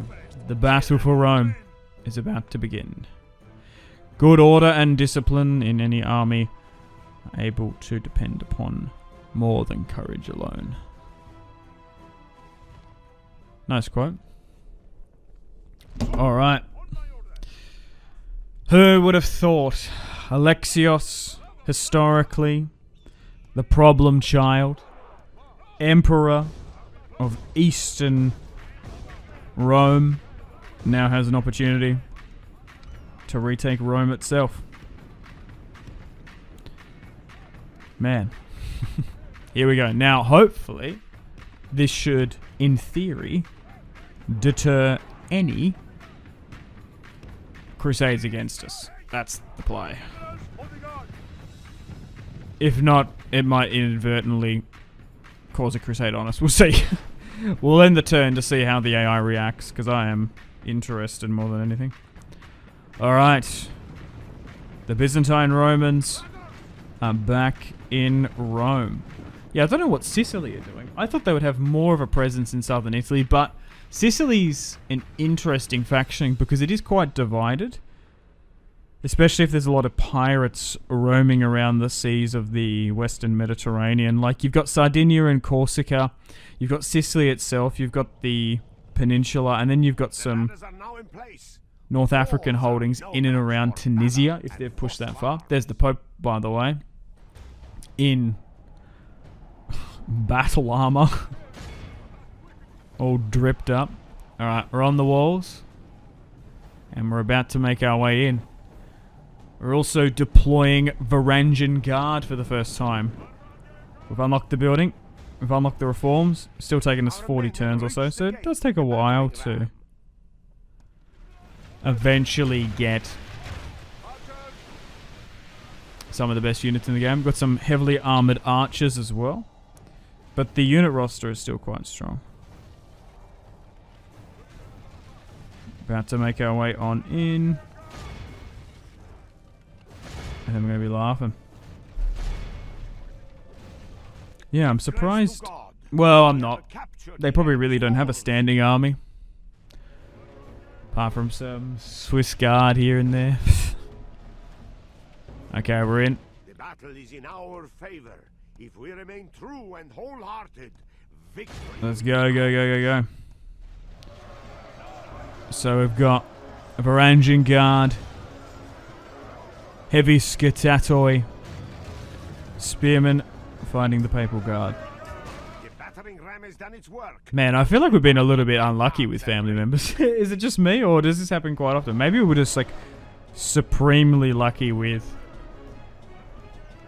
the England campaign. King Henry lasted till he was like 75, which is incredible.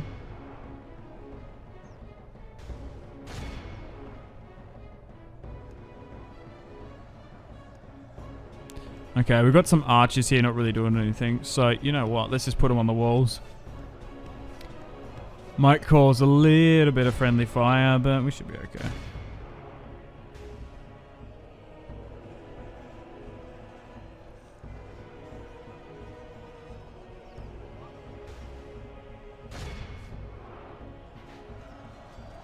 The Papal Guard spearmen are holding.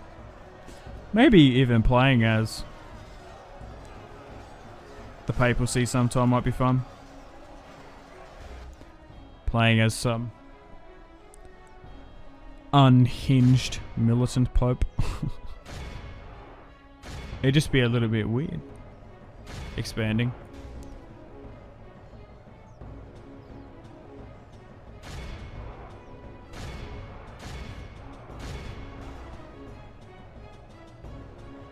Dude, they are really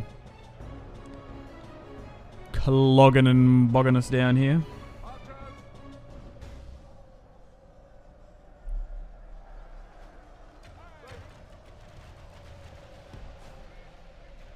Only half the enemy force remains. Okay. Just need to get past these heavy pontiff units now. Archers getting some shots off. Very nicely done.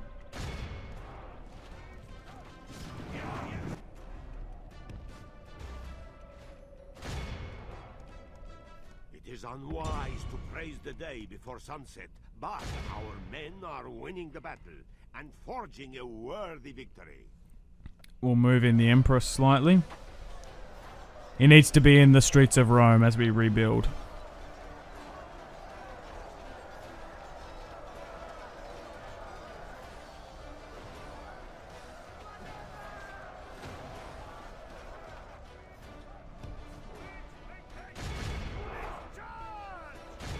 They're actually holding quite well. Makes sense. These heavy spearmen, apart from the Varangian Guard, don't have the highest DPS output, as it were. Alright, now we're here. Come on, let's bring down the Pope.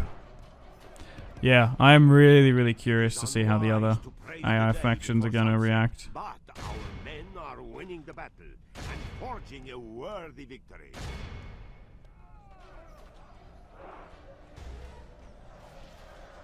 Now that we're in the thick of it. Bring down the Pope. 1,000 drachmae, whoever gives me his gets me his fancy hat.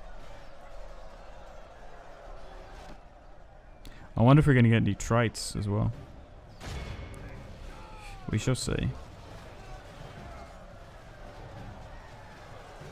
But we're engaging the Pope's personal bodyguard.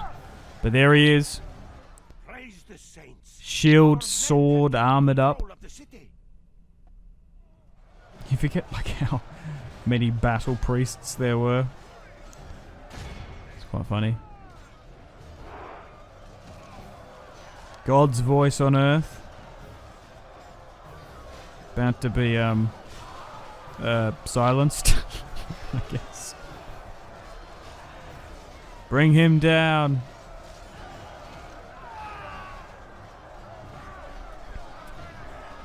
Do we move the capital?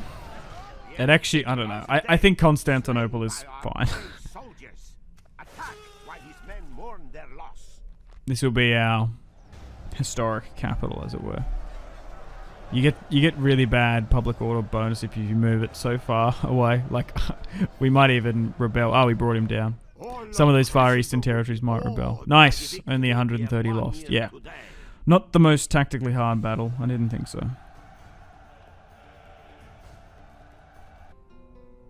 A horse, my kingdom for a horse.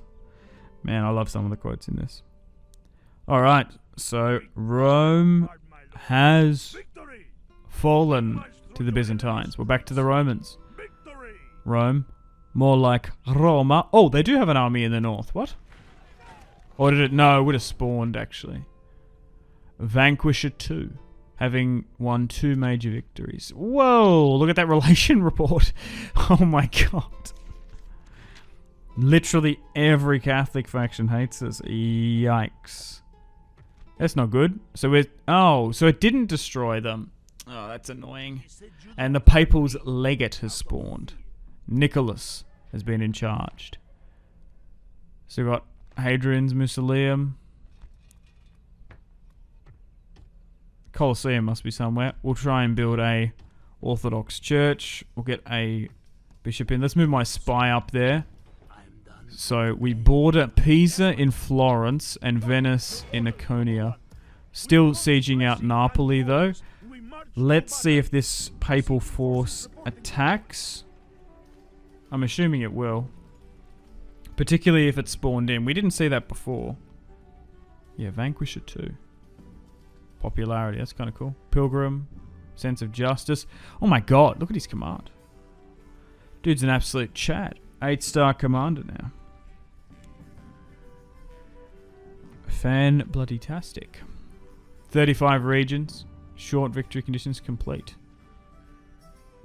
Yeah, the line is kind of broken a bit. Alright, well, let's see how they react. Alright, welcome to the top of the turn. Thieves Guild in Justinopolis. European paper, nice. Writing, that's not anything to be interested in. Okay, so the army's still hidden there. Okay, Pisa is at war with us now. But nothing has overly changed. Right, okay, I just thought like a crusade might happen or they might attack. Okay, so they moved up one army. I could maybe just swing half a stack down with the Emperor. Hang on. Or maybe I don't even need him. I just need to bounce that off. Hang on.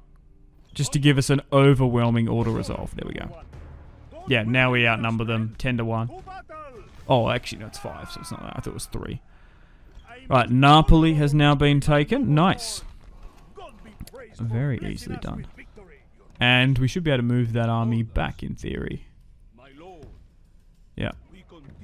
Let's replenish and repair. And we'll build a shrine there. So, yeah, we're not at war with heaps of other crazy factions. Alrighty. Not really much else we can do here. Alright, well, unfortunately on that note, it is time to wrap things up. Let's zoom out and have a look at the Empire.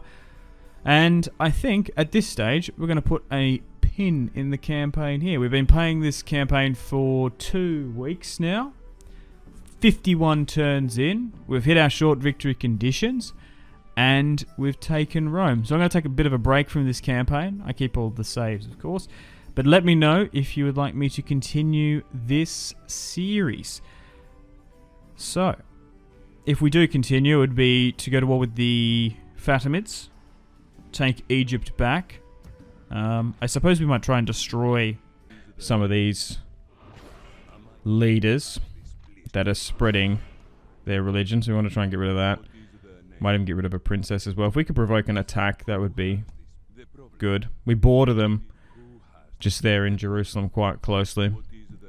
We also have Rome under our control and a little bit of southern Italy. We would like to expand there a bit more if we could. Ah, Sicily wants a ceasefire. But they want 1,300 for 5 turns. We're going to accept that, and then I can just cancel the tribute. No, they don't want trade. Been a little bit cheeky. Hey, Pisa wants peace as well. Alexios the Tyrant now. I could move the capital to Rome, but it's quite expensive, and it will probably give us quite bad public order buffs. Oh, so the Pope has come and attacked us. Oh, yikes.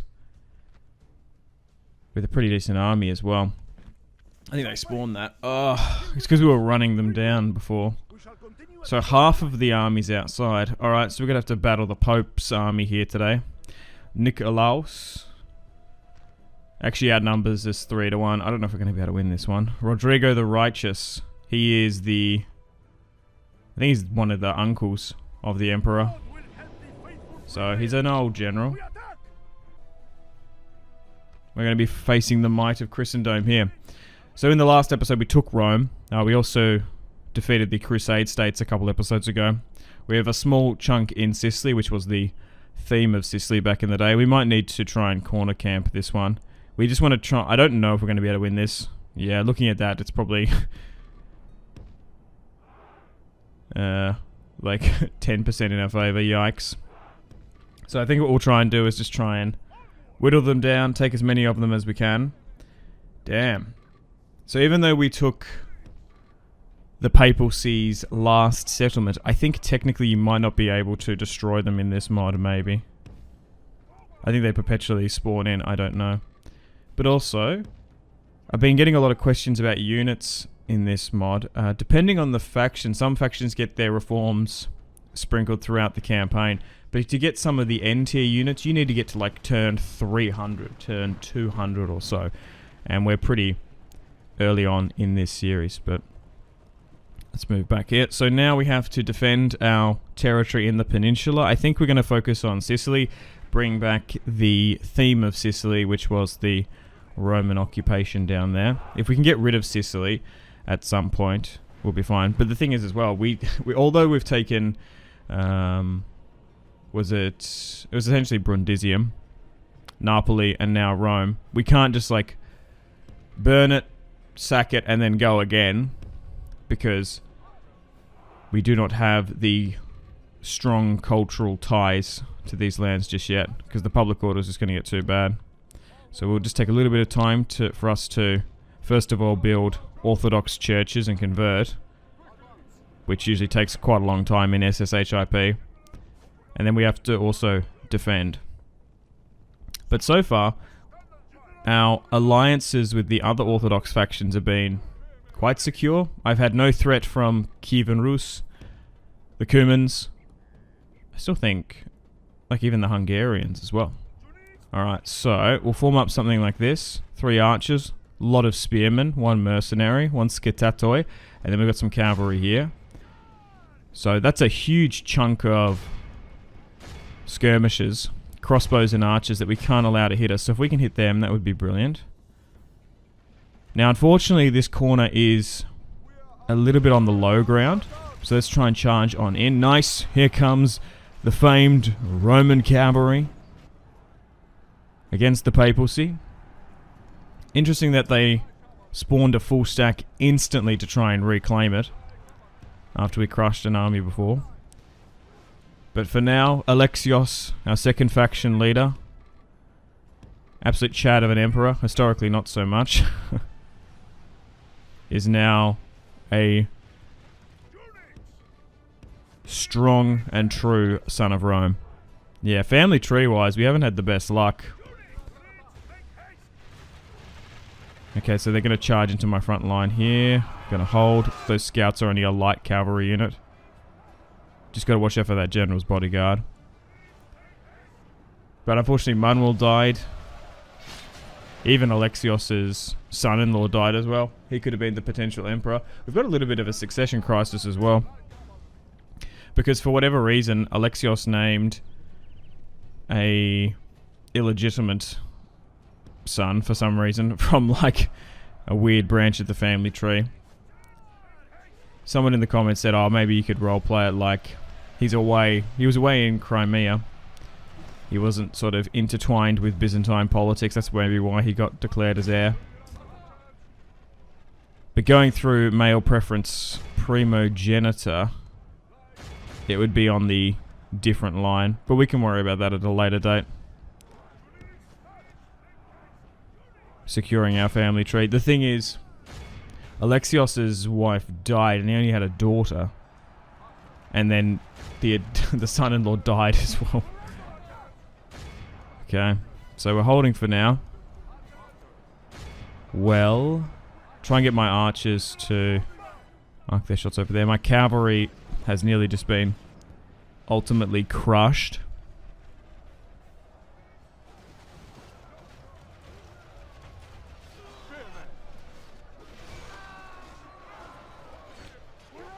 I don't think we're going to be able to win this one. Yeah, the cavalry's gone now. We just need to try and take as many of these guys with us. And then Alexios can come in. We can probably bring some more forces across. So at the moment, just trying to secure those territorial gains in southern Italy. Keeping a watchful eye on the Fatimids. And then trying to convert and control the territory in the Middle East, essentially. We might look to eventually go to war with the Fatimids. We could go to war with the Abbasids. And maybe, I don't know, Georgia. I think they've got some territory that we could claim.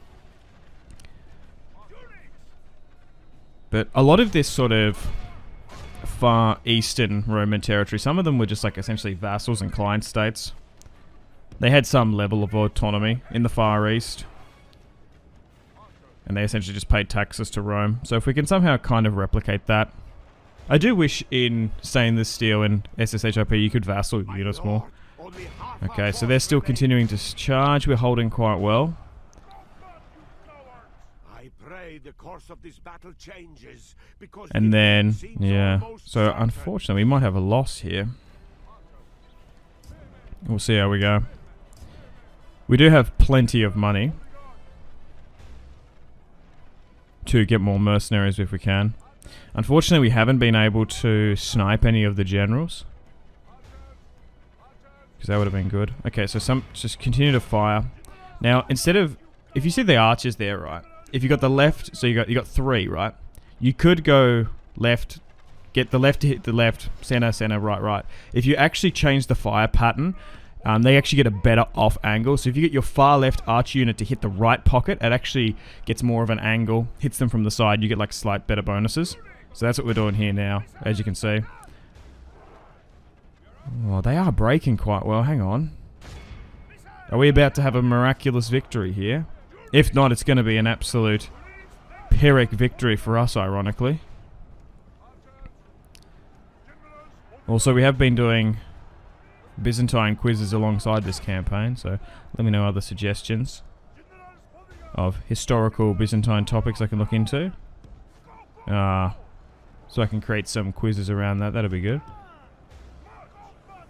Okay. So unfortunately, we're going to ultimately lose this one. Oh, we got so close there because I just saw so many of their infantry buckling. I guess we can try and move him out. But unfortunately, Rodrigo the Righteous is probably going to get taken out for this one. Got to go at death and glory style, like a true Roman.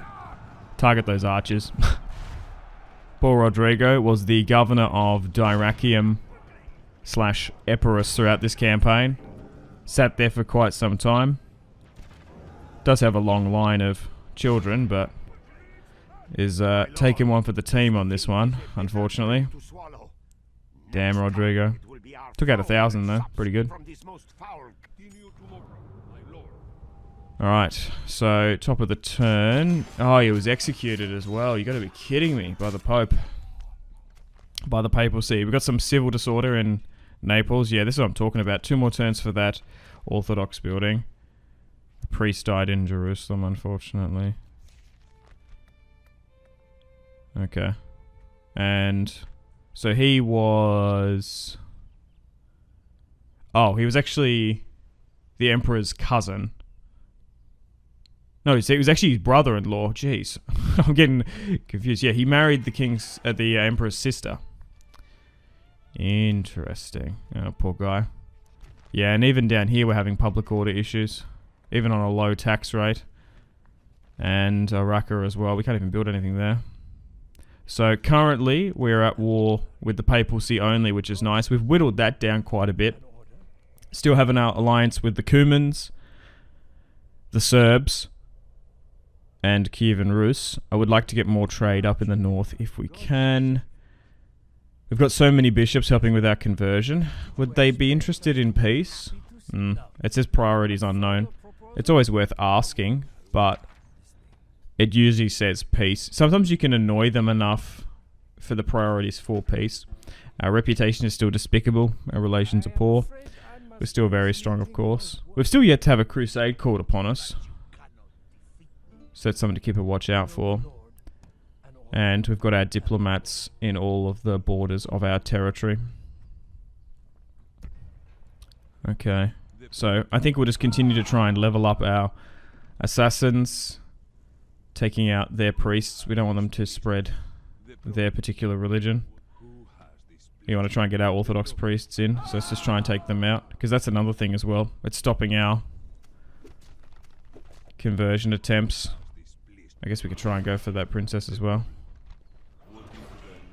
Okay, it didn't work on that. But so far, slowly but surely, bringing back the Levant to Roman control, and we just have to sort of juggle with the governorships as well. It also might not be a bad idea to try and move some of my governors that were sitting back in the core Orthodox Byzantine territory that we had. We're trying to get a full stack here in Jerusalem. Because after the conquest in the Levant, we're a little bit weak. So, still got a full stack in Sicily with the Emperor Alexios. Technically, Andronicus is probably, even though he says he's the usurper, he probably should technically be, if you look through male preference primogenitor, he's next in line. I was more than happy in this series to go with command, but even if you do choose who the next emperor / heir could be, it's sometimes just random. Like, for some reason, that illegitimate guy is the heir, and he wasn't even a very good commander either. I don't know. Anyway, we're getting a full stack here with Andronicus, and I think I might make him go and try and take Damascus, because the Poles still control that. They still have Rhegium, so we could go for that. And then I guess I get another army to maybe at least sit on the border of the Abbasids. We could go against them potentially. Like, can I move my bishop down here? How big is that? Okay, so the Fatimids are at war with them. Have they chipped them down a bit? Oh, okay, there's a full stack here. Do I send Andronicus to attack?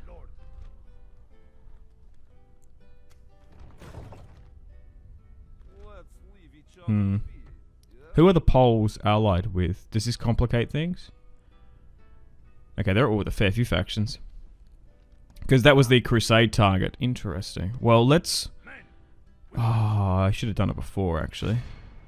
Oh my god, I killed my movement. That's a misplay. Damn it, I should have just attacked straight up.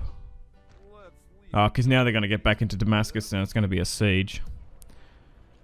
Oof. Alright, still trying to move governors around here to control this territory. And Jonas is Alexandros' son. He's technically third in line, so ideally he should be commanding the far eastern full stack. We've got a lot of units, but the main problem is it's just like they're quite tied down in these particular regions. It's just the conversion, it just takes so long. That's the thing is with this mod, it just takes so long to convert and control. We didn't really have this much of an issue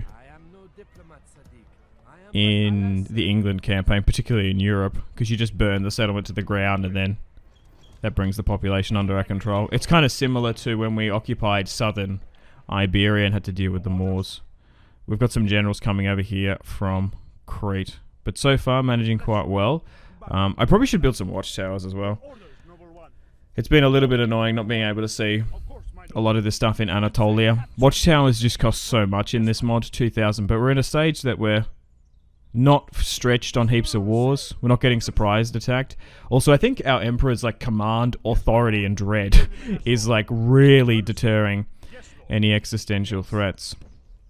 But I'm quite happy with our northern border not having to deal with stuff, because quite often the barbarians, the Goths, and all those guys up there were threatening our northern border.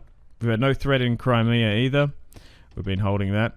Alright, we need to deal with this army. Try to get some more mercenaries in. So we're just sitting in Rome. Unfortunately, we did lose part of our army, but we're going to be able to bring up some additional reinforcements from Napoli. And if they come at us again, we should be able to throw the army back. Yeah, but the papacy technically has no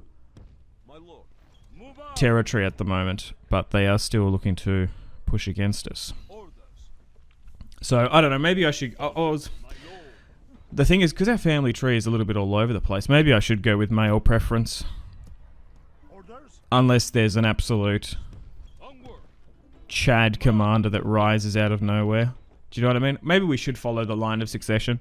But unless there's some, like, nephew who's, like, an Octavian level of commander. And he's got an Agrippa with him. Maybe we do something like that. Yeah, people sleep on Agrippa. I kind of feel bad. Octavian was a great guy, but everyone knows Agrippa was the Chad. Okay, we're just going to bring some more units over here. Yeah, even in Dyrrachium and Your orders, Skodron, Your orders, noble one. it's just like reshuffling this. Orders. Move out. Yeah, I actually think that it would probably make some of our Far Eastern territory worse, changing Rome to the capital. I also think that it probably costs a hell of a lot as well. Although these governors been sitting here in Thessaloniki, in Corinth, have been getting some really nice bonuses, we probably need them now in the Far East. Move out. Let's continue on. Suitable husband, sure. We've also been a little bit unlucky with various plagues and stuff. Yeah, so even here is like becoming a bit of an issue. The use of maritime maps. The ships of the Mediterranean factions will increase. Nice. Because that happens as well. You get various bonuses as time goes on. Okay, we built a library and a small Orthodox church. Some construction's going on. But it's 11:58. We suspect you will waste our Yeah, they still don't want a ceasefire, This meeting was unfortunately. Just reshuffling our bishops around the Levant is probably not a bad idea. They are perpetually bringing in their own religious leaders in, which is annoying. Probably could do with some more mercenaries potentially. I want to move my diplomat towards Poland so we can sue for peace with them as quick as we can. Still continue to try and get rid of some of these guys. There's a lot of princesses there. The thing is as well... Nice, we got her. They can steal your generals, which is what we don't want. So, a little bit ruthless, but we don't want to lose any generals if we can avoid it. Okay, so we're going to send the Emperor's brother, Andronicus. He's going to go to Damascus. Oh, they moved in. Damn it. Oh, well. Well, let's declare war upon Poland. I guess you'd roleplay this as the Principality of Damascus, realistically. The crusade was decades ago, and a small ethnic Pole contingent is sitting there. So, Jonas is Andronicus's son. So his brother died of the plague, I forgot. So technically Andronicus the Usurper, I don't know why he's called that. Whatever. He is next in line, and then I'm going to send his firstborn son and heir to go essentially for Baghdad. Now, I don't think the Romans ever controlled Baghdad, but like outright annexed it. But they must have had, maybe they had some limited control.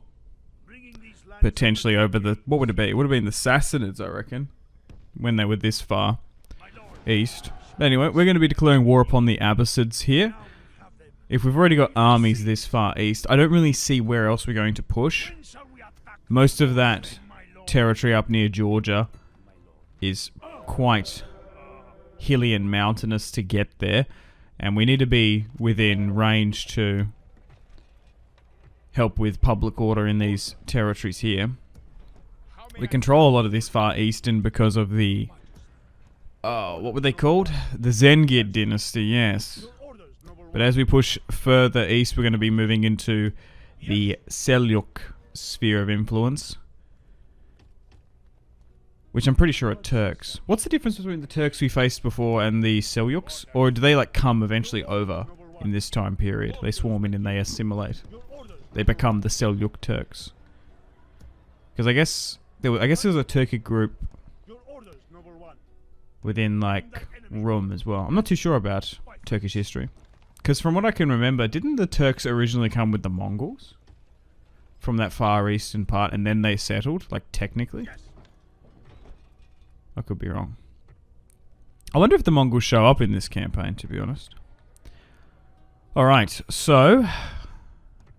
Still continuing to ferry generals over.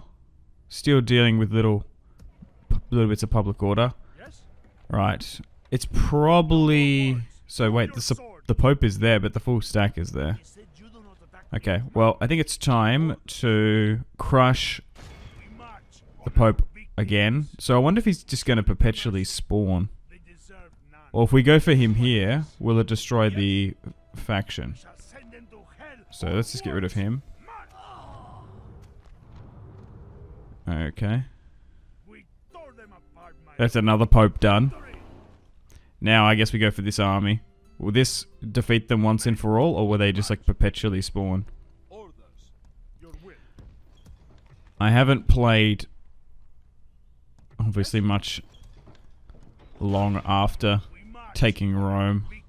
So, okay, they're still a little bit weak. So Rodrigo, my brother-in-law, took one for the team. But we're going to fight this one with Emperor Alexios the Tyrant. The ruler of Rome. He's come in. He's commissioned new aqueducts. And is now back in Rome, which is fantastic. A Roman controlling Rome. So let's crush this papal army once and for all. Still dealing with the consequences. Christendom is still wanting to fund military actions and forces. So, currently at war with Poland and, believe it or not, the Abbasids. So, we've got a short peace with Sicily. Ideally, I want to try and take all their territory. They probably have the island still. They might have some territory in North Africa. We'll see. But no one really cares about Norman Sicily. They have conflicting views. Alright. But so far the Pope hasn't called a crusade against us, which is pretty good. So, once we get all of southern Italy under our control, we'll try and go for Sicily. And then I guess we try and take all of the peninsula. Ideally. We're getting close to the historic height of the Eastern Roman Empire. We just haven't taken out the Fatimids, but they're probably just a little bit too strong. We're only wielding at the moment 3 full stacks in like active field duties, which is a little bit low for the size of our empire. It's just because like public order on this difficulty is just pretty hard. It just takes time. Once we convert a lot of the factions, we'll be fine.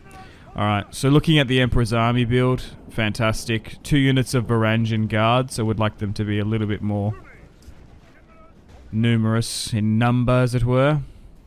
We've got 4 units of heavily armoured Skatatoi spearmen, and we have a whopping 7 archers here. So we should be able to pepper them. Although we're attacking them, we should be able to initiate a defensive battle. Because are they going to really sit back and allow us to hit them with impunity? Oh, we've got some Berber archers. Interesting.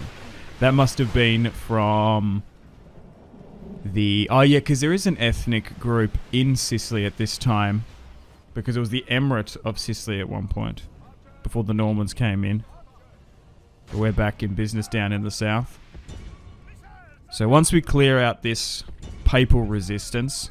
If they perpetually spawn armies, that's going to be annoying, because then there's going to be a full stack tied down. Just going to move my archers here up. Some of them aren't all in range. Oh, and it might have just activated them, so they reform back here. Go further back, please.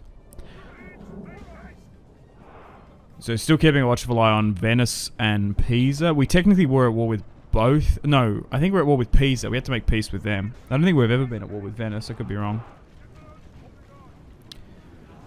Nice, the Varangian Guard engaging.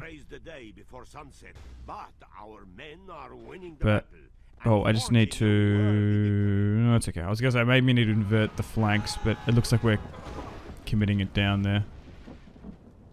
Was that like a Roman Legion banner? It looked like it. Or a little bit on the low ground there. I think we're going to be okay, though. But Alexio... Oh, no. Oh, I stuffed up. That's why you need to fold the flanks. Shit. Because they're going to go charging. No, they're going to get my spearman. We might need to get the Emperor to go for that. Also, they're... Oh, no, no, no, no, no, no, no! Because... Oh, my God. Because, I don't know if you notice, generals in a command unit, they sit on the far left-hand corner. Always, for some reason. So if you get hit there... Oh, my God. So if you get, so if a general unit is sitting in a cavalry, like a straight cavalry formation, if you get charged from the right, your general isn't going to die. But if you get charged from the left, there's a super high chance it can happen. Oh my God, that was a close one. I guess he's got pretty good hit points. because of his command and authority.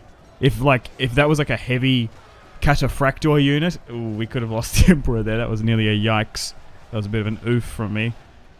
I didn't see. I think I couldn't see it over the hill. That's why it was like, oh, we're probably okay not to fold.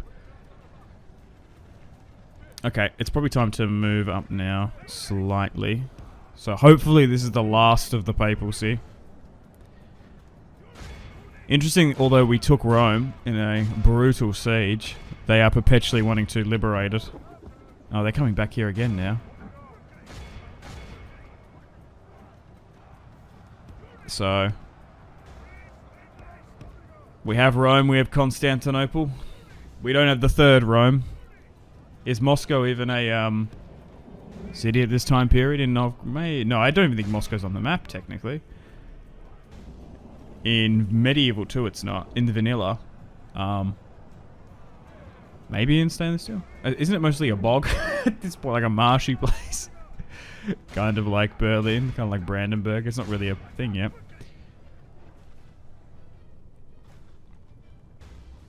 When did Moscow become a city? Was it like 600, 700 AD?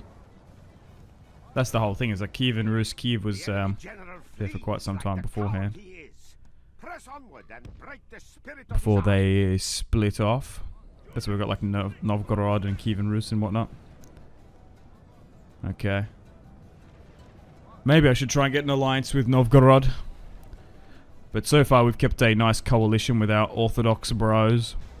That's another thing as well. Maybe we're better off going up into some of that territory. Should we betray the Serbs? I don't know. They've been quite loyal. I'm surprised they haven't surprise attacked me, because sometimes that just happens. Even with allies.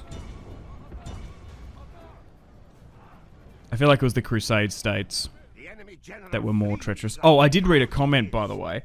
And before I loaded up this particular campaign, I was like, why am I perpetually getting attacked in Sassonia? Why do the Crusade states want that so much?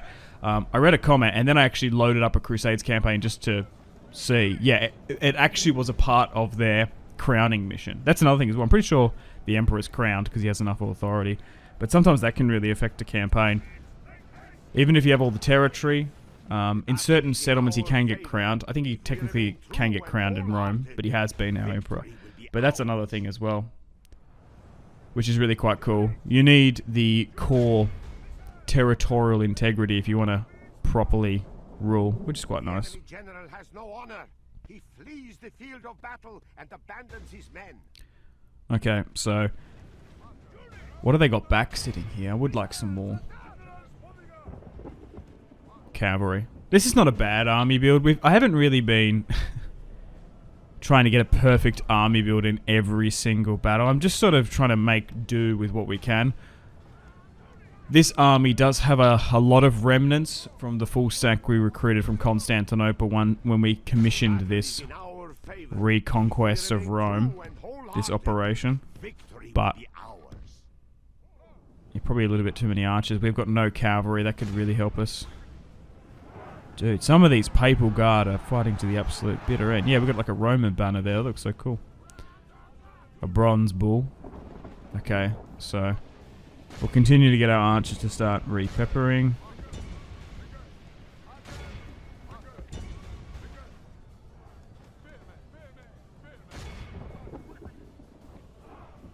But I'm trying to think what the victory conditions would be for long. I'm assuming it's like 40. We're sort of just making our own. I would like to get to the historic height of the Eastern Roman Empire.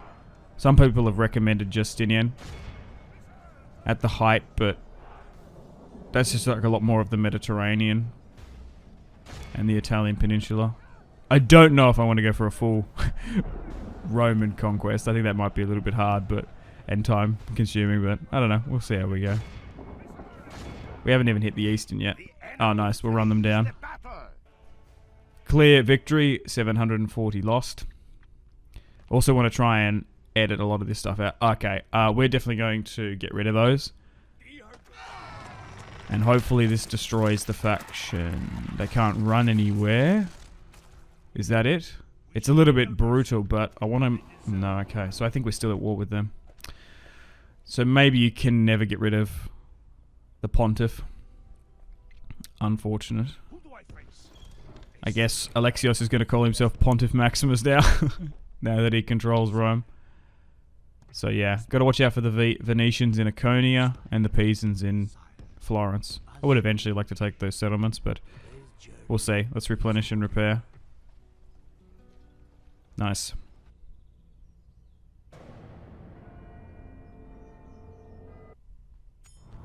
Alright, welcome to the top of the turn. Any change of developments? Some children, Orthodox abbeys. We're not on much of a construction or recruitment blitz. Yeah, just like we got a lot of units just tied down in these areas. Public order is very, very yikes. Like, look how many units are just sitting here.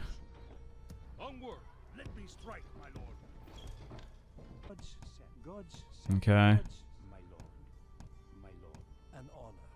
Moving into Hungarian / Polish territory because we eventually want to make peace with them.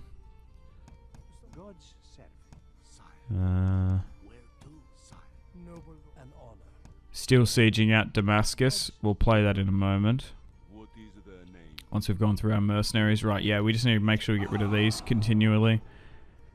We don't want the Fatimids to start converting our territory in the Levant. Nice. Let's get rid of another one. And these princesses as well. That's a 15%, that one. Okay. Still besieging out Baghdad as well. They have moved up an army, but we outnumber them 4-1. We could probably auto-resolve that one. Nice. Yeah. Jonas is going to take... I need to be a little bit more brazened on the auto-resolve. And look at the numbers, not necessarily the balance of power, because it is a little bit deceiving. So, we've taken Baghdad now. And third in line, Jonas Kominos has now taken the city. Bring it back under Roman control. Nice. We'll replenish and repair where we can. So he's 30. We'd like to get him married off. The Conqueror of Baghdad. Oh, that's a pretty cool trait. Yeah, I guess it's like the heart of Mesopotamia.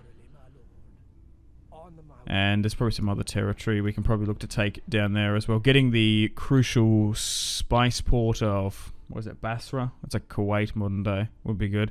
Yeah, public order-wise, it's still very yikes over here. We haven't been able to move from... Oh, they spawned again. Yeah, like there's another pope. I guess we let him sit there. They're going to like perpetually spawn. Maybe if they call a crusade, we'll get rid of him and it might cancel it. They're still not interested in peace. We'll eventually move from our Italian holdings, ideally. No, still not interested. Alright, back down to the Polish Principality of Damascus. Hilarious. I love it. I guess we'll try and continue to take out some of their merchants and stuff. All right, so let's have a look at this build. Dobromir the Righteous. What a fantastic commander. He's been governing Damascus for 10 years. And his brother as well, maybe? No. He's a Piast, though. So they're both from the famed royal dynasty. Lot of Slavic mercenaries there. Alright, so we slightly outnumber them. Andronicus is a 5-star commander. He's technically next in line through the male line. I think because I guess he's sort of, I don't know, it's just a bit of a weird mechanic, even though he's called the usurper. So I get, like, it's just like he's, technically I guess he's like, he would split from the faction, but if he was to make himself, declare himself heir, it's just a bit weird that we can control him. I know Medieval 2 has some limitations. Maybe they just need to get rid of the usurper trait. I just don't, like, if a family member declares that he's a usurper, like, how do you do that, like, roleplay wise? I guess we get pretty bad relations and loyalty. Like, some people, I think it was more so of a fact in the English campaign. I don't know, maybe we need to get rid of generals a little bit more. Can you assassinate your own generals through your own agents? Maybe. I don't know. But once we move into Damascus, I wonder if we're going to have that hard religious conversion. Even if Catholicism has grown here, it still is not... It's still going to have a conversion hit. regardless if it was Islamic or not. But anyway, let's march on in and allow Andronicus to hopefully take Damascus. Here we go. A territory I've been wanting to covet for quite some time when the Crusaders came in. But it's a bit weird they were at war with Poland. Now, I have preemptively sent my diplomat towards Poland. He's in Hungary now. Look at this. They've got like Slavic Polish drip. A little bit hot to be wearing that in Damascus, but so be it. Now, what I'm hoping is the Pope doesn't call a crusade to try and retake the city. Archers raining death over the top. We've got some of these Armenian infantry helping us out. We've also got one unit of Scutari swordsmen, which is nice. Whoops. And now we're on the offensive.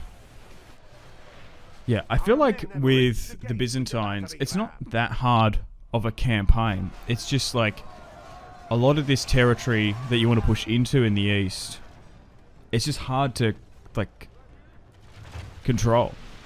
Like, you have to burn it, you have to exterminate it, and then you just have to sit there for a bit and wait. Because first of all, it takes like 3, 4, 5 turns to get public order / Orthodox church buildings to help with the public order and suppression. And then you can't really like move on. I feel like I'm burning a lot of turns. But I guess it's sort of a little bit similar to the England campaign, because in that, it was not necessarily that we couldn't control all the regions, it was the fact that the Pope would constantly call for 5 to 10 turn ceasefires. So I guess it works out the same. Like, at the moment, I reckon we're going to get huge public order issues if we were to move the full stack out of Rome, and it just ties it down. So it just basically slows our expansion a bit. But hey, I guess it's sensible and realistic. That's the point of this campaign. You're meant to do 100 turn Let's Plays. And turns. I think it's like 800 turns or something. Okay, so we've opened the gateway. I've committed forces to go back up on the walls and help. And then we'll try and make our way on in. And I guess we'll just burn it to the ground as well. And we'll see how we go.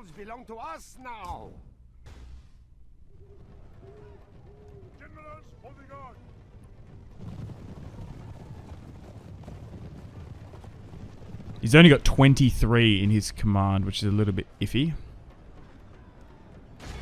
But the Romans are back in Damascus. Oh, I forgot there was that trait in Medieval 2 Vanilla. Was it Damascus Steel? I think we actually can maybe get like sword drops, which would be quite nice. Haven't they forgot how to do Damascus Steel? They have like a rough idea, but they don't know exactly what they used. It's interesting that Damascus Steel is inspired by like... Sorry. So George R.R. Martin was inspired by Damascus Steel and called it like Valerian Steel in his story. It blew my mind when I realized that. I was like, oh, that's what it is. There's also like Greek flamethrowers. Like they sort of lost the recipe for that. I think they roughly know. It's like the whole thing is like, oh, they kind of know how the pyramids were made, but they just don't know exactly. Some engineers like argue over it and stuff. But yeah, I don't think they know the recipe for Greek fire exactly, but they like roughly know.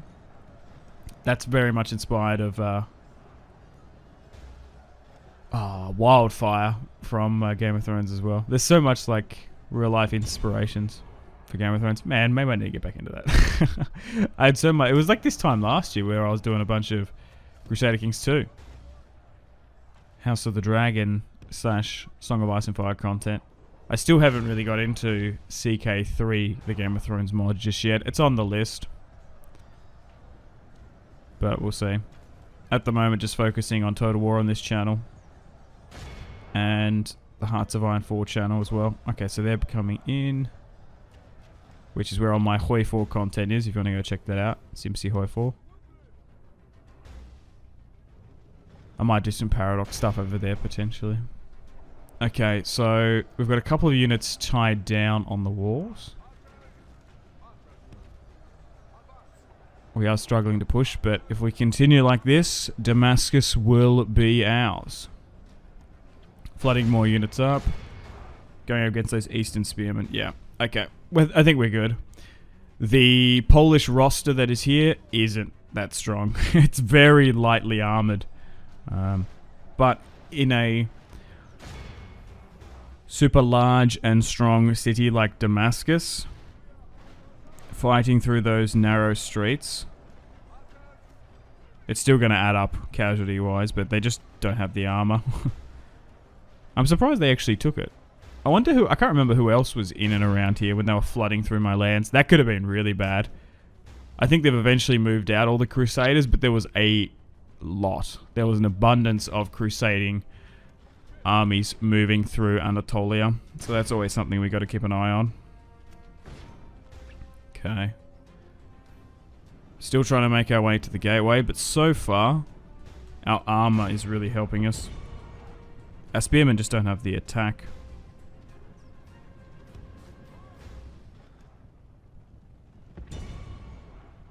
Okay. Right. We might get more. Actually, you know what? Let's get those. There's 4 units there. There doesn't need to be 4 there fighting 1 unit.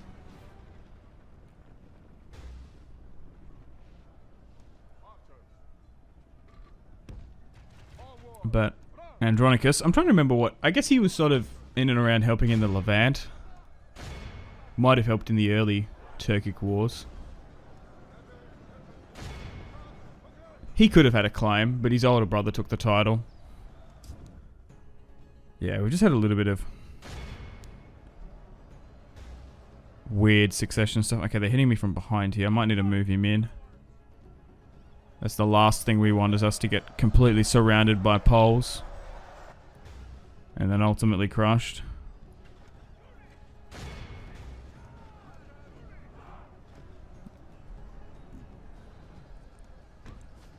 And then, what should I do with this army? Because I don't think there's any more interior territory. I might move this back to Jerusalem. Oh, that's another thing as well. I did look it up. Jerusalem... So I don't know if you know this, in Medieval 2 Vanilla, if you take Jerusalem and you control it, it does give you a faction-wide buff to public order. So you really should take Jerusalem as early as you can. In even Medieval 2 Vanilla, it's still in this mod. I think it's a 10% public order bonus, which is absolutely massive, particularly on the harder difficulties. I think there are other settlements that give bonuses. I can't remember them off the top of my head. Maybe you guys let me know in the comments. But I have a feeling that maybe Cairo and maybe Constantinople give some various trade bonuses. I could be wrong. I can't remember off the top of my head, but yeah, I would highly recommend, if you're playing in vanilla and in this, try and take Jerusalem. You get a really nice 10% faction-wide public order boost. And even with that, we're still dealing with public order issues. Okay. They are holding. It's just like we just don't have very high attack, so this battle's going a little bit longer than what I would think. I've still got plenty of time though. Spearman versus Spearman. Absolute slog. Sorry, Poland. Oh, there goes one of their generals. They actually had 2 pretty prominent generals as well. I wonder where they were in the line of succession. Okay, nearly getting into the town square now. Things will open up. But yeah, I'm just absolutely loving being back in Medieval 2. I find that the impact on my arm is just like so much less compared to, like, I feel like the newer Total Wars, like particularly Rome 2, is just sort of micro heavy. I never really considered how sort of slow and methodical these older games are. It's just like nice. It's a really nice change of pace. I just haven't played Medieval 2 in so long. But massive shout out to the modders for Stainless Steel SSHIP. Also, that's another thing as well. I say Stainless Steel so people know what it is, but because not everyone knows what SSHIP is. Also, is it SHIP? I always just thought it was SSHIP. That's how I've always said, like DEI. Not, yeah, I guess you could say it either way. How do you guys say it? Am I playing, I don't know. I'm assuming it's like initialized like that. I could be wrong. Is it the whole, oh, what's the argument? GIF/GIF thing? I'm definitely part of GIF. I would say it is GIF, yeah. Alright, let's move around. I guess it doesn't matter as long as you know what I'm talking about. Okay, nice. Our men have taken control of the city. Yeah, but it's making me want to do more medieval mods. I think even Divide and Conquer has had another big update. It's been a while since I've played a campaign on that.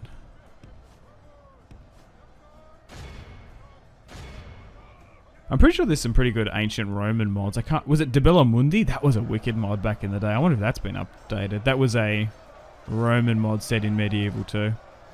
If you like the Medieval 2 engine more, I'd probably recommend that.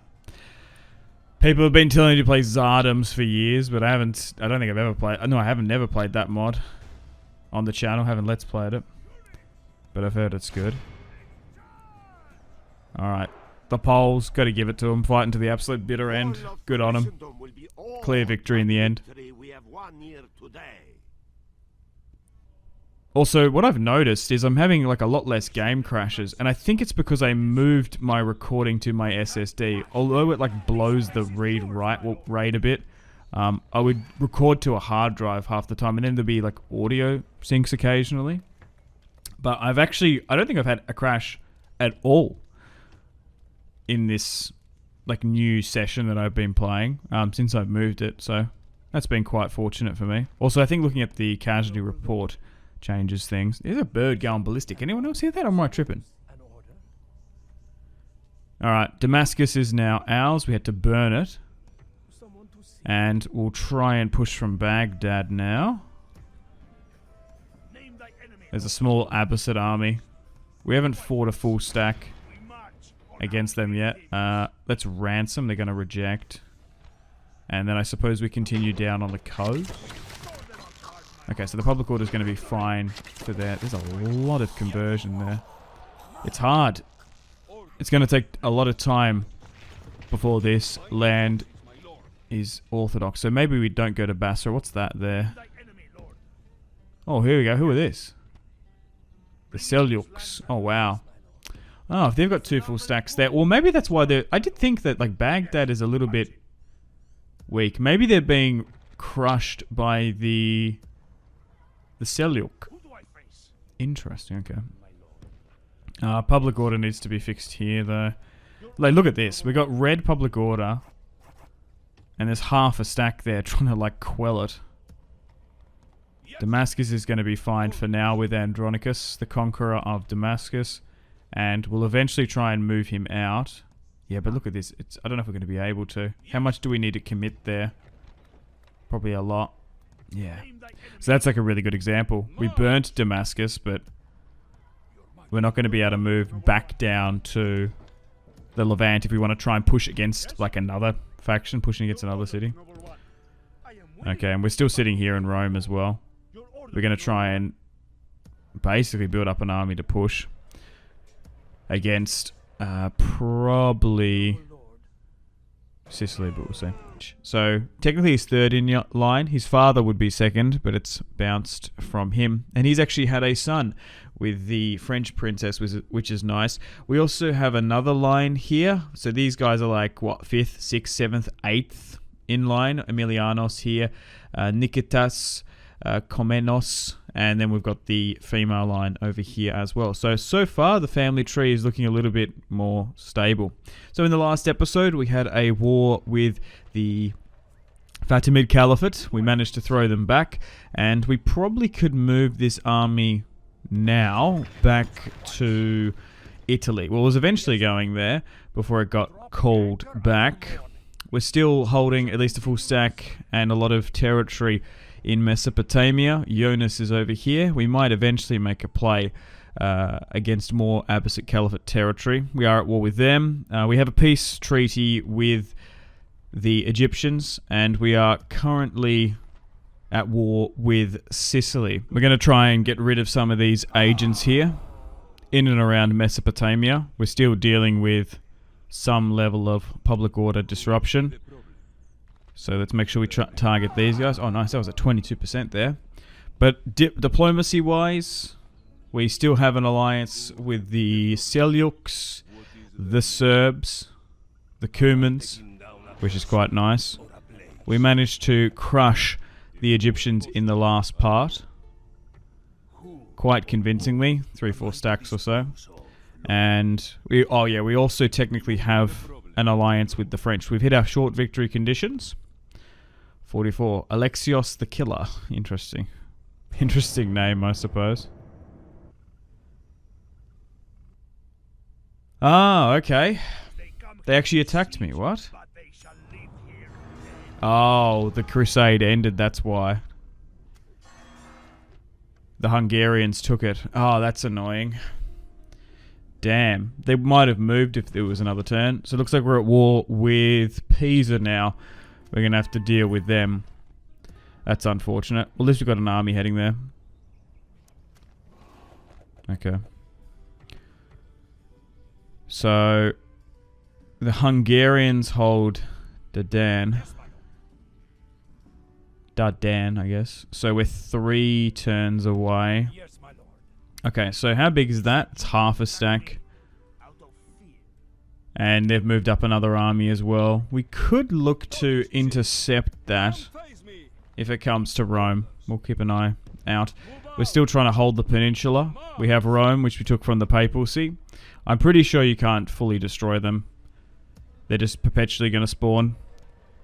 If the Pope's army starts to grow, we might try and dwindle it down. So let's move a full stack to Rome to deal with this. Well, I did obviously want the Italian peninsula fully under Roman control at some point, but I was in no rush. We're still converting the peninsula back to Orthodoxy rather than Catholic.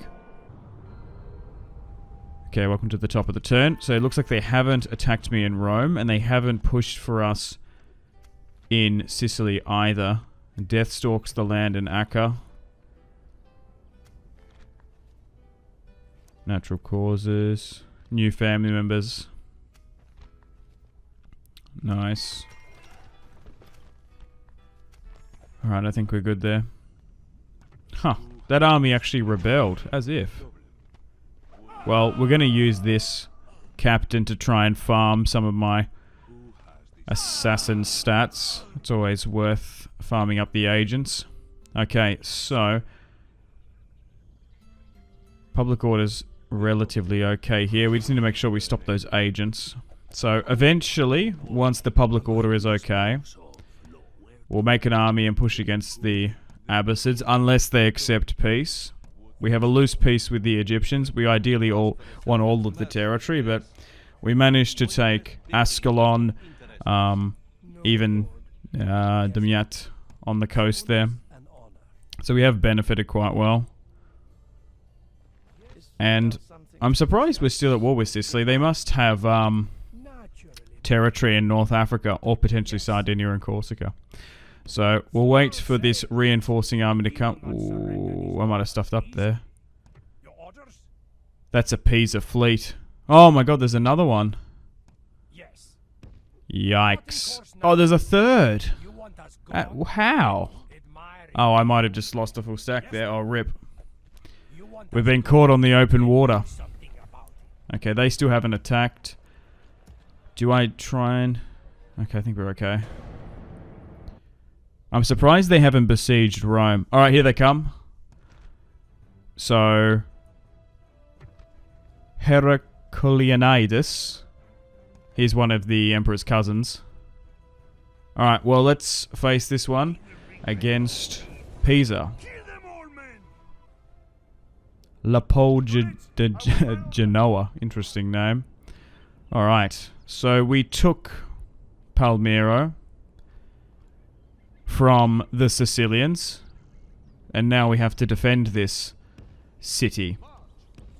It was a big famed castle,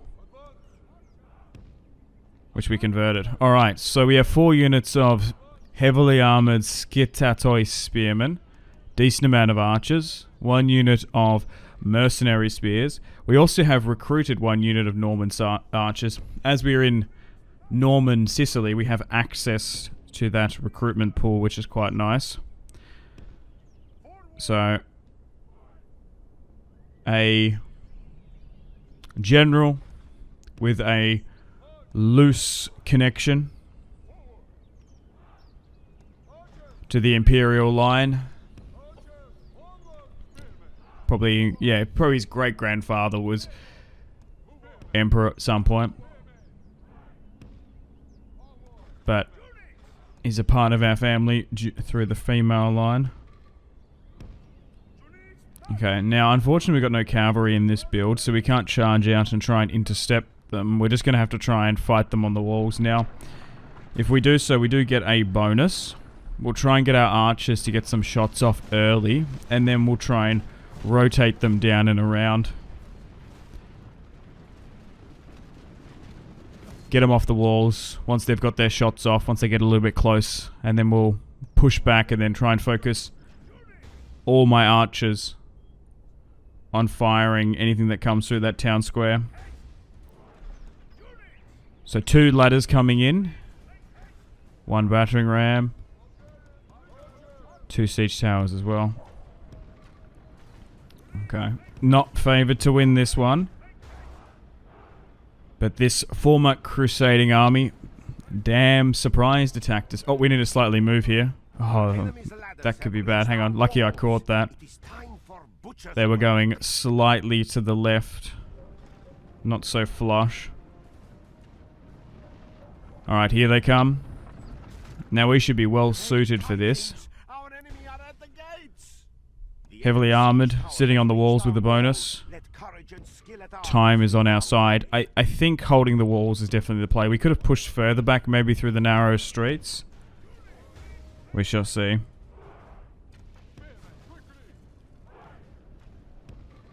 Let's reform that.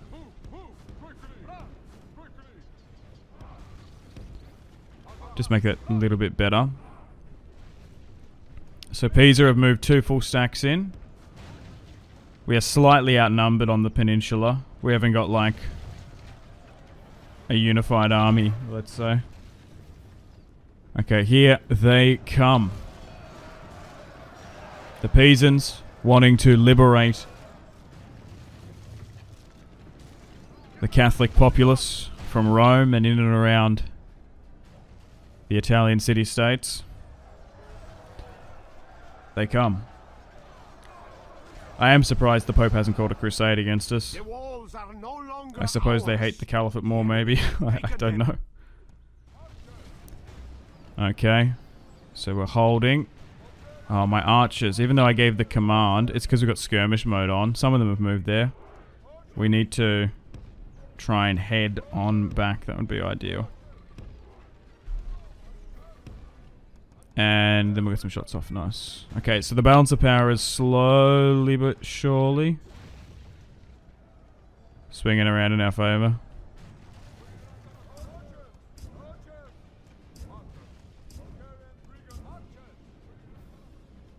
To arms, General! The enemy's ram has breached the gates!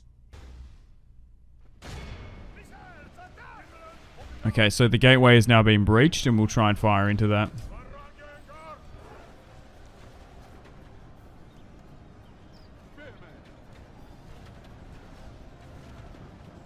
Why are they pushing in levy crossbowmen first? Okay, no, there's a mixture there of some spearmen. Okay, we're still holding. I don't want to give out any attack orders because we're just going to get run through. We're better off sitting on the defensive. Now, if we can get to a point where we can throw back a unit on the walls, we can reallocate it to a better position. We can't just let it sitting there. Okay. So a lot of them are coming through the gateway. Okay, so it's not too bad. Some of it's hitting the top of the gate. Maybe just need to move the general back slightly. Going for that low angle archer arc. Do you know when they hit it like very like vertical instead of like up and over? Hitting it a lot lower is a lot better. Our Our men have slain the enemy. Oh, nice. Now his men will lose heart. Lapo de Genoa. I guess he's of Genoa. He's been sniped. He's been killed. Nice. That's probably just won us the battle there. It capitulated a unit on the wall. Remove you. Nice. With the enemy general now dead, the battle should swing in our favour. We've won on the left-hand side here. Actually, get my archers to hit that. You actually might be able to hit it clear. I'm going for the units that are coming through the gateway. Actually, if you're on the walls, we might be able to target. Look at this. Oh, perfect. Not only are we hitting bank smack on top, we're hitting them in the sides where their armor is weak. Yeah, I think we've got this now. I think what we have going on here, what they say in the business, we're going Gucci. We're going good. Okay, they're routed there. Still holding on the walls. Shaken, just push now. I'm more than happy to go on the offensive for this attack. So they did wait us out at least a turn or so, which made it a little bit challenging, public order wise. But I think we're going to be able to win a glorious victory here today against the Pisans. So they have Florenzi. If this guy's called Genoa, I'm assuming they have Genoa. So we might be able to go on an offensive. It just depends if I can move potentially the full stack and Emperor out of Rome. Quelling the populace there has been a little bit hard. Let's run them down. Clear victory, a heroic one. 333 lost. And Leonidas defends Pomoranos. Oh, but as we've won a glorious victory during the end turn here, we've got to deal with this. Oh my god, I thought you got ran down. Okay, I think we might have averted danger there. Yikes, that could have been a big misplay. A beauty in Venice. An exceptional, beautiful, noble lady has arrived at the Venetian court. Maintaining high public order becomes difficult. Oh, so you actually get +1 popularity. Oh, so maybe I should constantly marry into family trees because it gives you like a public order bonus. Interesting, because it adds a trait, doesn't it? She's not that good. 19. Because yeah, okay, so maybe even though it might be a bit weird for Catholic factions to go into Orthodox, marry into Orthodox, and like vice versa, you do get some nice traits. So if so okay, I've changed my thinking of that. So if you do have a faction leader and heir, you should really try and find a princess if you can, because you can get some really good traits. Oh, okay. Because Jonas here himself technically has Hungarian blood, and then his future children will be have French. Okay, so how to call Leonidas? Yes. So oh wait, he's actually the emperor's great nephew. Maria, it's his sisters. Interesting. Okay, so there actually was more of a connection than what I thought. So the co-emperor, the future emperor, Emperor Jonas, co-emperor, 38, he's got 2 sons, so the line's going to continue through him. So we're not going to have a succession problem. Yeah, I changed my thinking back and forth. I was thinking like, oh, I'm more than happy to, if we've got some guy who gets adopted, he's a 5-star commander, goes on a bit of a crusade and conquest, he should be emperor, but we haven't really had anyone. All my fantastic commanders have been from the male line, because we just haven't had... First of all, we haven't been wielding that many legions at one time, usually only 2 or 3, and then I just so happened to give it through the major lines. Okay, so a little bit of public order issue here. We've defended our Sicilian homeland, and we'll reshuffle this. They're just sitting on a bridge. That's unfortunate. So I don't really have that much of an ambition to push against them. Oh, yeah, so Paris... Okay.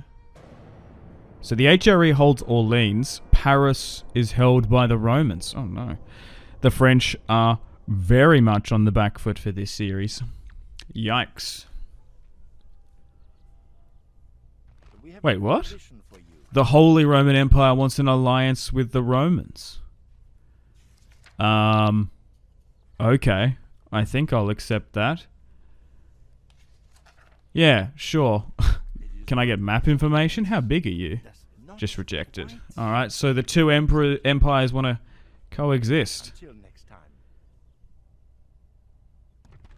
They're going to smash that ship, unfortunately. So we're going to have to disembark him. He's going to have to make his way through Greece. Yikes. I guess it works out. Nearly got taken out on the Mediterranean.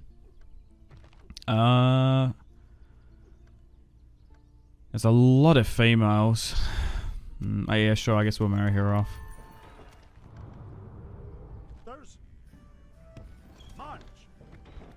Okay, maybe put that to normal. Okay. So, at the moment, we're going to try and get this full stack over to southern Italy, so it should be able to free up the army in Rome, and then he can go on his counter-offensive. Oh, looks like they moved that Pisan army back, though. I don't know where. Maybe it's in the fog of war somewhere. Let's get a diplomat in Rome.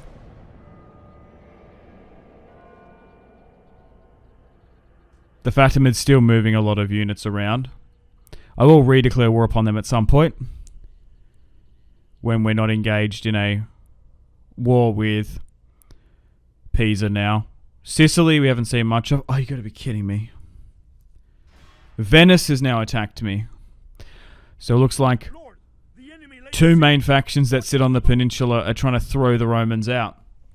What unfortunate timing for you, because, would you believe it, we've got a full stack just off the coast. Perfect timing. Or we can probably throw them back quite easily. So we've been besieged in southern Italy. So if I'm... Yeah, we got so much movement. What even is in this army? Nothing crazy. Oh, that's actually gone to a half a stack. That's interesting. That was only one unit for quite some time. Do they want peace?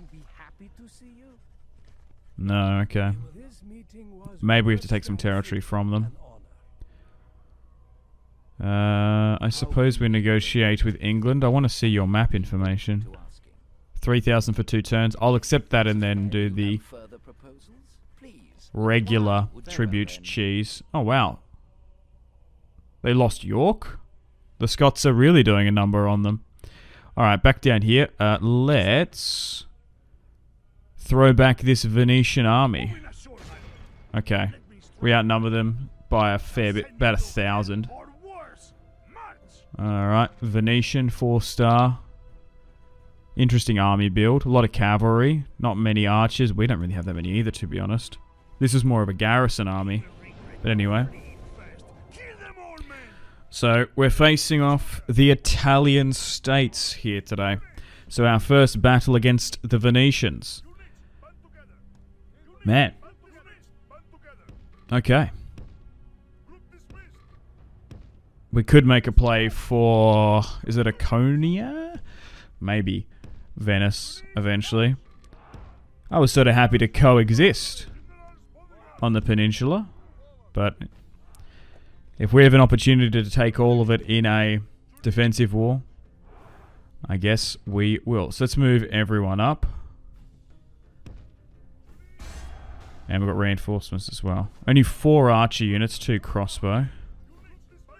And we're going to be playing this one with the Emperor's cousin, Nikitas, who is, well, he's now probably 5th or 6th in line. Still hasn't been married off. I kind of wish he was. I don't want some of the Komnenos' lines to die out. But eventually, once we have waited a little bit of time for the resistance and martial law to subside in Mesopotamia. If the Abbasid Caliphate don't want peace, we're just going to have to continue to push them. They mustn't have too much territory left. They are getting pushed by us and the Seljuks. Still keeping a watchful eye on Georgia. I could make a play for the Caucasus. It might be easier to take that Orthodox territory. We'll move up. We don't want to attack any... We don't want to attack these units just yet. We just want to lock them down, and then we'll try and flank. Ideally. Here we come. Here we go. Here comes Venice. They are fighting for gold. They're fighting for merchants' money. We're fighting for a dream. The dream of the restoration of the Roman Empire. Oh, what a dream. Okay. But that's this mod for you. It takes a little bit of time to conquer and hold and essentially assimilate territory. I like it. It's nice and slow and methodical. The best way to describe it, it's like a DEI for Medieval 2, if you've played that in Rome 2. And by the time, quite usually, that I'm ready to go on an offensive, quite often we just get attacked. So, once this full stack throws back this Venetian army, ideally I'll try and at least move this to Rome, try and disperse it, and then we'll allow the Emperor to go straight for Rome. But the thing is, like, we can't leave Rome without putting like a full stack in place, because the populace just would rebel. I am building priests. We did get a priest bonus with the Anna common. I think it was Anna. Was it? Was it was it Theodora? No, I think it was Anna. Kuminos. She had an event which gave us a buff to priests, which is nice. But I went through it in the last episode. It just takes so long to get the religious conversion going. Pushing into non-Orthodox cord territory. It actually might be a legitimate play to betray the Serbs just to push in there and take it, so then we don't have to leave armies that long. But they've been quite a decent buffer state. I'm quite thankful that the Cumans and the Serbs haven't really interfered with our sphere of influence. Same with the Hungarians, I suppose, but we did have a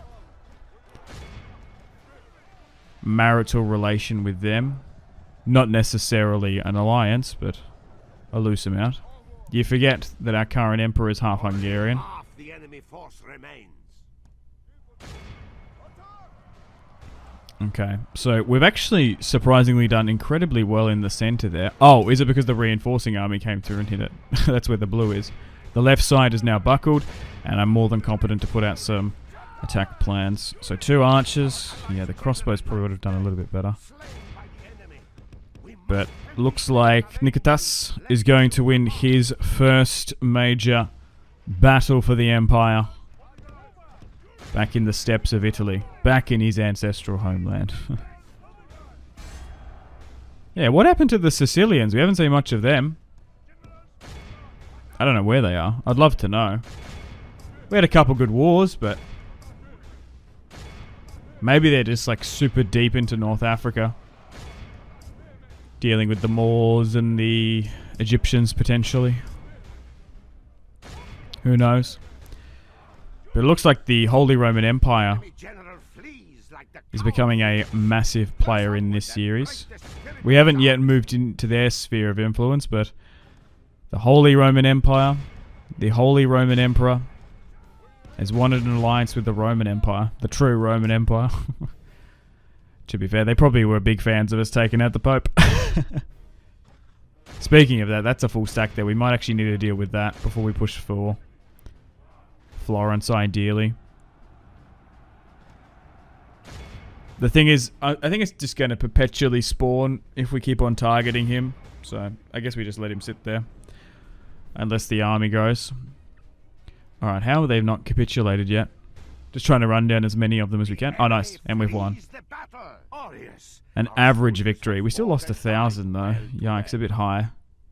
But ultimately it's going to be a good result because we've crushed a full stack of Venetians. Damn.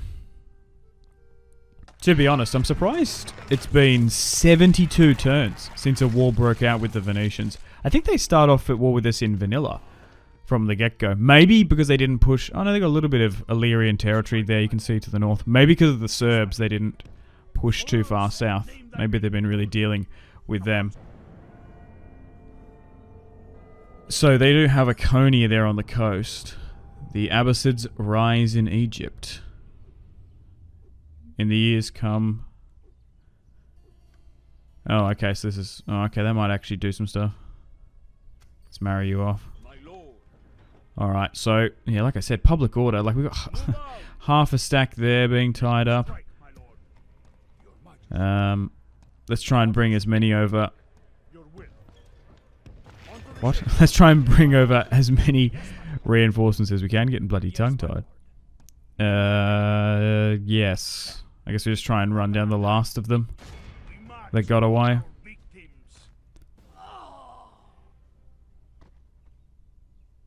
They can't run anymore, so... Yeah, there's even like... Look how many units we have to commit on a low tax rate even. Kind of crazy. Okay, that'll do. So, let's get you... Ooh. I was going to say we need to head you to Rome, but actually, we might just get the Emperor to come out. Yeah, he should be able to get rid of Pope Leo. Maybe release. Will be chivalrous. He can't go anywhere because he hasn't got any settlements under his control. And now we should be able to move up.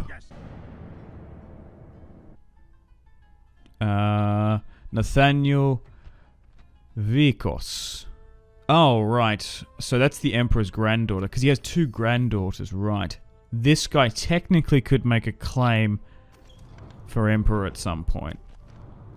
If we run out of the male line, so... Oh, nice. He's actually been called Alexios the Great. Nice. He's got the blood of Alexander in him. Nice. Okay, so he's in Constantinople now. So he has a son-in-law finally again. His great son-in-law. His last son-in-law died. It's a shame he's only got like the female line there. Venetians don't want peace after we crush them. Alright, so Nikitas can move into Rome. Oh my god. Even with that, it's still red face emoji. Is an emoji? I guess you could call it that.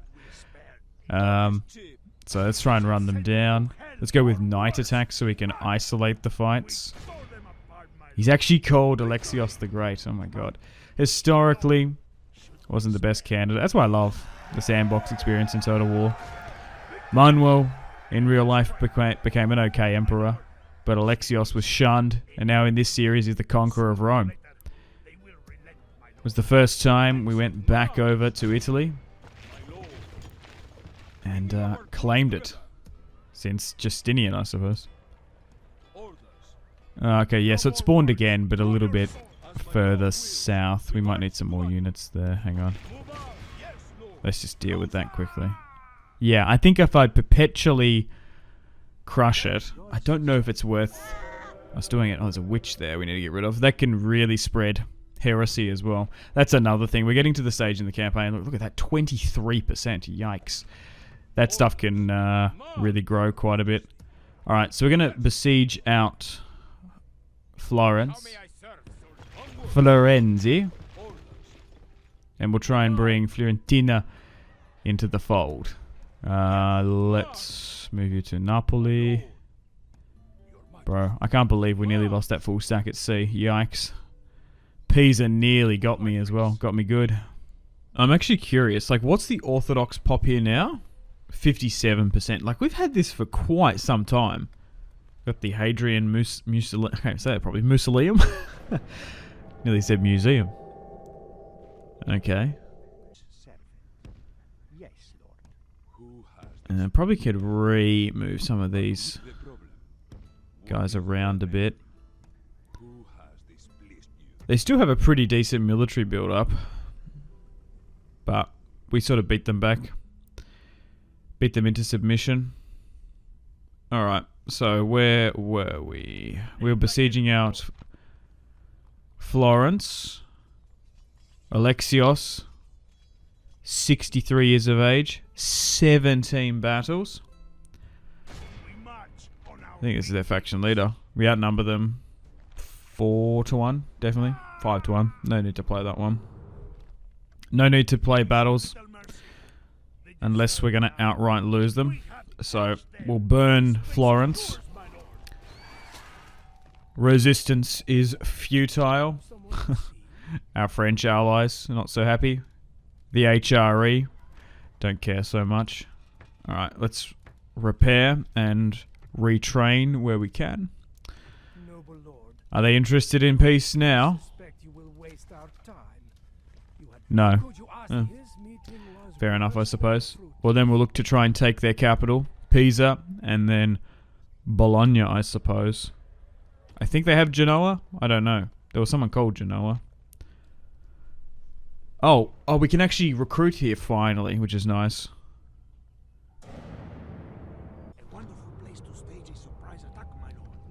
Someone invades Georgia. Okay. Got to keep an eye out on that. Suitable husband, Theodorus. Yeah, sure. The more the merrier. It does cost to get those guys married in. I need to remember that. Oh my god, he's got 3 sons now. Oh, wow. Yeah, the public order still ain't good here. So, still at war with the Abbasids. Probably could do with some priests down here. We might need to reshuffle this a bit. Yes? Sort of in this Kurdistan region. Northern Syria. Public order seems to be a lot better. The Levant, not so much. I would like to... I do want to go on the offensive, but it's just a little bit hard. You just have to burn turns and wait. Oh, they've moved up another army here. Well, let's throw them back then. Oh, that was easy. They poshed it a bit. Okay. I wonder if they've got much more military might up here. There were probably only a 1, 2, 3, 4, maybe 5, 6 size faction. Maybe they might not have much more armies left, Pisa. Because we crushed one in Sicily, and we crushed an army here in the north.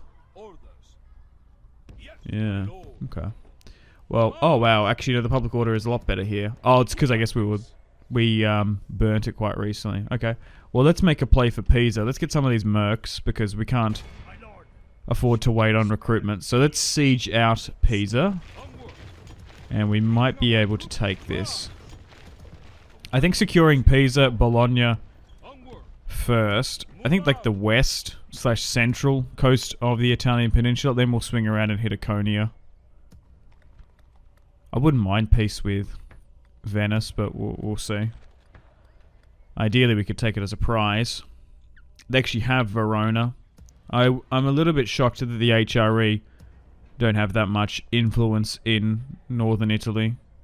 They seem to have focused more on the French compared to any other. Wait, the Danes want an alliance? What's this? Alright, during the end turn phase, the Danes have popped up. I think they're at war with England? I think that's England. Sure. Oh, maybe this would deter them ever getting attacked, potentially. Alright, welcome to the top of the term. So, skipped a little bit ahead. Still at war with the Abbasids, Venice, Sicily, and Pisa. And we are now ready to go against the Abbasids. So, I've fixed up the public order a little bit here. Just reshuffling units about. And we're going to make a play for their city. It's a little bit in the depths of Persia. So I'm going to offer them peace again, but they perpetually are saying no. We also made an alliance with the Danes, which is a little bit weird. I think that's because we have an alliance with the HRE. So if they ever get attacked, they might think twice about it, potentially. We're going to continue to try and offer peace with Venice. They're not interested. Still sieging out Pisa. We should be able to take it. We have a diplomat near Hungary because they have a piece of territory on the Arabian Peninsula, funnily enough. So, right, so once we got movement, we're going to move up there. They also probably have this as well. So they've probably only got 2 pieces of territory. It's so weird that Hungary are down here, though. Still keeping a watchful eye on the Egyptians, but once again, peace has broken out. They moved up another army, Pisa. How big is this one? Okay, they're just going to retreat again. Half a stack. We probably could push out here. We've already had 1 defensive siege. We outnumber them by 1,000. 20 to 7. No, we're good. What's this? The 3rd or 4th army again we've crushed? Doing quite well.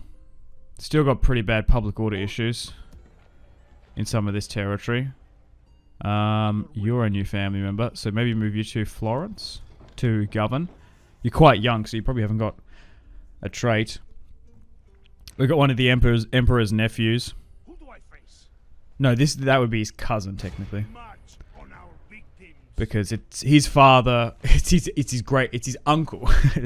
Is his father technically. The family tree is getting so big, it's a little bit hard to keep track who's who. Alright. So, we're going to take Pisa now on the coast. Oh my god, 4,000 a turn. Nice. So, it does look like they have Genoa. So, we might need to push there as well. Alright, we're going to go on the offensive. And we're going to push into Hamadan. We'll try again for peace. Hamadan. Maybe Hamadan. I think that's how you say it. Well, there's 2 armies there. The main one's actually outside for whatever reason.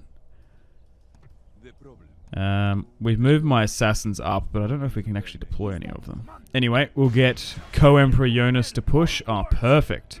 So we outnumber them by 800. Ooh, yikes. There's some pretty good units there. But we'll manually fight this one. Now, for whatever reason, I can't think of a single justification as to why no general would be commanding this, but so be it. Right, looking at the topography of this battlefield, ooh, a little bit difficult. I'm assuming they're going to sit on the high ground. So, I think it's a lot flat on this right side. So, what we want to try and do is slowly but surely slink around to this right-hand side, because charging uphill is just an absolute death sentence. Especially if they're firing at us with skirmishes. That's a good way to lose this battle. So, if they charge me here when we're moving our units, we could have a problem. But if we can somehow slowly get to the apex of this hill and sit level, we should be okay. Because this is a really nice army, actually. We have 7 units of spearmen with improved armor to hold the front line. And we have 9 units of archers. 5 of which are mercenaries.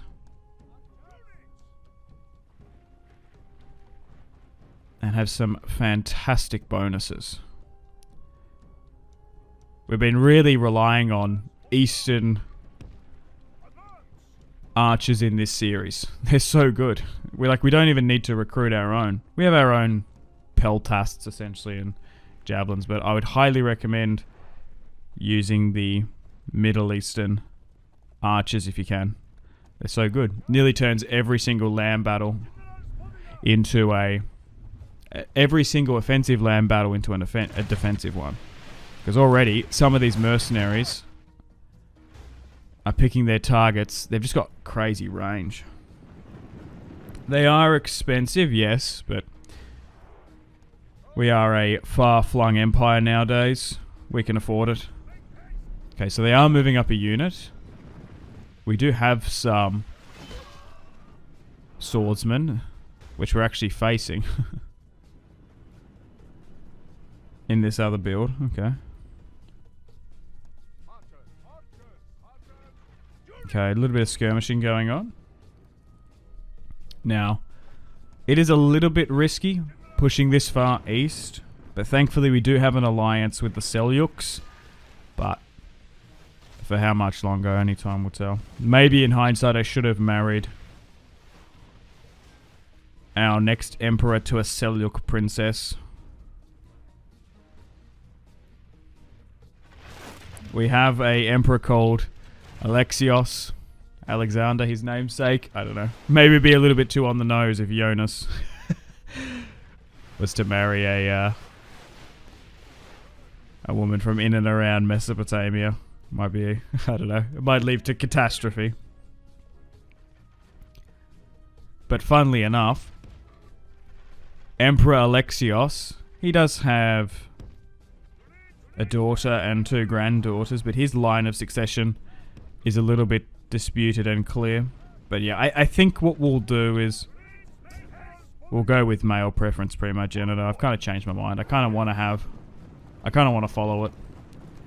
The line of kings born in purple, as it were. There was a trait. That was another thing as well. I think it was like, was it CK2? I guess it was CK3 thing. Yeah, born in purple was like a trait. That's why I wasn't the biggest fan of having that illegitimate heir at one point. Because not only was he from the female line, it's like he could have, he might have just been not even related to the emperor at all.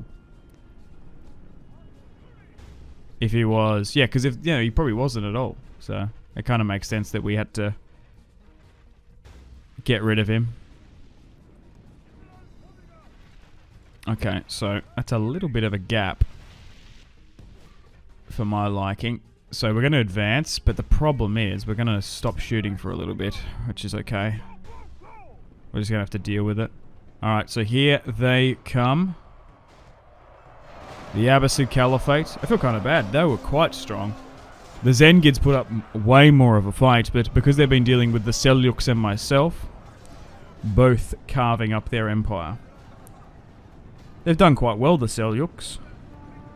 They tend to... Not always. It's usually the Abbasid Caliphate that rules supreme. But after the Crusaders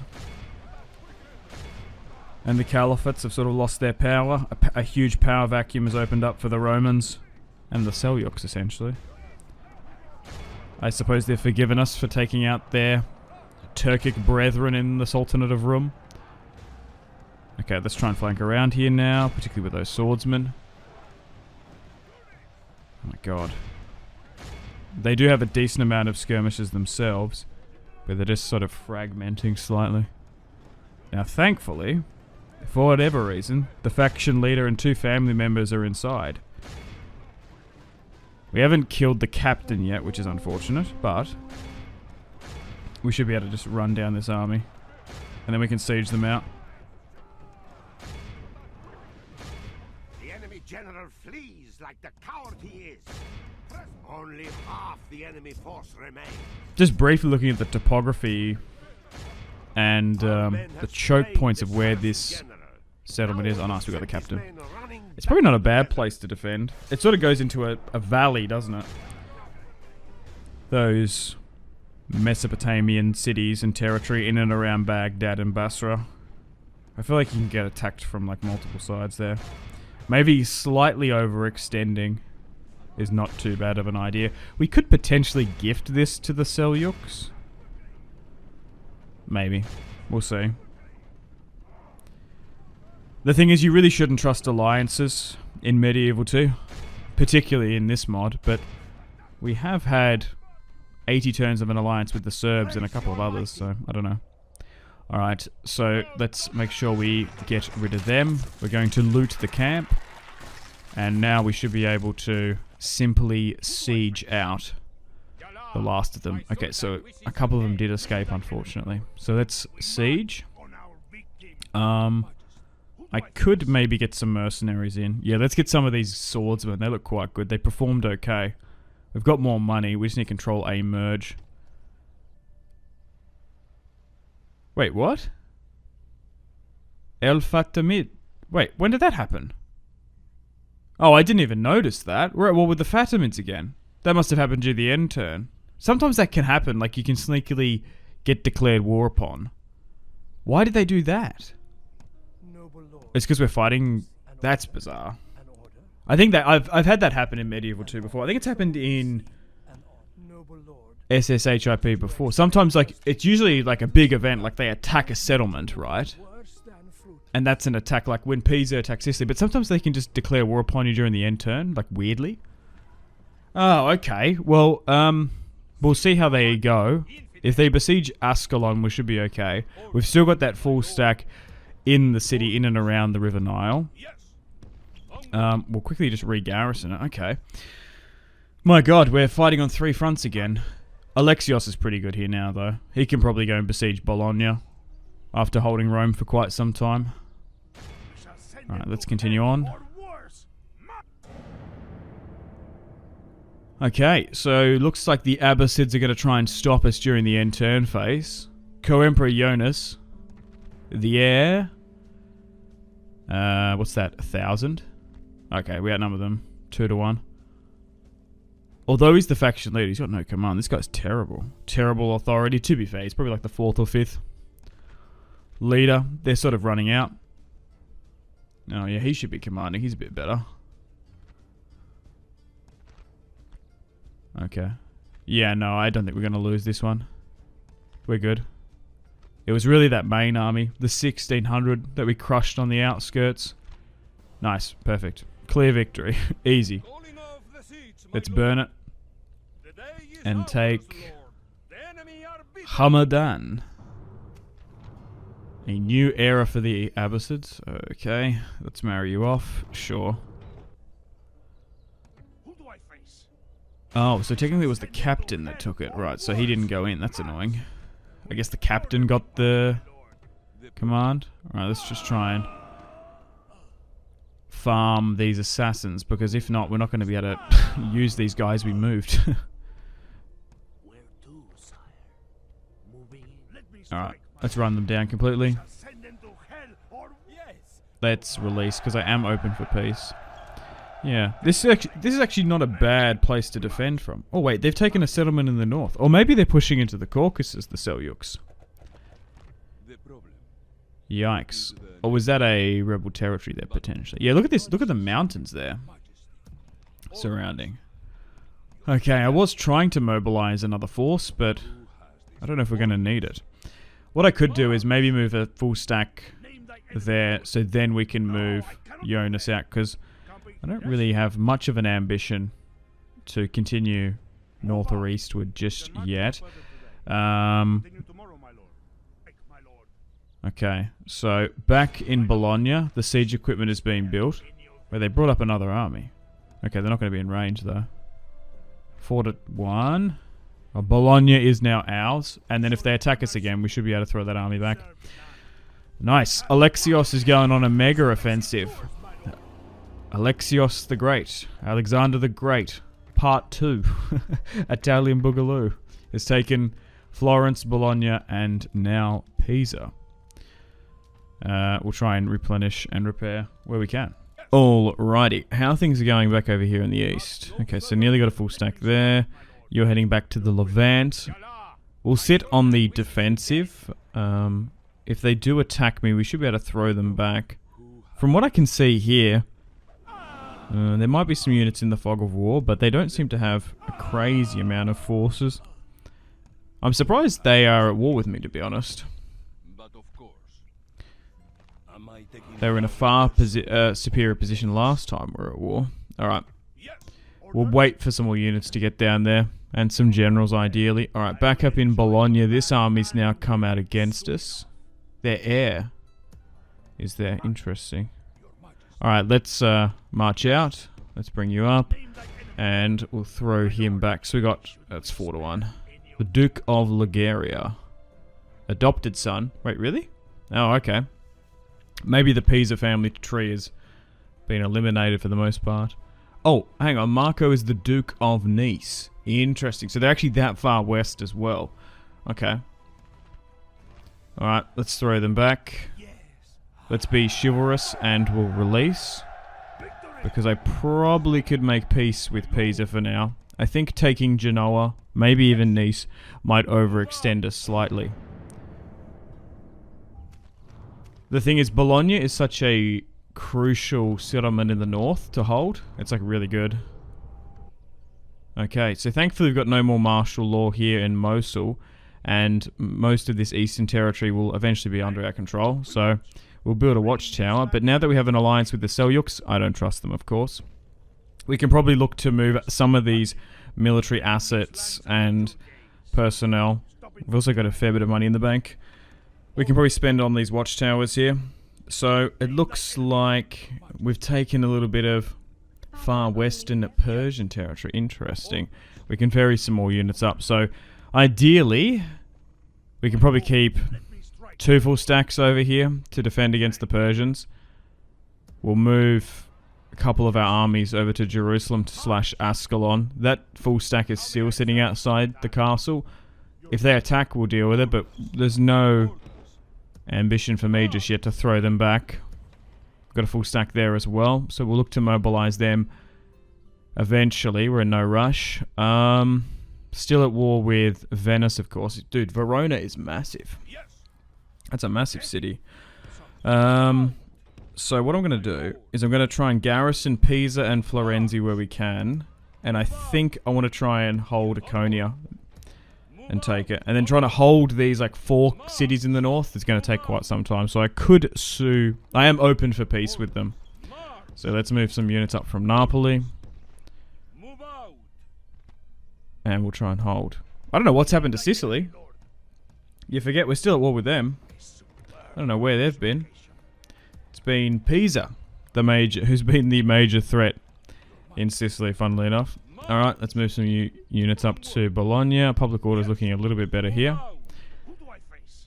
We'll eventually wait for martial law to subside in these cities. Alright, let's besiege Iconia now. It's a small wooden castle, so we should be able to take it with ease. The settlement itself's not going to be difficult, it's just depending on military forces moving up. Okay, let's move these guys there. And we'll get them on the move. We could even maybe move some forces from Napoli and Brundisium, as it were, to eventually Iconia. Let's build a watchtower there. The King of Georgia is dead. Oh, yikes. Nice. No more martial law in Florence. And Patrikos Angelinos. Who were you exactly? Oh, you were Alexios the illegitimate son. Okay. Scotland and the HRE at war with England. Hilarious. Okay, so Co-Emperor Jonas is going to head down to, I believe, the last of the Abbasids territory in actually, it's like near Bahrain. Okay. My God, look at the desert here. We could eventually, after, maybe get him to push against the Hungarians, but we'll see. So we're keeping a strong military presence here. Got some generals and family members, just to deter any Seljuk incursion. We've moved our priests around as well. Alright, I've also mobilized 2 full stacks in the Levant. They're ready to go. We have Nathaniel Vikos, who is the Emperor's grandson-in-law. So, we'll see if this guy becomes a good commander. If the male line does die out, he's more than likely going to be the first from the female line selected, if you know what I mean. Because then he'll follow his line, potentially, but I don't know if that's going to happen. We shall see. Alright, let's do some preemptive striking here. Okay, unfortunately not doing too well. We'll eventually try and move the full stack out of Damiat, but the public order there isn't the best. Would like to get some more watchtowers in and around this Cairo region. So we've probably got 3 full stacks ready to go. Alright, back over in southern Italy, things have died down a little bit. Okay, Venice has moved up an army, but I don't think it's going to be in time for us to stop taking Iconia. I'm surprised they're trying to stop that from falling, instead of redoubling their efforts to try and take Bologna. I guess it's their territory, so they want to defend it, rather than taking Pisa's. It might be a bit weird. Alright, so we're going to move that army up from Bari, and yep, we'll hold it just to make sure we can bring this one up. Okay. And we can't get... Okay, we can get it there. We can just reshuffle this along. Constantly juggling public order. Just moving generals and units about. Oh, there's actually a small army there we didn't see. Lucky it wasn't too big. Ooh, I think we're good to auto-resolve this one. There's no generals, that's the only thing. Okay, yeah. No, we're good. Because we're going to have to turn around and probably deal with that army. We're probably going to have to play manually those 2 battles anyway. Oh! Emperor Alexios the Great was severely wounded. Yikes. Uh-oh, what happened? He's 66. Severely wounded. These fighting wounds can't be shrugged off. He somehow lives. Oh no. 22. Beyond battle. This man is no longer physically capable of taking the field of battle. Oh no! He's going to forget a lot what he learned during his military career. Oh, that's kind of sad. He's becoming a bit senile at 66.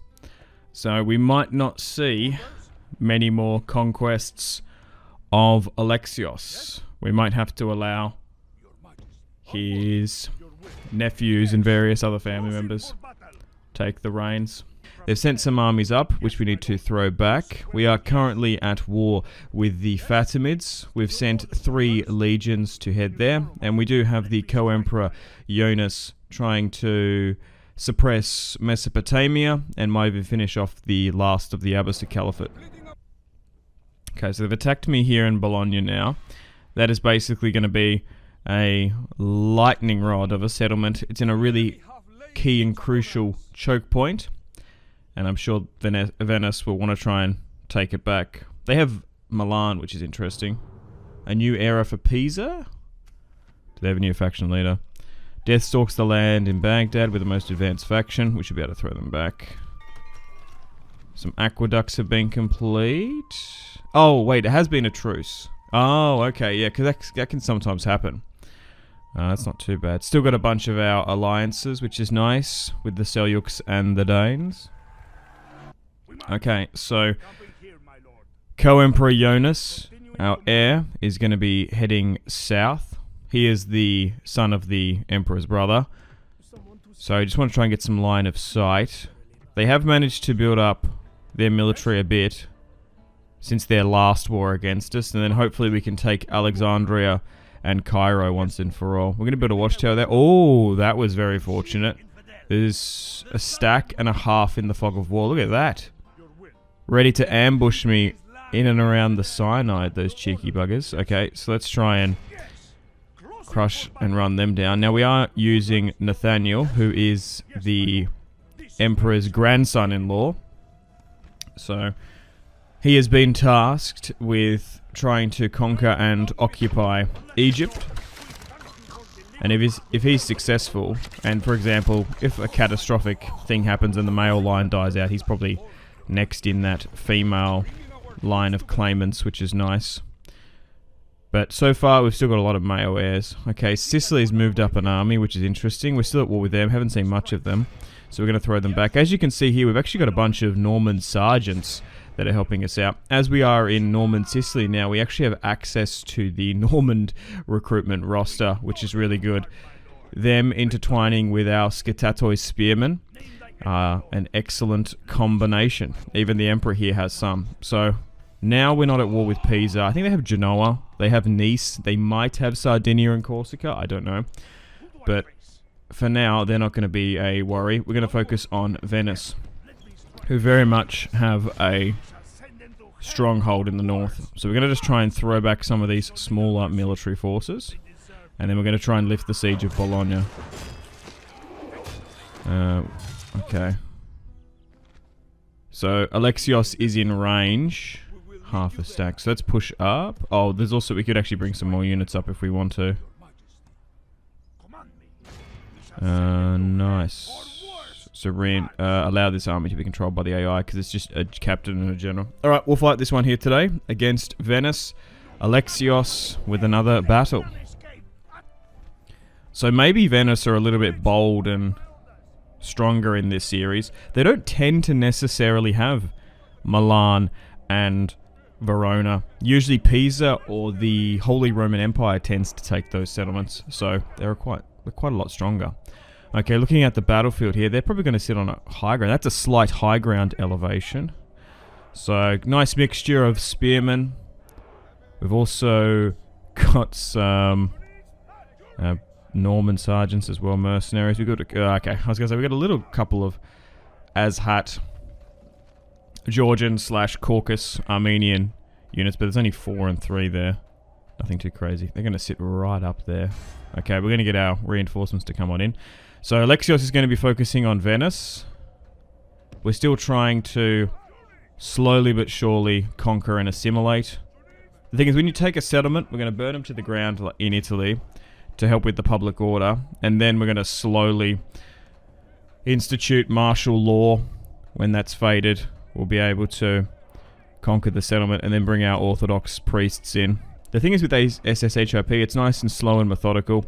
Once you conquer a settlement, you do have to wait there for 10, 15, depending on how rebellious the populace are. It can sometimes be 20. So let's move back. But I feel like trying to assimilate the Catholic factions is a little bit easier than the Eastern. Okay, just there's some... Well, they're only light, so we can probably deal with that. Just trying to reform. So they are actually closing the distance against us. Is it? Oh, it's because we get... hang on. It's because those reinforcements are very, very close. We might have to charge here. We do have skirmisher supremacy. Just your average archers. But they're going to be fine. Some of them have a couple of chevrons here and there. Crossbows, archers. They're not the far eastern mercenary skirmishers. But here comes the Venetians. Oh, that's a... solid charge. Oh my god. That yikes, that horse just got absolutely shredded. They got taken out massively. Oh my god. Okay. So Alexios trying to focus on conquering Italy in his old age. Man, Alexios the Great, bringing back Rome into the sphere of influence and now chipping away against the Italian states. We're in a full-blown war in the Italian peninsula. Thankfully, the Pope hasn't called a crusade, but if he does, I'm sure we can eliminate him quickly. Okay, so it looks like my reinforcements are going to attack them from the top of the hill, and I don't tend to give out attack orders with my spearmen, but I am going to do so, because I think we've got them in a scramble here. Look at this, they're just all over the place. So let's try and close the distance. We will have to be a little bit careful in auto-resolve with Alexios, because he's 67, he's senile, and although he got to the max command 10, he's slowly losing it in his old age. He really shouldn't be commanding for all intensive purposes. They mustn't going to be able to hold on for too much longer. They seem like they're in a pretty decent full retreat. We haven't got rid of their captain, though. Oh, they capitulated beforehand. Nice. Let's try and run them down. Oh my god, what a clear victory. Only a couple hundred losses for us. And we've crushed 1,000. We'll get rid of them. And they're going to run back to Verona, which is a massive castle, by the way. So the Abbasids have fallen all the way back. I don't even know what this is. It's the Arabian Peninsula. Is this like Saudi, or is this more like Qatar? I don't know. Anyway, we probably can sit the Emperor in Bologna, more as a deterrence. But the longer we can keep him alive, the better. If we can allow Jonas to gain authority. Well, its loyalty gets converted to authority, doesn't it? Let him become pious and stuff, because eventually we're going to have to live life without Alexios, and hopefully the empire doesn't crumble, I suppose.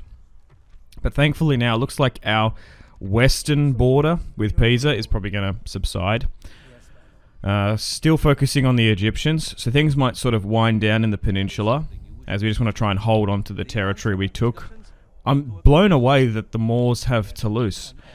They must be doing incredibly well against the Spanish factions. Can I get some... No, I want to try to get some map information. Okay. So, I'm going to build a watchtower here because we've got money. There is an army near Basra, so let's move down here. Also, I did read a really good comment that someone said, oh, I think that earthquake is a scripted event, because he actually went to the wiki and googled that there was an actual earthquake in Aleppo in like 11 AD or whatever, like in the exact same time period. So if I had known beforehand putting the former Emperor Jonas there was probably a high chance of him dying, which is incredibly fascinating. But poor guy, haven't had much luck with the family tree in this series. Alright, so back down in the south, there's a pretty big army here, and then there's another one next. So let's get the Emperor's son-in-law. Also, I want to try and bring Gregory Trapsos. He's a pretty good commander, natural-born talent, so he can help us out. He's in Jerusalem. He was in... I think where he... I guess he spawned in and around Trebizond, and then is now headed this way. He was occupying Baghdad at one point, maybe, or helping out. Okay, so battle against the Fatimid Caliphate here. We got surprised attacked from them twice now. We managed to take Ascalon and then a settlement on the coast. Oh wow, this is a nice sand dune pyramid battle. Okay, so let's advance. So this looks a little bit better. Half a stack of spearmen. We do have some Caucasus infantry and Syrian axemen on the flanks. We've got one unit of mercenary eastern archers. Cool looking unit. 2 units of crossbowmen, and we also have some Kurdish javelin men as well, which are pretty underrated. They're a mercenary variant that you can get. Alright, let's keep going. Reinforcements coming in. If we can crush this full stack, we might actually be able to push onto Cairo easier. So far, investing, focusing on 2 axes. We're fighting on 2 fronts. We've got the Egyptian campaign with Nathaniel, the Emperor's son-in-law, looking to earn fame and glory. And Alexios is trying to reclaim more of his ancestral homeland on the Italian peninsula. You're a little bit far back. This is a really cool battlefield. It doesn't usually look like this, does it? I guess I haven't fought on the sand dunes before. Maybe they redid the texture. This looks fantastic. Okay, so they're scrambling. So once again, we're fighting another battle without a captain. I think that gives them a terrible battlefield command ability, because they're sort of all over the place. They know they're getting pushed from this right-hand side, so we just need to hold with our spearmen, who have actually got some of them actually have reinforced armor. So some of them look slightly different, which is nice. I love that feature in Medieval too. I also quite like the army build and play style of the Byzantine Romans. You can get a really nice access to spearmen that just hold, and if you make sure you get like mercenary archers or get a decent amount of archers, you can just dominate the battlefield. I have found that facing Turkic factions seem to be more of an issue for us. Like, I feel like even in the early days when we were dealing with Rome, when there's a lot of cavalry and horse archers, that's what really does us in. Sometimes the Fatimids deploy a build like that, but if it's just a bunch of spearmen like this, we're pretty good. Alright, so let's swing around with our units with higher DPS, higher attack. So we've got the Azad infantry. These are the Armenian swordsmen, so these guys are fantastic. So they can hit this left flank. Ideally, I probably should have deployed them on the right if I knew those reinforcements were coming from there, but we might be able to start an encirclement. And those Syrian axemen that don't have very high armor, they're not going to hold a front line, but they can swing around and attack. Nice. They've got a red banner there. And they are very much scared. So, hopefully, we can now push on to Cairo. The battle for the pyramids. The Romans battle for the pyramids again. Watch out for this, though. Ooh. So, we've got 116. Oh, we lost. I'm just keeping an eye on that unit. Oh, my God. We just lost 50 in a triangle charge like that. Oh, my God. I haven't really looked at some of the formations, because the campaigns I've tended to play, England and the Romans... Oh, we got the captain. Nice, that's GG's then. They haven't seemed to... These earlier units, technically, don't seem to have a crazy amount of formations, like shield wall or some sort of... You know what I mean? Like a shield wall variant. There's another one. Is it shield spear or something? It's like green. I can't remember what it's called off the top of my head. That was quite crazy, actually. What the hell? Oh my God. Look how many are in a full retreat.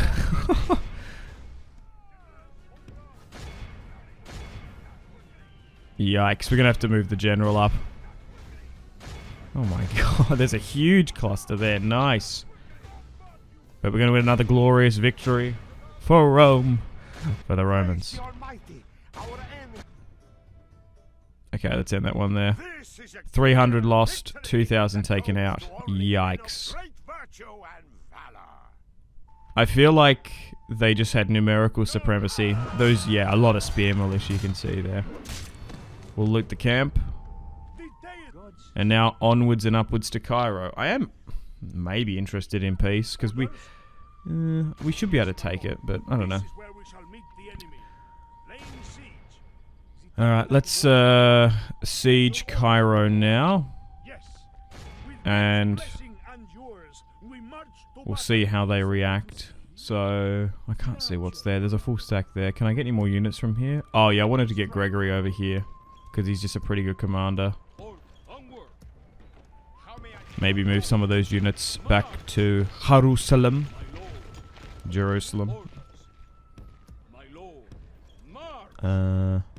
Right, let's reshuffle this.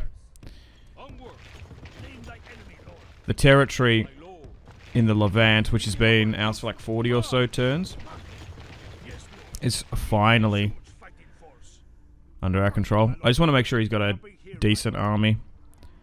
Good old Gregory, just in case he gets attacked. Now, can I move this army out of Dumyat? We're really struggling. No, look at that. I guess we just need more units. No. Damn. Try and take out more of these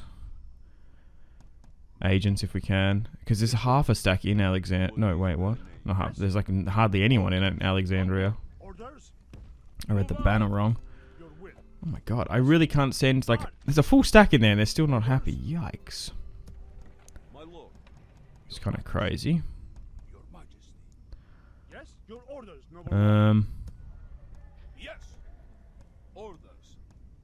Maybe I can try and move some units out to help in this particular siege. Okay, now there's a full stack. Because if we can't move him out in an army, I guess we'll just try and reinforce this where we can. Because that full stack's probably going to try and liberate Cairo. Have we got any more units with movement here? No, unfortunately. Okay, you're still a bit away. Can't really do anything else with my agents. Also, just trying to navigate in and around the River Nile system is a little bit hard. Yeah, our reputation's despicable, so peace is probably not on the cards. What are the Danes doing there in Sasonia? The Seljuks trying to bribe Basra, I suppose. Oh, you've got to be kidding me. God damn it. The Seljuk Turks have attacked. We had an alliance with them so long ago. It's because we've been just getting rid of armies non-stop. I suppose we probably burnt Bologna and Iconia on the coast, and they didn't like that. Oh, that's annoying. But maybe they were always going to attack us. We had an alliance with them for quite some time. Damn. Betrayed. And the Bedouins have been released. Yikes. They got a fair few armies. I suppose we've taken a lot of their core territory now. Betrayed. Well, they probably only allied with us to focus on the Fatimids. Oh, and fell victim to an assassin? Oh, you've got to be kidding me.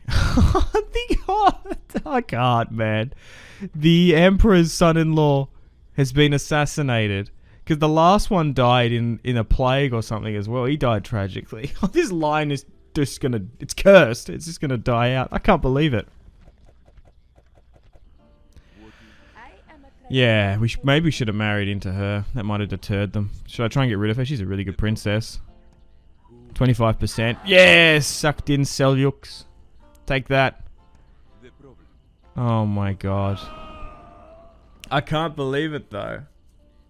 Nathaniel was gonna probably be potentially a claimant to the throne. Yeah, it's like they deliberately want Alexios's line to die out. Yikes. Oh wow, we're really not favoured to win this one. Alright, so let's have the Siege of Cairo here today. Get rid of Almir Hassan. And we brought up Gregory Trapsos, who is, I believe his mother was an Angelino. I could be wrong. He's distantly related to the Emperor, so I guess he's taking the command now. So, Emperor Alexios, our second faction leader, still chilling in Italy, ready to throw back any Venetian attack. Pisa hasn't done anything. No one else has gone into that sphere of influence. We do have an alliance with the Holy Roman Empire, but for now they don't want any territory in the peninsula, in the Italian peninsula, which is interesting because usually they do tend to push into northern Italy. It seems like they've moved into France. Yikes. So Gregory Trapsos from Trebizond is going to be focusing on this Egyptian campaign. And if we can take these two settlements in northern Egypt, if we can get Alexandria, if we can get Cairo under our control, I'm more than happy to sue for peace with them. But here we go. As the city walls in Cairo are so large, huge, they're massive, we can't actually bring up ladders. We have to use siege towers, which is a little bit vulnerable to arrow fire. As you can see, they were using that. We're moving up the battering ram slowly. We've got a second one just in case. Yeah, look at this. The Fatimids are trying to engulf those ladders, but it doesn't seem like they tend to be the most accurate. They're just sort of spraying there. But we do outnumber them quite a bit. 2-1. And hopefully we can push, conquer, and take Cairo for Rome. And burn it to smithereens. But now we've opened up a third front. Yikes. Luckily we've got a fair few armies in the east, so we have to deal with this Seljuk campaign. Just because the public order's been so bad there. So they can. So if they attack us, we can probably defend it. I'm just trying to think what I should do with Jonas. Do I try and just finish off the Abbasids so they don't come back? But now, in the Far East, Co-Emperor Jonas, second in line for the throne, will be eventually future Emperor. Will he be tasked to finally dismantle the Seljuks? That'd be quite fun, doing an eastern campaign.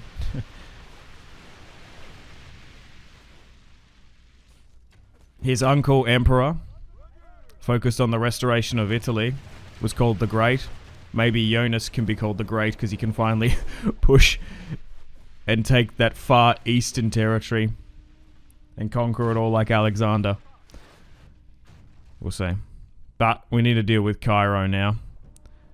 I think we've got a Komnenos here. I think he's in Nikitas. I think Nikitas is in Egypt. He's one of the Kominoses, like 4th, 5th in line now.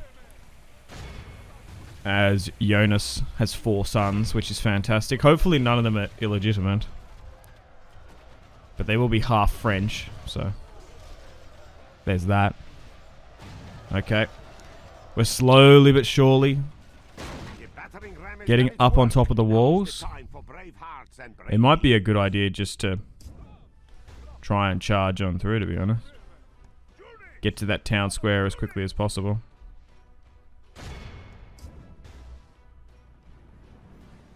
Okay.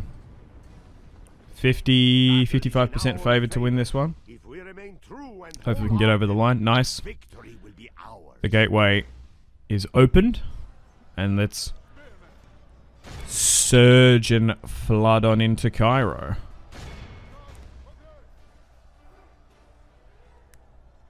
I still haven't figured out why some of these names haven't changed yet. Some of them in and around the Levant have, but yeah, not so much. We must be probably close to hitting our long victory conditions. I'm assuming that was probably... I don't know what it is. It's usually 40. I'm assuming it's like Rome and Jerusalem, so we've probably even gone past that. At the moment for this campaign, it just takes so long to conquer and take territory. Like, even with hour-long episodes, it usually takes me like 2 hours to record and get one of these done. Once we chop them up. So, I actually don't know how long it would take for us to fully reform the Roman Empire. We might just have to get to the east. We might just do the Eastern Roman Empire. And then maybe conquer a little bit in North Africa. Like, I just think it would take... Like, I can't imagine how long this would take to conquer France, Gaul. You could be here for 3 months. You could probably spend your life playing this particular campaign. A lot of fun though. Okay, so we're not doing as well on the walls as I would like. We do have the secondary army pushing in as well, which is distracting at least half of the garrison. Now, unfortunately, we don't have that many heavy hitters. We don't have that many good units with high attack, so we will struggle a bit. We haven't cleared out the walls either, because ideally what you want to try and do is move your archers up onto the walls once you've cleared them. But because we've only got 2 access points up, we're not actually getting the best of our archers here. And archers are absolutely key, crucial, and, well, king in this mod. Yeah, and some of the arrow fire is just not even arcing that well because it's such a big settlement. Right, maybe moving up to like here might be more beneficial for us. We've only got a limited amount of ammunition, and at the moment we're not really using it effectively whatsoever.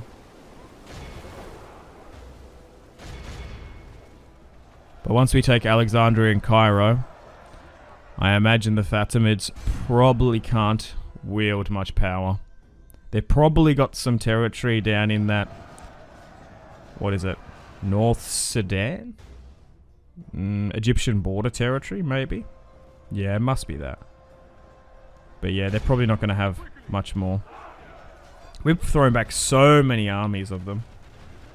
I reckon overall in this war we've probably destroyed at least 7, 8 full stacks. Yeah, we must be up there. This is the second Roman-Egyptian war technically, because we did have a time of peace. But still. They've given us a bit of a run for our money. Definitely have been more of a formidable and worthy adversary compared to the Abbasids. But I guess that just shows you when they're not really pressured. The AI can build up massively.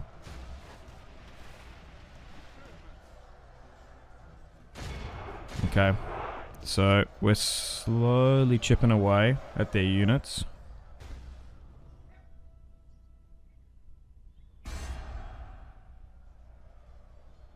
It is unwise to praise the day before sunset, But our men are winning the battle and forging a worthy victory. Probably could move the general up, maybe. Oh my god, my unit's just so fatigued. Oh, I can see a little bit of blue on that far side. Yeah, looking at the radar, they are moving in as well. But unfortunately, it looks like our allies lost at least half of his army. Yikes. This is going to be an incredibly costly siege, which is not good. There wasn't even a full stack in here, was there? There was just half or so. Yikes. Yeah, Cairo in these earlier Total Wars has always been a pretty hard settlement to take. Yeah, even in like Rome 1, like Rome Remaster. I think it's because of the walls. I think Cairo from the start has like the biggest walls in the game. In Rome Total War. Yikes. We could lose this one, actually. We're not out of the woods just yet. It's still pretty close. Our army build just isn't really suited for this.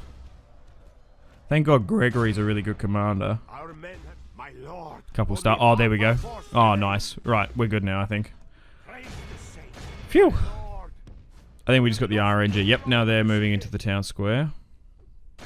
I guess we could have killed their general a little bit longer, but they're going to get a massive morale debuff, and we're going to be able to flood on in. Look at this. It's just made so much room. Okay. And we're going to be quite aggressive with our archers. Now that they're fully out of their arrow ammunition, they can come in and help. They're going to need to. We're going to need every single Roman body to help with this one. The only units that have ammunition are the crossbows, so they got some bolts and some of the javelin. Oh, there's a couple units there. I think we should focus on the town square. Oh, he's only got 30%. Oh, wait, a lot of his army is routing and retreating. Yikes.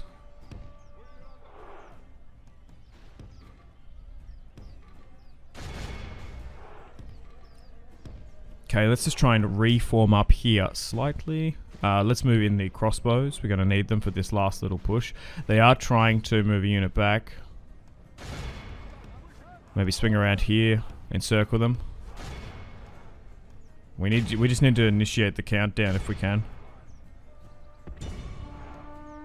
Now the only problem is if we do take this settlement, how are we going to hold it?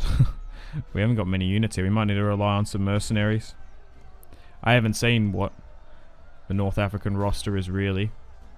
Or the Egyptian, okay. Ooh, they're stopping us from coming in here. Right, we actually might need to move in our general. Just to help. Bring him in for morale support. Moral support. Yeah, no, looks like the... What? I've still got him on the aggressive.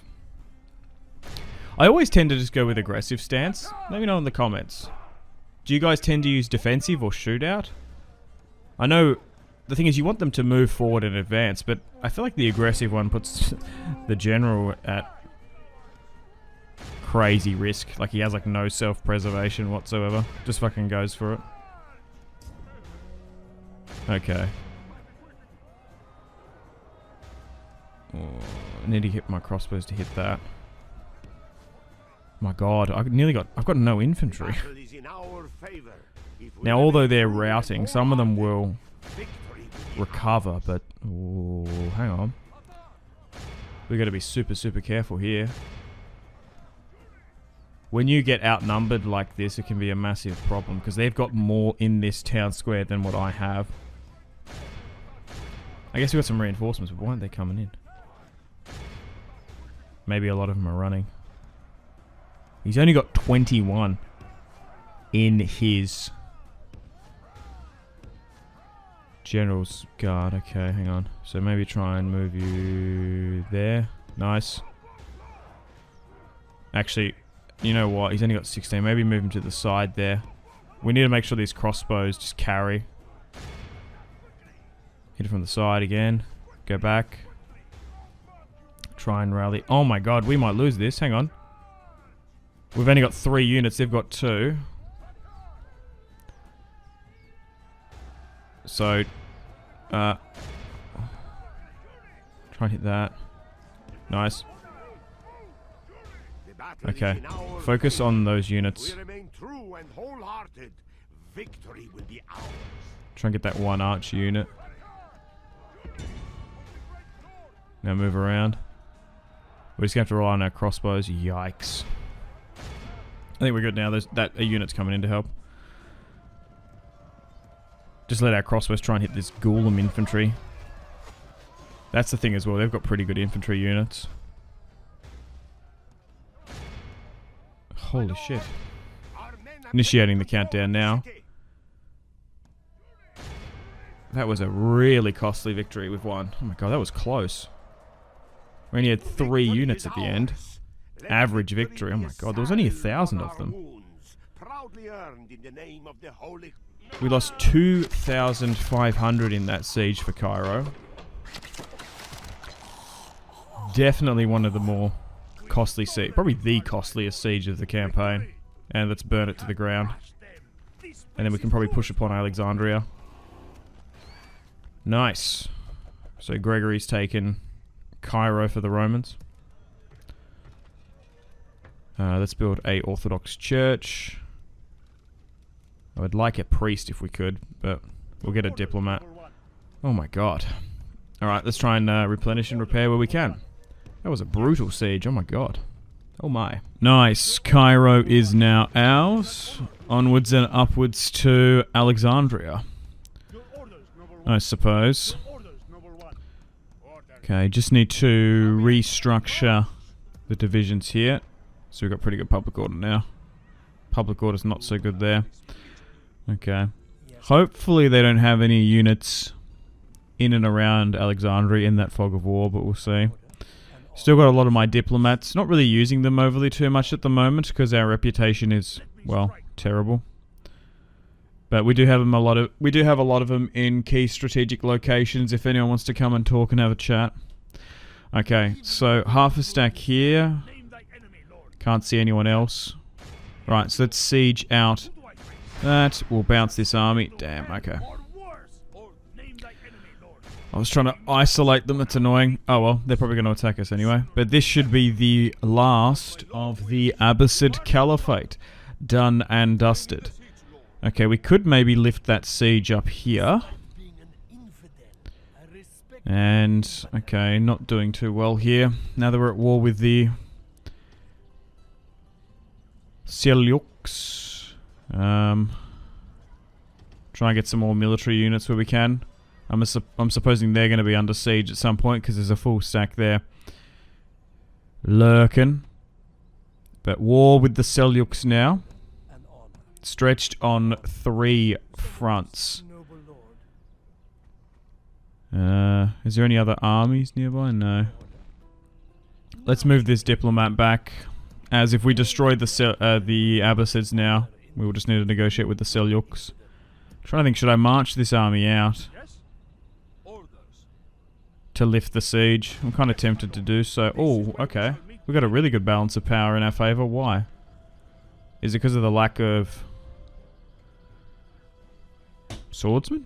He's 60. He's not the best commander. Does it say he's from a royal house? Utterly psychotic. Okay. We'll take the order resolve. I don't know why the order resolve was... Looking at the balance of paper, that was so favourable for me. What? It's not like we had a crazy amount either of units. Alright, so we'll throw them back. And... yeah, a battle we didn't need to play. We got a good order resolve, which is nice. You wanted to play that one, though. Might be different. Okay. Just trying to consolidate our position between Bologna, Pisa, and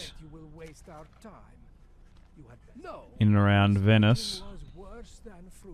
We do have peace with Pisa now.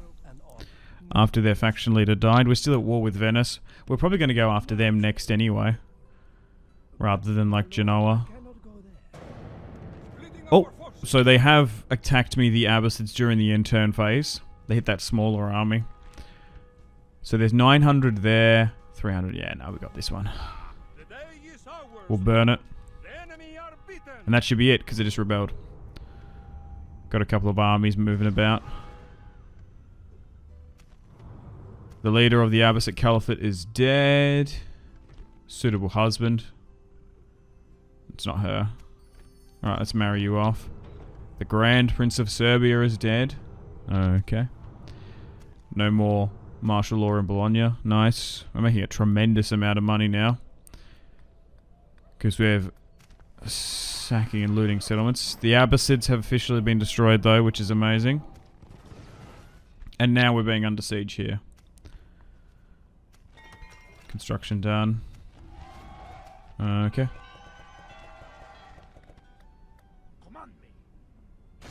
Let's run down that rebel army. And now we occupy territory in the Arabian Peninsula. Yeah, so this must be like the UAE, Saudi Arabia, and like, it's like Doha and stuff. Okay. Just need to hold this for a couple thousand years and then we're good. All those oil reserves. Okay, so we'll leave a small military presence here, but we'll get co-emperor, next in line heir Jonas to go forward. We can probably afford to build some watchtowers now. We've got a bunch of money. Let's get some auxiliary Syrian infantry. Might even drop them back. Basra isn't too happy, but once we move back we should be okay. So we've got a really nice defensive position here. Yeah, it's like nearly like those mountain ranges act as a bit of a buffer zone for these low-lying Mesopotamian territory. Yeah, this isn't too good here. We probably want to try and get a general up there in Hamadan. Okay. I guess we wait. I could move an army up, but this is a pretty big city. Okay, back down in Cairo and in Egypt, I would like to push into Alexandria. What we could do is maybe block the army in Alexandria, then send an army up to try and conquer it. Just need to reshuffle some of this. So the main thing is that army outside. So they actually moved up an army, which is interesting. So let's move an army from the Miat and go here. That's what we want. And we'll siege it out. And we'll move some more reinforcements from Cairo. There's some Sudanese warriors that we can get. Those swordsmen aren't bad. And this should keep our public order a bit better. Okay, so we'll give it a turn. Get some more infantry here. Probably could do with another diplomat. Actually, it actually might be more advantageous to actually hit this now. Actually, change of plans. We're going to fight this. We outnumber them by 200. I want to crush this now.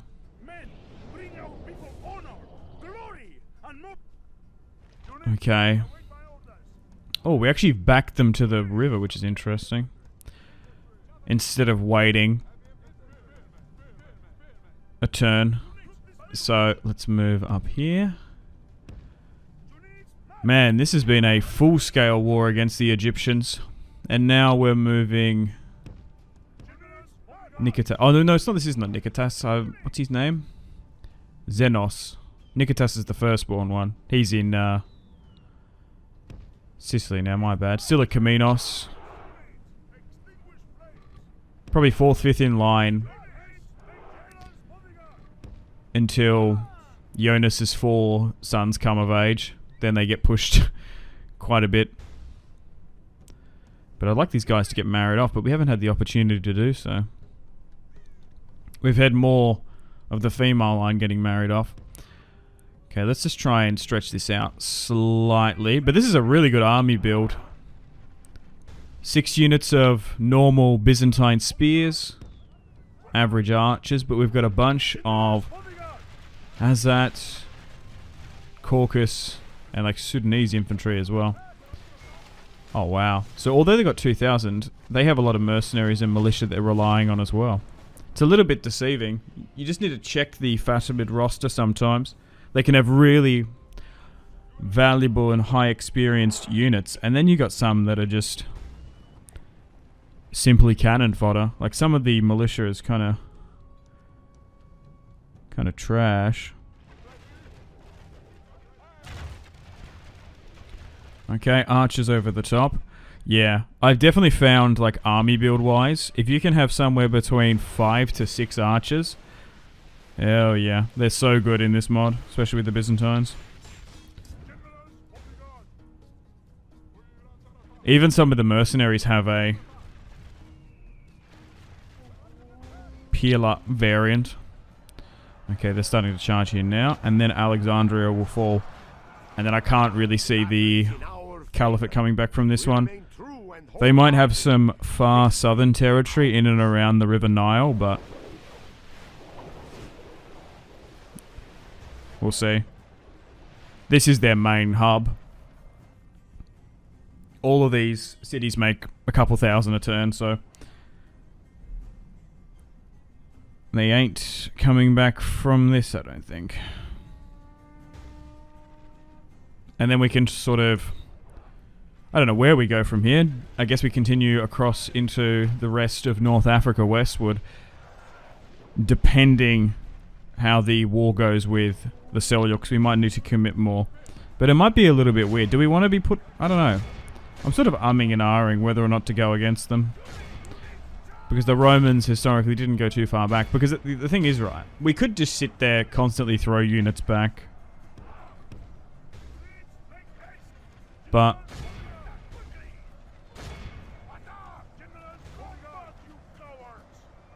I don't know. Are we wasting units, money, equipment, military material when we should be going for the Roman Empire, our core territory instead? But having some of that Far Eastern territory, once we've conquered it, I don't think we're going to be threatened on that Far Eastern border. That's always a legitimate strategy in Total War. Sometimes having your back against the corner of the map. Obviously, realistically, there's Mongols and hordes and all that stuff. I don't know if the Timurids or the Mongols actually come in Stainless Steel SSHIP. They must do. Just I've never really gone that far in a campaign. I'd be curious to see in like turn 200, 300, because you do get different units. You just have to play the campaign a lot longer. Dude, our archers are actually absolutely just decimating these spear militia. I guess that's all what they can recruit now as well. They don't have access to a lot of the higher tier units anymore. They'd probably be a decent faction to play as. They got a pretty cool unit roster.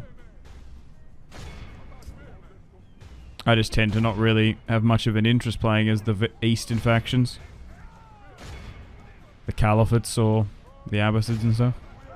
I don't think I think, when was the last? Probably would have been 1212 AD when I played as the Fatimids or the Abbasids. It's been quite a long time. Okay. And now we should be able to move into Alexandria with ease. Get Alexandria back into the fold. Alexios' namesake.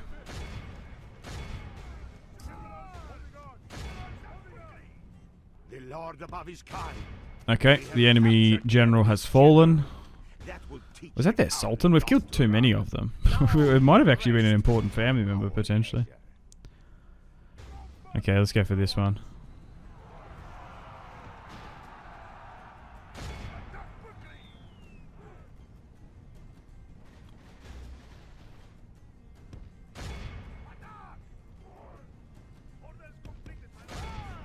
The enemy flees the battle. Clear victory, 520 lost. Nice. Oh yeah, so we can, yeah, let's just get rid of them. We don't want any of them to run back into Alexandria. What a crazy way how to spell it. So some siege equipment. Besieging settlement, my lord. They're going no. The problem. What is the name? Continue to get rid of some of their agents. Noble lord. Okay, let's move you further south. What is Same with the spy as well. Your orders, noble one. Uh, Your orders. no, I can't get any of those units back in there. Can I move some units from Ascalon over, potentially? Your orders, noble one. Yes. Let me strike, my lord. You're still moving back north. Denied. Units on the way. Let's try and replenish and repair where we can.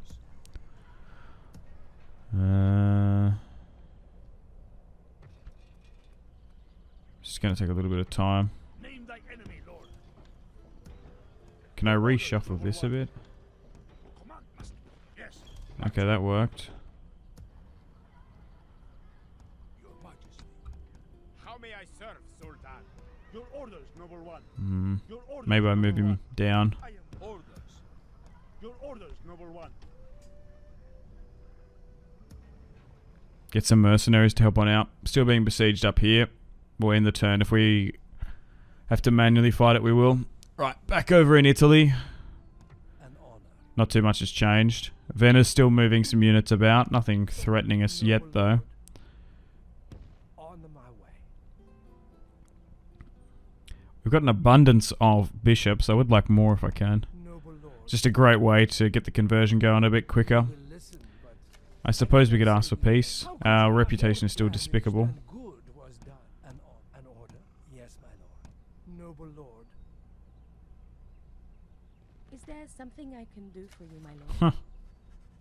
I was just seeing if we could make trade, but they would actually be interested in an alliance. I'm not going to accept, though. Until next time. splitting our forces? Okay, so it looks like the Fatimids are going to come out and attack the singular army. Do they know there's an army there? Okay. Why did they do that? That's a bit weird. They got baited. And now we can take It's ours, Lord. Alexandria a lot We are quicker. beaten. Jeez. Look at that. Nearly 5,000 a turn, 3,000. We have conquered. Instantly, as soon as we take it as well. This little core cluster of territory in Egypt, they're so valuable. Big cities, though.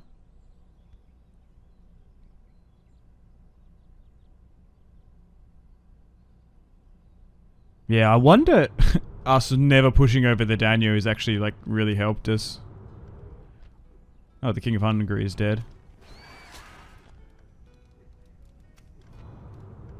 Fortune lost. Yeah, it's because we've got too much money. Jonas the Pious died. Ooh, okay. So Damascus isn't too happy. Just dealing with a little bit of public order crisis at the moment. Try and replenish and repair where we can. Noble one. Just need to reshuffle stuff in. My lord. Name thy Okay, so the Emperor, the Co-Emperor has arrived in Basra. March ends. The young Jonas. Still 46 though, so he's not that... There's not that crazy of an age difference. Only 20 years between the two. Your orders, noble one. Okay, so we still haven't been attacked here. They've got a bunch of siege equipment, but...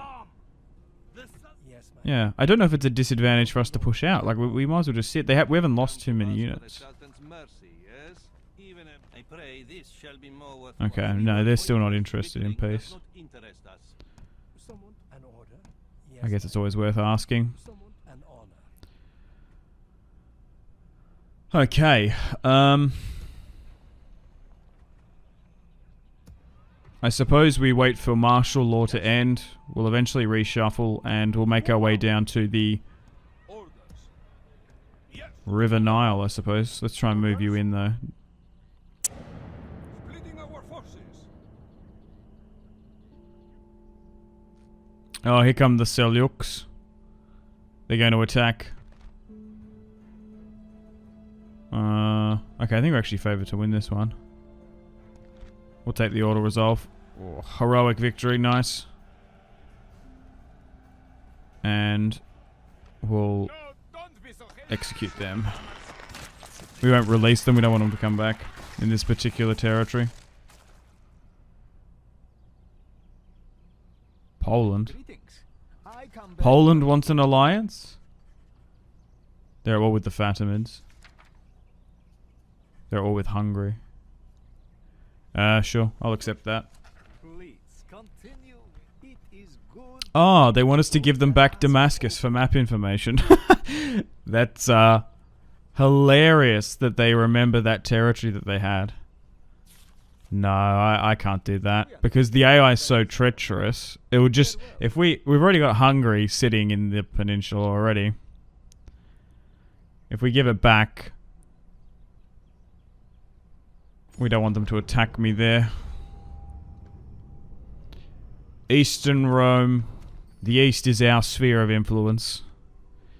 We've essentially got our own sort of, I don't know, Monroe doctrine. we've got an Alexios doctrine. The East is our sphere of influence. Bugger off. No more martial law on Iconia. Nice. Seljuks are at war with the Cumans. That could change things. That's an interesting development. Name thy enemy, Lord. Okay, well, still under the reign of Alexios. Co-Emperor Jonas. He is currently in Hamadan. We've skipped a little bit ahead, and we're going to go on an offensive here. Now, surprisingly, they actually have a little bit here in Georgia, I believe. Tabriz? Or, yeah, I guess that's Georgia.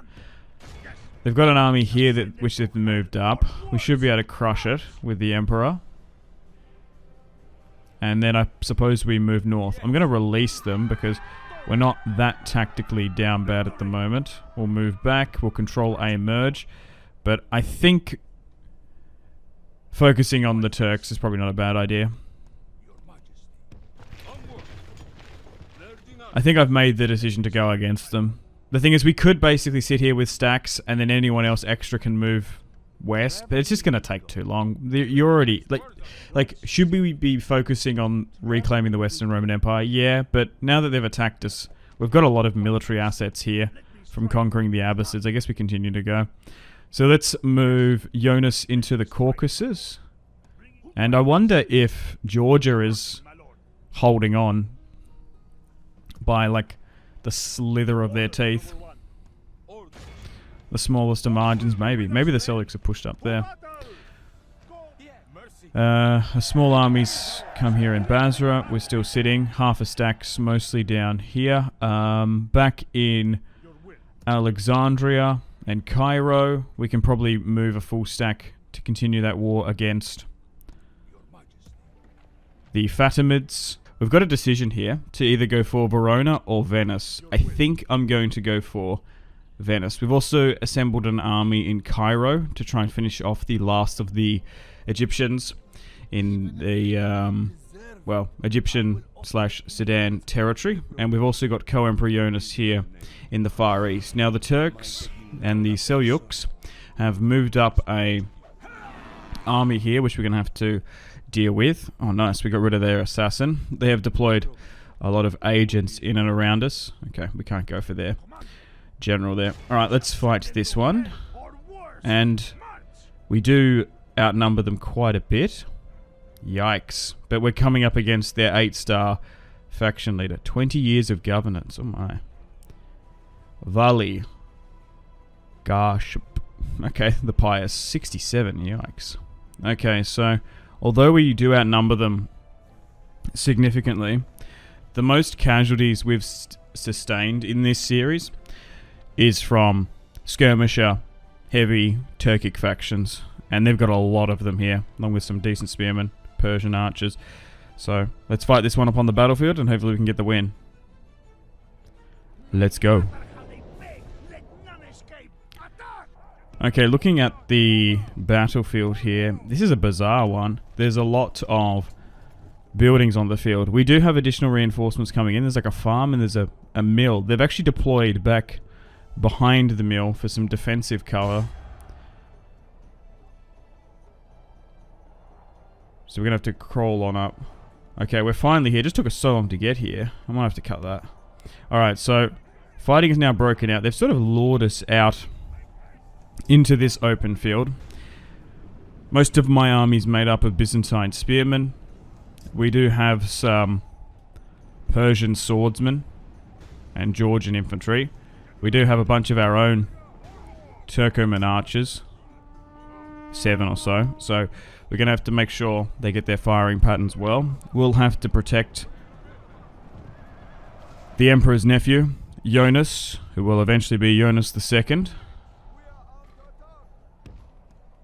Okay, let's restructure this.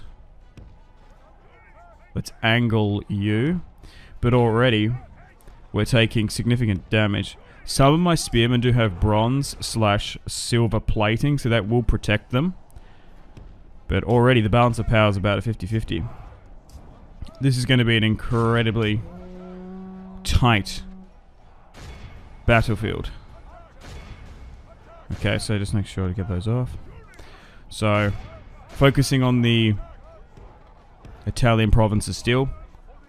Venice are bunkered in Venice, Verona and Milan. So we'll start chipping away against them. Trying not to overextend too much, as conquering and assimilating cities just takes so much time. You have to be slow and methodical in this mod.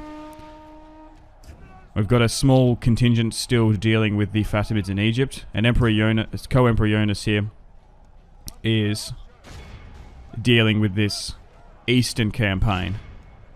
This is where he's probably going to be more renowned for. Even though the Roman Empire didn't push this far into Persia, we've already got so many military assets over here, we might as well just try and continue to throw back the Seljuks if they come in. Maybe we should have got a marriage alliance with them early on. Okay, so my reinforcements are coming, but they're actually deploying from behind, which isn't too bad, but we might need to put them to not an aggressive or defensive stance, maybe just shoot out. It does have some archers in it. Oh my god. So some of my spearmen are wavering a little bit. They must get a buff. Seljuk/Turkic factions to skirmishers, because they consistently just absolutely shred me.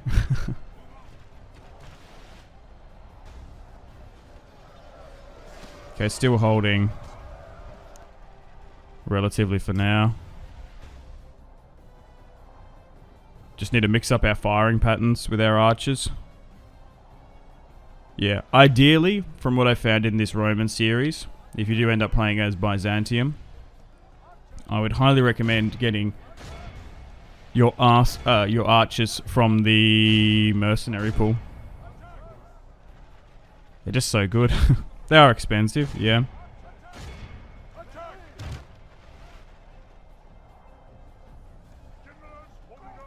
But it's worth it.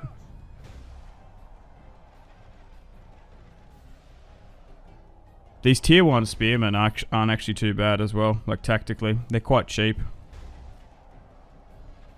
That's the main thing they got going for them.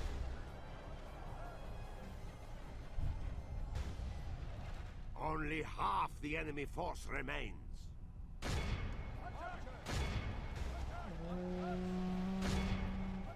Okay, I think we're going to be able to hold on here, but our spearmen have taken a bit of a battering. We're going to have to reform this line slightly. Oh, unfortunately, some archers got caught there. But we're going to be able to throw them back. And then hopefully we can be able to push for Tabriz, I think. I think it's in Georgia. Also, I do think that the Georgians actually got pushed back quite a bit. The Seljuks not only crushed half of what the Abbasid Caliphate controlled along with us, but they've actually pushed super far north into Georgia. Or then maybe that Azerbaijan region. To be fair, isn't Azerbaijan and some of that coastal Iranian... sorry, that like... We're a little bit coastal, I guess, because the Caspian Sea's there. I guess it's that western Iranian territory. Isn't there a lot of like ethnic Turks there? Lord preserve us. Our men have slain I think I've heard that the before. general.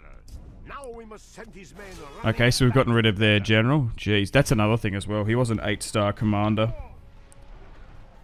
So they probably did even better. Alright, I think we've got him on the back foot here now. We need to push this advantage and go. Fortunately, we don't have too much cavalry, but we're just going to have to send Jonas. Even he's been taking some pot shots. It's been getting dinged a bit.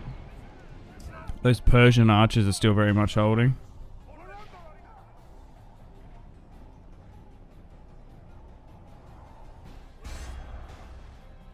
The battle is in our favor. If we remain true and wholehearted, victory will be ours. Jeez. Okay, now, right, our reinforcements here, nice. Let's give out some more attack orders. Nice. Okay, I think we're good. It's like 95% in our favor. That battlefield was really quite cool. A lot of mills and stuff, which is surprising. Just the terrain. I thought it would have been vastly different. This Caucasus territory seems to be a lot more fertile. Nice. Let's continue on. We lost 1,000. Yikes. We're going to release, because I wouldn't mind peace with them. Okay, so... Oh my god, dismounted Ghulams. Some of that heavy infantry, yikes. So one of their generals came back. Okay, let's try and run them down. We'll release again. You should really get rid of them if you need to tactically crush a bunch of units then to push on, but I think now that we're sort of cutting them off, like, yeah, it seems like only a little bit of this territory is theirs. So Georgia owns that. Yeah, they have pushed up in towards Azerbaijan. So I am interested in maybe making peace with them. We haven't taken any territory, we've just thrown back a lot of their advances. Right, it's probably not a bad idea as well to finally start building some watchtowers. We're getting to the stage of the campaign we're actually financially going to be able to. For quite some time, it's just been too far and too much out of our reach. Okay, we're still dealing with some economic problems here, even with full stacks. Alright, let's go for Venice, I think. Venice itself is going to be a more valuable city. Verona is a massive castle. Look how much they've built it up. That's quite impressive. We could maybe draw some units out. Can I besiege it from here? And technically the HRE are at war with Venice, so they could come down and help us, potentially. We do have a peace with Pisa, and hopefully that can last for quite some time. Alright, things looking okay in the peninsula for now. Okay, so unfortunately that army got attacked. Where did that come from? I don't know. Okay, so they haven't moved out any big armies yet. Okay, it seems like... Oh no, they have moved some out. Why are they going for this small unit I had sieging Venice? Bit weird. We only lost 50. I guess that wasted a bunch of movement. Couple of costly armies. Yeah. First tournaments. Letter of Prester John. Alright.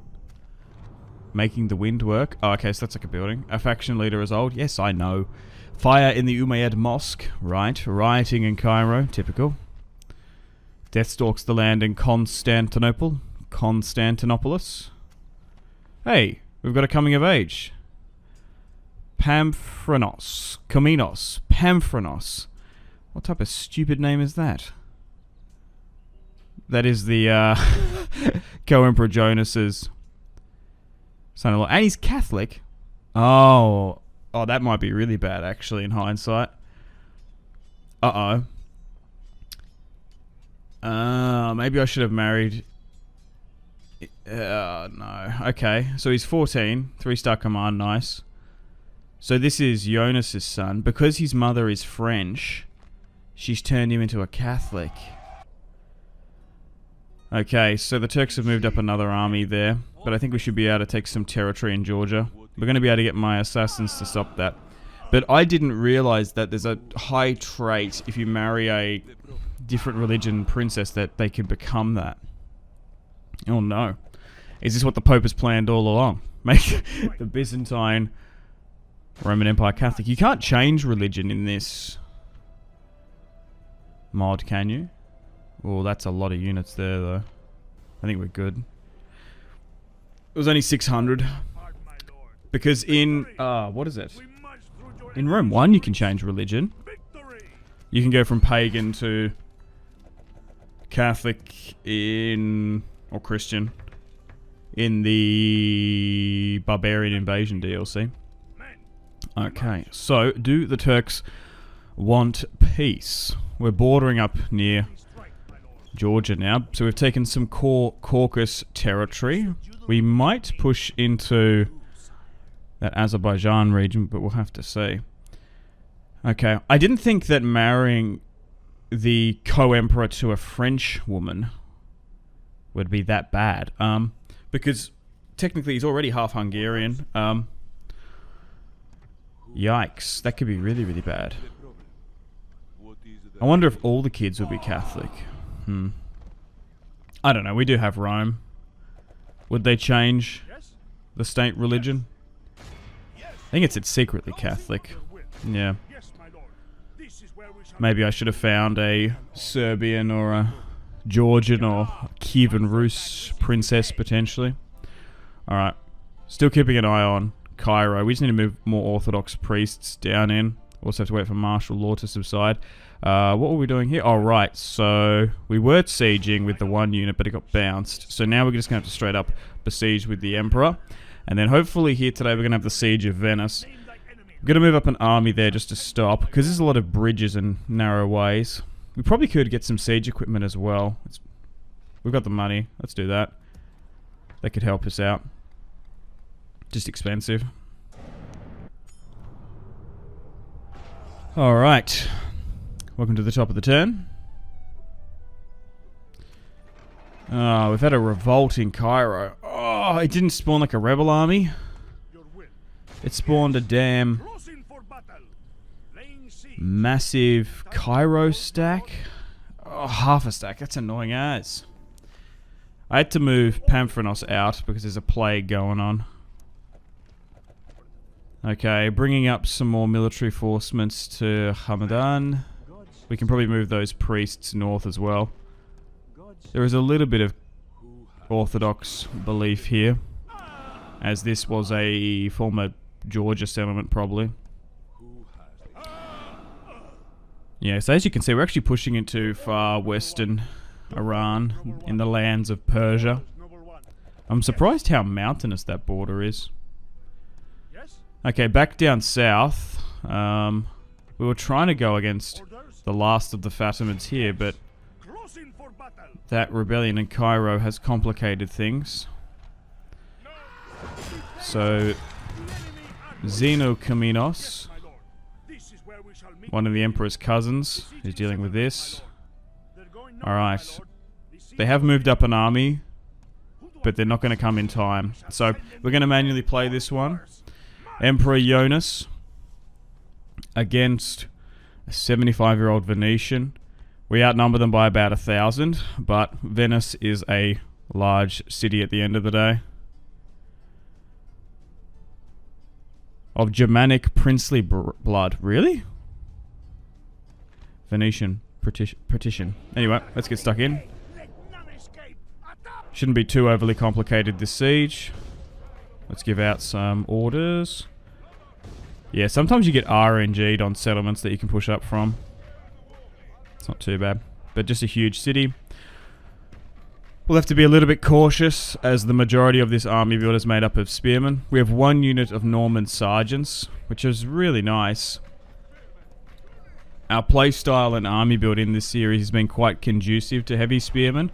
So having a recruitment pool of Norman sergeants, as we've taken large swaths of what was the Kingdom Norman of the Norman Kingdom of Sicily, is a nice touch.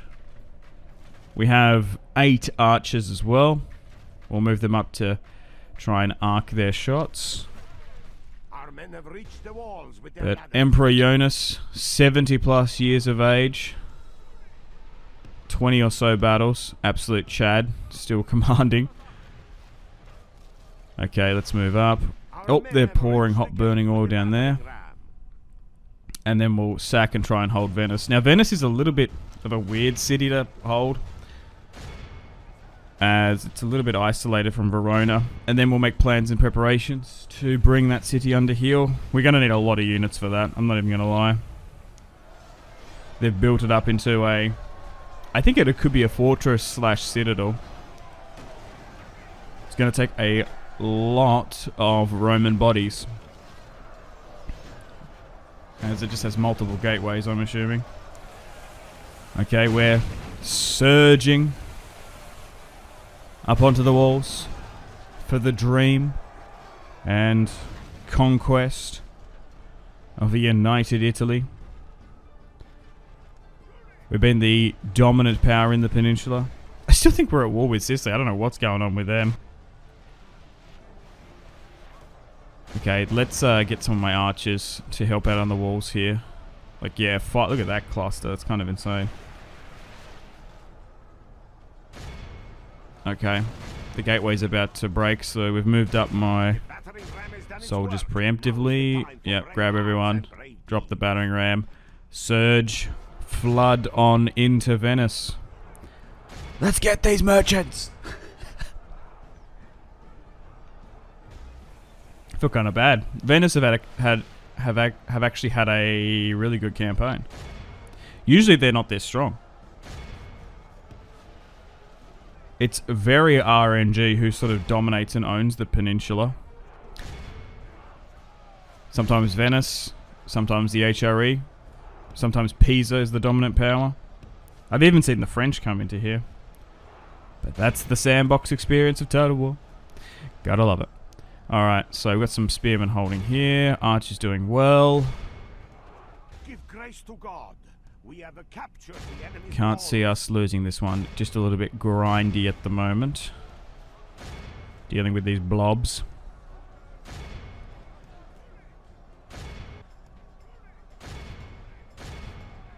Okay. Says we're not favoured to win, but I'm not too sure about that.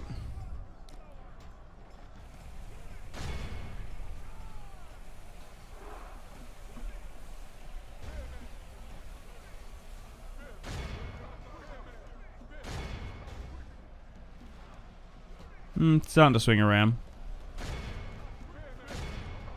A lot more of these spearmen have silver armor. So a slight upgrade. Some of them look different. Our archers are nearly out of ammunition though, which is not good. But Venice is going to be an absolute jewel of a city to take. Flowing trade on that eastern seaboard. All the way to Constantinople. Beautiful. Alright, we've broken through those units holding the gateway. And, yeah. We're coming on in. Slowly making our way to the town square. Just need to deal with this one unit there. We've pretty much won on the walls. Okay, let's try and move everyone into the town square to initiate the countdown.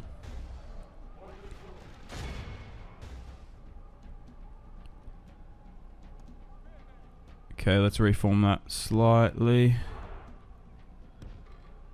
Oh, it just did it. Okay, they've... Oh, that's annoying.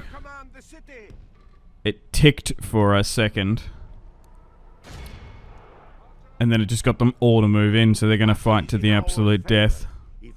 Bunch of cavalry there. Not going to be able to do too much. Can we try and reform that a bit better? We do have some archers with minimal ammunition.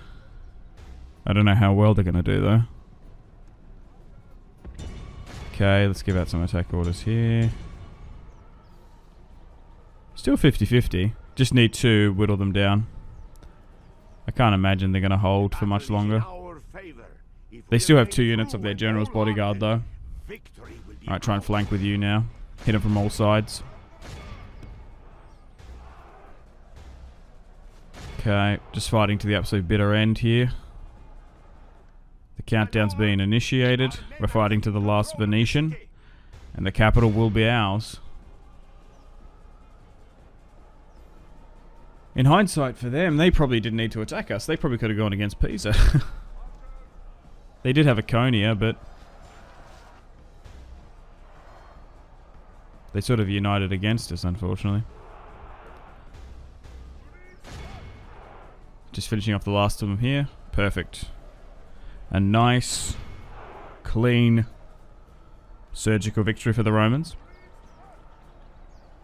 We've lost a bit, yeah, but that's okay. We are going to be able to recuperate it. Wow, 1400's quite a bit. Yikes. Sieges are costly. Yeah, let's burn it. Alexios Vanquisher too. Very nice. The other factions aren't too happy, obviously. We can move that army in now. We'll try and replenish and repair where we can. Let's build a small Orthodox church to help us out. His command's gone down massively, though. 6-star now from 10. It's because he's so old and senile. The old man really shouldn't be auto-resolving with him. We might just have to manually play. Oh, here comes the Holy Roman Empire. We've got an alliance with them. They've pushed 2 full stacks, so maybe they can go for Verona. I don't care. They can have it. They can chip away at that monstrosity of a castle. Greetings. Oh, this is Georgia. They want an alliance. Sure. Is it because we're bordering them now? Yeah, why not? Our relations are poor. Our reputation is despicable. Our power is supreme, though. They are our Orthodox brothers. Sure, why not? We've been neutral with them for 91 turns. We'll try and get map information from them. I do want to try and see. I would offer military for military as well. Access for us to move. Okay. Oh, they actually border us in Crimea and I didn't even notice. Pamphronos is got the plague, even though he's sitting outside. We just need to wait for that to burn out. Oh, Alexandria's got issues now. An admiral died, whatever. Oh, they were at war with the Cumans, and we've still got an alliance with them. Interesting. So where do they've got a piece of territory here? So they've sort of pushed to the western Caucasus. And they don't have that, though. Alright. They do have this, though. I guess they took that from the Cumans. Interesting. Let's try and get rid of some of these generals. Oh, that's a really good play. How many generals was that? How many star generals he was? Like 5 or 6. Still being a little bit despicable against the Turks. But I will take the opportunity to farm and grind up our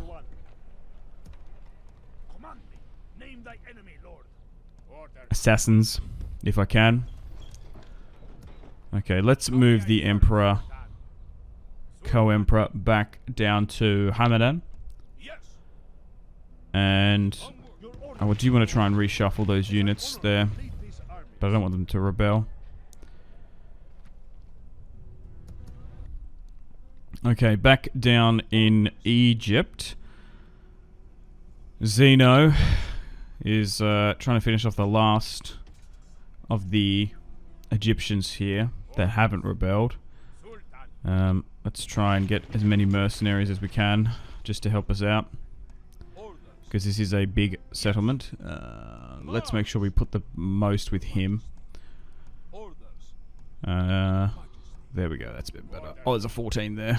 Make sure it's like a proper full strength, full stack. Nice. 3,000 against 500. 6-to-1-ish.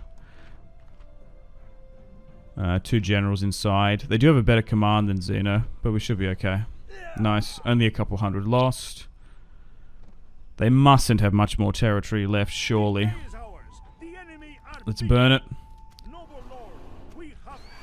Resistance is futile. Okay. Let's build a church there. And then I guess we have to deal with this rebellion in the north, which is annoying. I do want to try and move some of those units north to help. We probably could build a watchtower somewhere. Oh, it's not in our territory. Oh, I just went over the line. Well, that's incredibly annoying. I guess I'll just move you back to give us some line of sight. Nice. We do have the money now, so why not? Right, we'll wait for more reinforcements to come up. We're just having issues in Cairo and Egypt. Oh, they've moved an army towards Milan. Interesting. We can't get any more units here for whatever reason. So let's try and reshuffle some of these to Venice. We've recently conquered it, so for now we'll be okay. Try and move more units north. But we're still very much relying on mercs. We've got a marriage offer here. So the last of Alexios's line, we can marry him to Calamadios of Constantinople. I like that last name. That's good. He's of Constantinople, 22. God. This line is so tragic. Your orders, noble one. One of his son-in-laws died of the plague. Great son-in-law got assassinated. I don't know what's going to happen to this guy. Name thy enemy, Lord. Alright, so I moved the co-emperor Jonas back to Hamadan, and we're going to try and push back some of these smaller Turkic armies, and then I guess we push for Alamut. Okay. Right. Oh yeah, we moved the general here, so those skirmishers didn't rebel or anything, but I think we might reshuffle them here though and bring Trapsos in.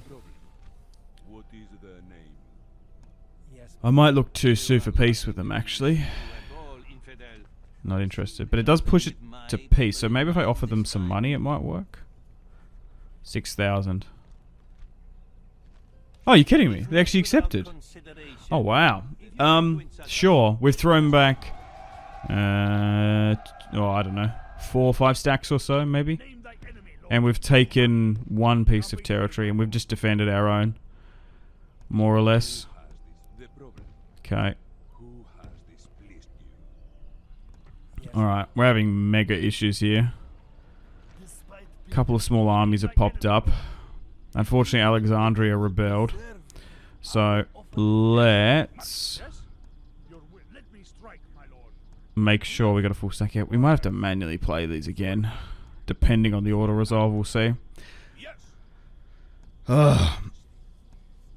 We burnt them and built them up as well. It's just so annoying.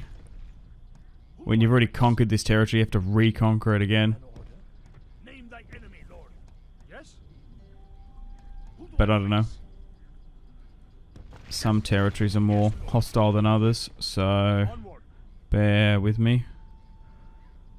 Let's make sure we got like numerically heaps there. Right. Also, it's annoying that it wasn't just like rebel, it's actually faction. So they're basically getting free units. Let's put some more siege equipment there. We might need some more units, to be fair. Hang on. That's a bit better. I might be able to get some more units from the Levant, potentially. Okay, that should help.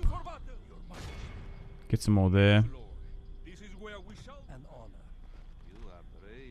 I would accept peace, but I want those 2 territories back if we could.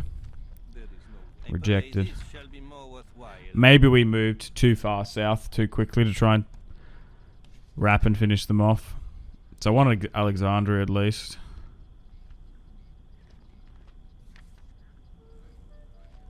No, okay. So be it.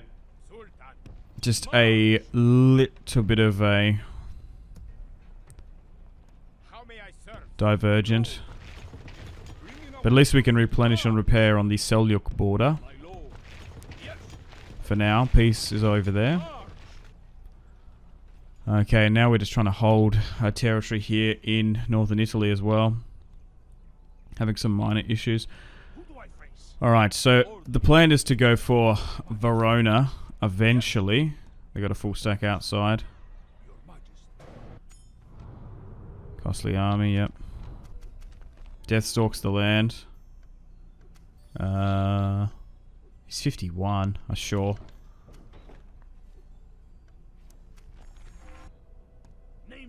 And now we've got bad stuff going on here. Hang on. Well, I guess he can move back now because we don't have to deal with the Seljuks. He can garrison there. And what do I do with these units now? I guess I move them north, potentially. We'll try and replenish and repair here. So, we've had a bit of a ceasefire with the Seljuks for now. I can't imagine it lasting that long. I'm trying to think if I should move the co-emperor maybe to Egypt, or maybe back to Italy eventually. These guys, I guess I head them to Egypt because we're having problems. Okay, so the Egyptians have moved some units up from Alexandria, so let's just make sure we have more forces here. Okay, let's try and hit some of these units that are sitting on the outskirts for whatever reason and clean that up a bit. Right, those reinforcements. I say reinforcements. It's the garrison that fled from Alexandria, really. Okay. Right, now we're good, I think. 4,000 against their 1,000. Good. I wanted to auto-resolve it. It would pain me to retake Cairo. It's a brutal city to take. Alrighty, back up in the north. I think it's time to go against Venice in Verona now. Now, thankfully, half of their army is sitting outside. Oh my god, it's a citadel. Yikes. So, we'll isolate the garrison inside. We'll move up the emperor. And, oh, thankfully there's no general there. So, we're going to take the auto-resolve on this one. A couple hundred. Let's make sure we get rid of them as well. Okay. Well, we'll manually siege this one out. And I reckon we're going to have to play this one. I want one battering ram. I want more ladders if I can. And we'll consolidate together. We might bring some more units up, potentially. We'll see.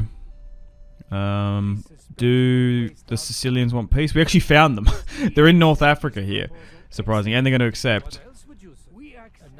Can I get some map information? No. So this must be their last settlement here. That's where they were. I don't think they even have Tunisia. Can I get map information from the Serbs? No. We've got a bunch of diplomats spread around everywhere. Can we get map from... Oh. We'll accept that and do the cheeky cheese. So let's cancel that. Oh, wow. They've done really well in this series. The Moors taking Toulouse and Tunisia. We'll do the same with the Seljuks as well.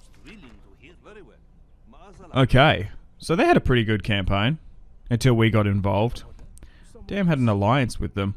Still want to try and retake Alexandria. That's annoying that we lost it. Oh, there's some big cities there. Oh, wow. Look at that. Like, it's like nearly a fort wall of settlements. Oh, so they do have Baku. I thought it was Turku or whatever it's called. And they even have more territory up there. Okay.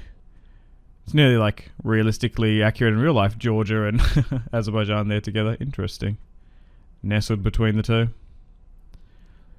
Okay, so the siege equipment has been built. I'm going to move the Emperor's cousin out, Nikitas, and he's going to be able to have more reinforcements in. Okay, that should be enough though. Ooh, if I go with a night attack, it doesn't bring in reinforcements. I think it's worth playing this one. So we got 3,000 against their 1,500. Alright, let's fight this one upon the battlefield. And take Venice's biggest castle. Snowy Citadel. Let's go.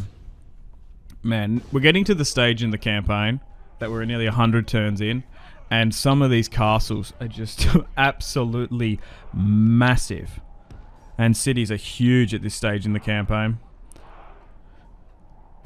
So we tend to get super high casualties. And we are using spearmen predominantly still. Alright, this army build, 2 units of mercenary spears, 2 Norman, the rest just Byzantine. Actually, in hindsight, I probably should have built 2 battering rams. I think we're going to be okay. Just need to make sure it doesn't get destroyed. Okay, so that 500's coming in. Do I allow him to like just try and shoot it out. Okay. Look at this lone soldier here. What's this? What's that? Skitari swordsman doing? Bit weird. Okay, we're moving up slowly. Our archers are here as well. One into crossbows. Walls are no match for valor and force of arms. Alright, here comes the battering ram. And then Venice only has Milan from what I can see. And I'm assuming they've got some Illyrian territory potentially in and around Serbia. Walls are no match for valor and force of arms. So I think what I might do is I might actually move Emperor, Co-Emperor Jonas maybe back to Constantinople. I don't know. I'm still umming and ahhing if I should go further against the Seljuks. They surprised attacked us. We pushed their armies back and we took some territory. But do we want to be going into those far-flung regions in the east when we want to restore a lot of what was the Roman Empire? We might be better off focusing our armies on that. I don't know. We still need to keep a massive garrison and units in the east, but do we need to have key figures and family members there? I don't know. We are moving Pamphronos. It will be... what is he? Third in line technically now. Eventually. We'll probably move him to Egypt because we're still having some issues there. But once we retake Alexandria, we have, for all intensive purposes, created the Eastern Roman Empire. And maybe even some more territory. Our men have done well. Okay, they're pushing up well. We might move my archers up in a sec. The gateway's broken. We'll send the 5 infantry units sitting outside in. And ideally I might try and get my archers on the walls so they can shoot down into the castle and up and over as well. But yeah, taking Italy has been a massive undertaking. Easier said than done. Still thankful we haven't had a crusade called against us.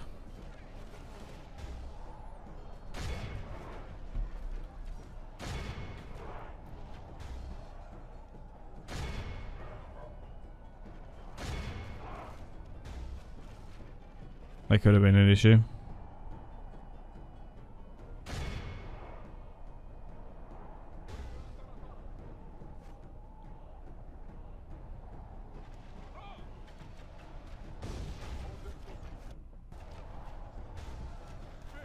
Okay, we're doing a lot better on the gateway and the 2 side walls. Not so much on that left there.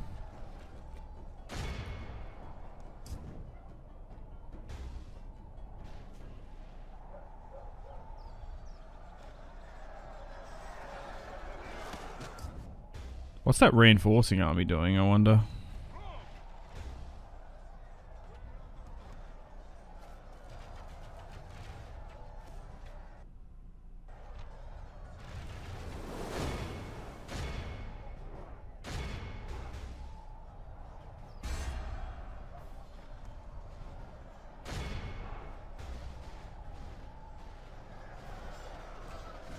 It's going to eventually make its way in.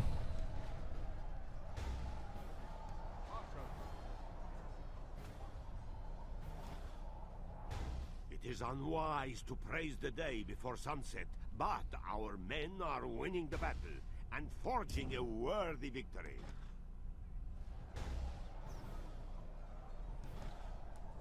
Bunch of cavalry just sitting back there in the second road for some reason. A little bit weird.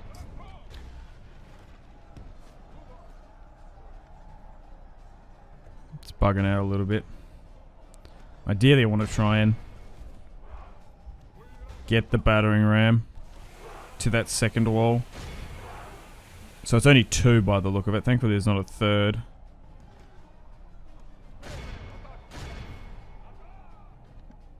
Could have been interesting. Oh.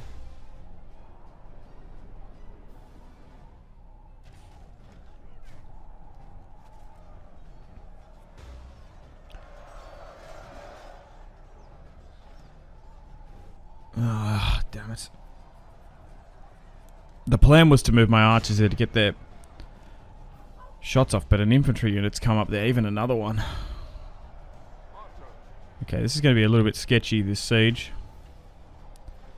3 of our infantry are buckling. Some of them have drawn their swords, but it looks like some of them are going to be able to fire. They have lost half their men. Oh my god, they're just trying to go against this cavalry there.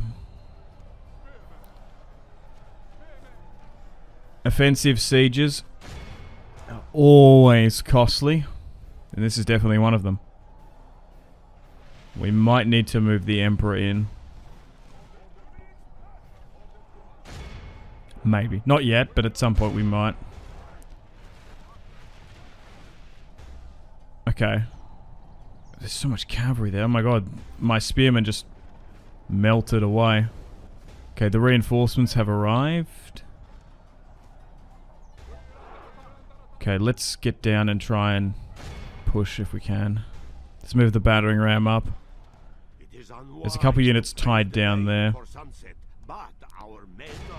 Try and get my archers to pepper them.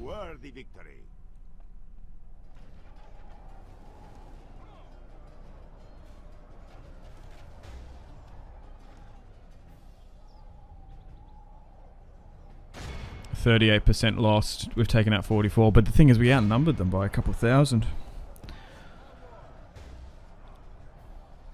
We're struggling to get past the first rung. How are we going to deal with the second?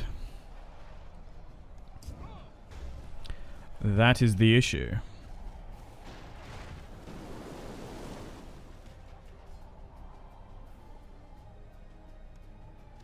Okay, we're moving up now, which is a bit better. Oh my god, look how much cavalry's there. Yikes. The enemy are badly blooded. They have lost half their men.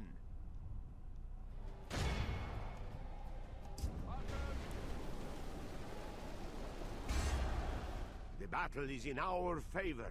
If we remain true and wholehearted, victory will be ours.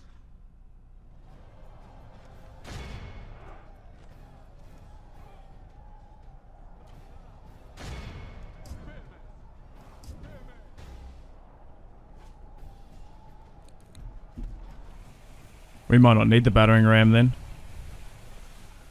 Lord preserve We've us. managed to push through that gateway. Oh, but they're just holding it though. Okay, the reinforcements are here. It's probably... can we move them off maybe?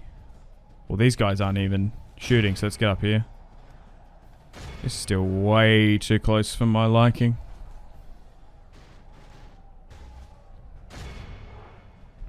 I think it's the cavalry. Really heavily armored. They're not necessarily...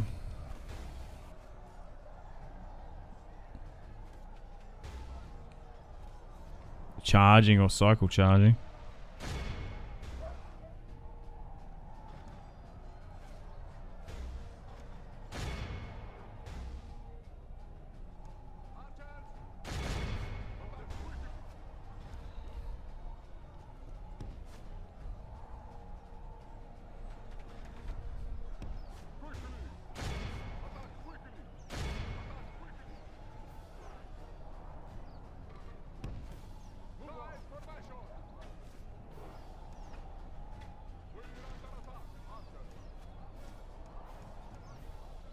No, okay. Oh my god. My infantry is just completely buckled. I don't know how we're going to win this. It is unwise to praise the day before sunset, but our We'll move my archers up and try and get them to do their best, but I don't fucking know. worthy victory. This might be a GG's.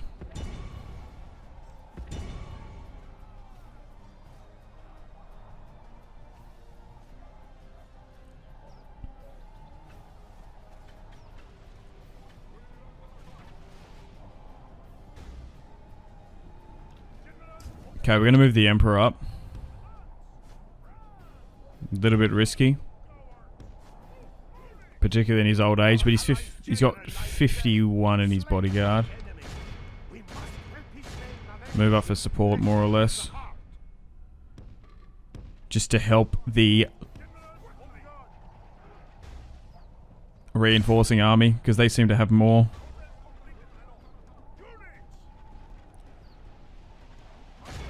Okay, just try and diversify some of that firing pattern a bit. 67 to their 72. Oh, I just don't think we're going to get over the line. We'll sit the Emperor there. Move him back slightly, just need to be careful.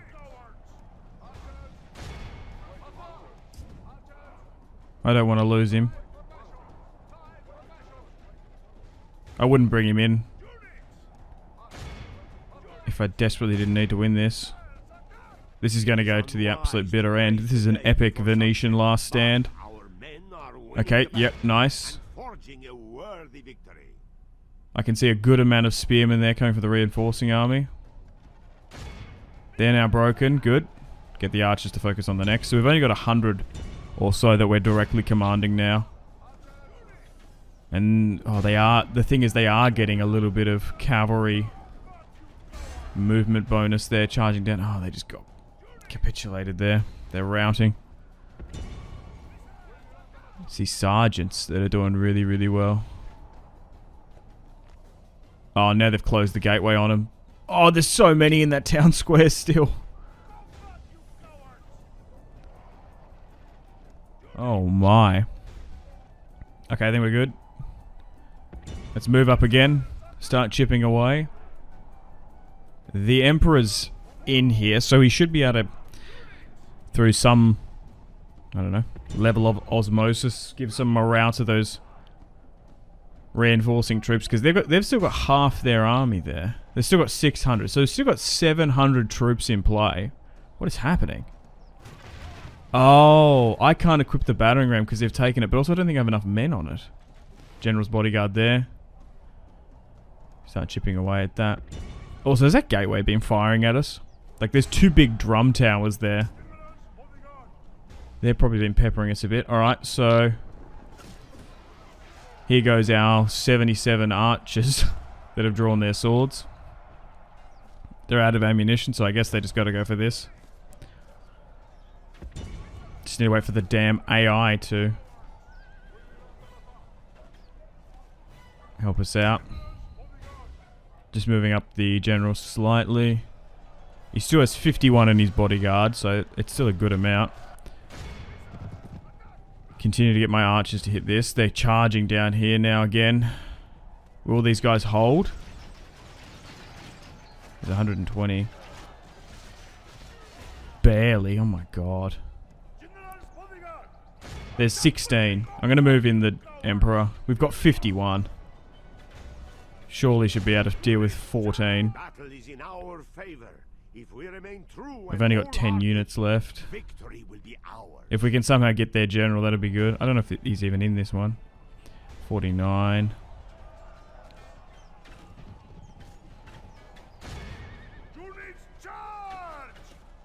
Okay, I think we're good.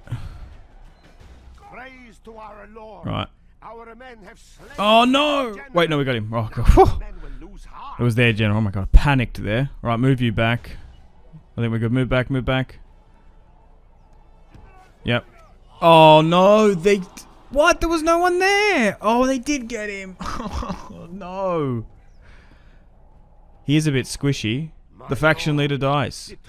Oh, god damn it. There's 42 in his bodyguard. He didn't die in the charge. I think he must have got taken out by an archer. There was no one there. Now we can't do a rally. Oh, that's GG's, I think. To be fair.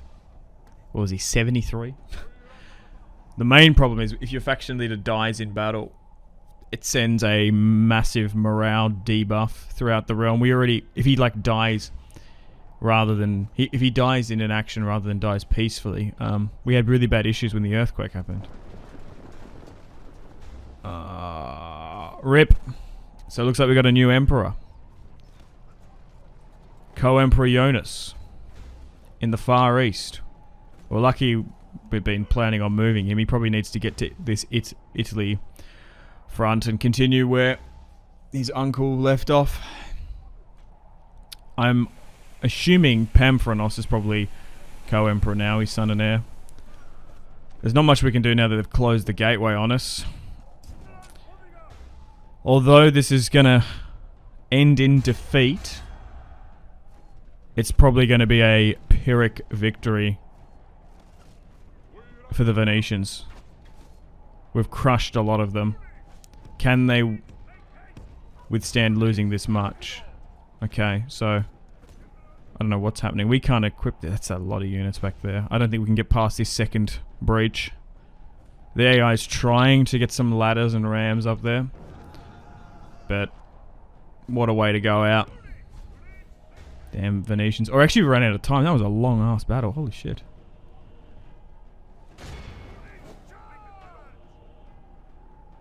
We've only got 2 minutes remaining. That was nearly... Yeah, that was a full battle. I don't think there was much we really could have done differently there. It would have been just withdrawing the Emperor. But the thing is, it's like... He's going to die anyway, so... Yeah. Oof. Alexios the Great. RIP, average defeat. So we have 500 remaining. No, it was more like 600 remaining to their 600. So we basically traded. But, yep, faction leader killed. Alexios is no more. They got rid of the captives. Our forces melted away. Oh, Niketas Kuminos died as well. Oh. So Jonas not only lost his uncle, he lost his cousin as well. Well, that line is pretty much died out now. It's only the female. But Alexios, with no male heirs, it's going to bounce to his brother's son. Yeah, Niketas died as well. Because that's the other Kaminos line, the only male line. So really we just need to focus on this small family tree. So Jonas, 51, pretty decent authority. He's named his firstborn son Pamphronos, who's now 16. That's a good thing. We can probably look to marry him off, but he's Catholic, unfortunately. Yeah, I guess the Byzantine Roman Empire is Catholic at the moment. Well, I suppose we head you westward, sitting in the Far East. It's probably not a bad idea. Dude's 51 though. He's not young. There wasn't much of an age difference between the two. So we've got our third emperor now. That line has died off. Then we've got the female line here. Andronicus the Merciless. His son Jonas has now inherited the throne. And Pamphronos. So we'll probably look to marry him off as well. He was going to Egypt to help out in the rebellion, but he might be better suited going elsewhere, to be honest. Okay, so although we lost that battle, the Emperor did enough that we can rally a small army from our territory in northern Italy and push straight again, and we should be able to take Verona. So although it was a defeat, we did so much damage, it's nearly a victory in my books. Okay, so they have moved up... Wait, what? They moved up a full stack, but it's not coming in? Oh, that's bizarre. We'll take the victory off it. Why did they attack me then? What? How did that full stack not come in? That was so close. That must have been a bug. Because why would they attack me during the end turn? Whatever. I'm going to take Verona. I'm going to sit here then. Oh yeah. Okay, so... Appios, the Beautiful. French. So this is the... this is the Emperor's second-born son. Legitimate Hungarian, Greek, French relations. He's even wearing blue. He's Catholic, unfortunately. Yeah, maybe we shouldn't have married the Emperor to a French princess. Well, I guess there's a French Empress on the throne. Okay, still dealing with public order. Yikes. All over the Empire now, because this is the first turn that we've had a new Emperor, so... We will need to drop the taxes a bit, and hopefully we don't have a full-scale revolt, full-scale rebellion. Most of this is on normal, so we can change a lot of it. Move you back to Acre. We just need to withstand a little bit of it. Alright, so Zeno is going to try and push for Alexandria again. Unfortunately, his brother Nikitas died to Venetians. It's kind of a shame. And still dealing with pretty bad public order here. We're trying to get more units where we can. But the Emperor needs to get over here. Quick, fast. It shouldn't last for too long. But it's definitely something we need to keep an eye on. But we're under a reign of a new Emperor. Jonas II. Following male preference primogenitor at the moment. Which I think we'll just do. It's fine. So we're still at war with the Venetians and the Fatimids. I would actually nearly offer peace if they're interested. Ceasefire, and it's unknown, which is annoying. Sometimes it works if you offer money straight after. Are they interested? 7,000 is quite a bit, no. Alright, let's get the Emperor on the move. We might even get him to recruit and pick up an army from Constantinople. It's going to take him a little bit of time to get there. Agent detected. Oh, a jihad's been called on Basra. Yikes. Oh, that's not good. That's really bad. We're probably at war with Rum and probably the other Muslim factions. Still dealing with a lot of civil disorder. I could split them, because the Emperor has more movements. We're slowly but surely making our way to Constantinople. Pamphronos is already there. So let's get some swordsmen. And then probably a unit of Saxon Huskarls. They can sit there for now. Alright, I've also scouted out some princesses. So we've got a couple of options here. I do want to try and get Pamphronos married off as quickly as possible. He's at the ripe old age of 17. Now, I found this Orthodox princess from Serbia. She's only 5-star. However, there's a whopping 10-star princess here. She's 26. But she's from Pisa. And another Catholic. I think I'm going to marry him to her. Oh, wait. They want to Bologna, Florenzi, and Pisa. Because that will allow us to strengthen our Italian claim. And she's a fantastic princess, so we should be able to get some really fantastic traits. But unfortunately, we might have another secret Catholic. That cost a bit, so we're going to have to stop that. So, you do want to try and marry into other houses if you can, because you get some really nice traits. So she's noble, utterly manipulative. She's lovely, though. And she's of Pisan blood. So hopefully, all those brutal wars we've had with Pisa will subside for now. And now we have an alliance with them. They sit in Genoa, and I'm assuming Sardinia and Corsica as well. So this guy is of Greek princely blood, Hungarian, French, and now his children will probably have Pisan blood as well. So we're well and truly assimilating into Western Europe. We probably could switch the religion to Catholic, realistically. Venice doesn't want peace, which is a shame. Can I give you some money for peace? I'll give you all my money that I got now. Nah, still not interested. Yikes. Alright, so this place bloody rebelled. Still constantly dealing with these Egyptian rebellions. That's another thing as well in this mod. Some areas are just prone to rebellions. Maybe it's a script. Maybe it's realistic. We can't seem to quell them overly too much. I guess the populations are just massive. Alright, back in Alexandria now. Okay. Should be able to take this one. What's this, the second time we've retaken Alexandria? Nice. Now Egypt is fully back under Roman occupation. Sure. Hamburg gets rights. Interesting. We've had a rebellion in Venice. And to top that off, we're at war with the Moors and the Seljuks. Now, luckily, we've got a big army there. And we probably need to move up a general. My god. I think it's in combination with a new emperor. But also, like, just some of this territory is essentially hard to core. My lord. Alright. Oh no. We lost one of our guys to an assassin. Alright. Oh, okay. That Seljuk Jihad army is really close by. I think we're better off just to allow them to take Basra, because if we perpetually leave that active... You don't look very Seljuk, but whatever. Anyway. Yes. Okay. So we're going to move this general up to help out. Verona's not too happy. Okay. Yes. Move out. Now, thankfully, the HRE is sort of sitting there protecting us. Yes? I think they have a core for Verona, Yes. so maybe they're kind of looking to want to try and get it. Alright, let's move everyone up. Forces, my lord. I probably could do with some mercenaries, to be fair. We've already played the battle Strike, my lord.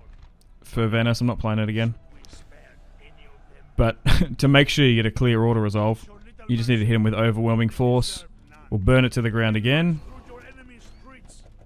and then hopefully we can hold it this time. Now, funnily enough, Pisa has actually attacked Venice, and they're besieging Milan. They weren't at war with them before, maybe because we've got an alliance with them now. They seem more bold and confident to do so. I'm interested to, like, give you heaps of money, Venice. Nah, still not interested. Because if Pisa takes Milan, that's the Italian peninsula fully under our control. We'll need to move some units back to Verona. Yes, lord. They must have some territory in Illyria that I can't see, I'm assuming. Or maybe they have Sardinia or Corsica, potentially. Alright, let's try and hold Venice completely now. Let's continue on.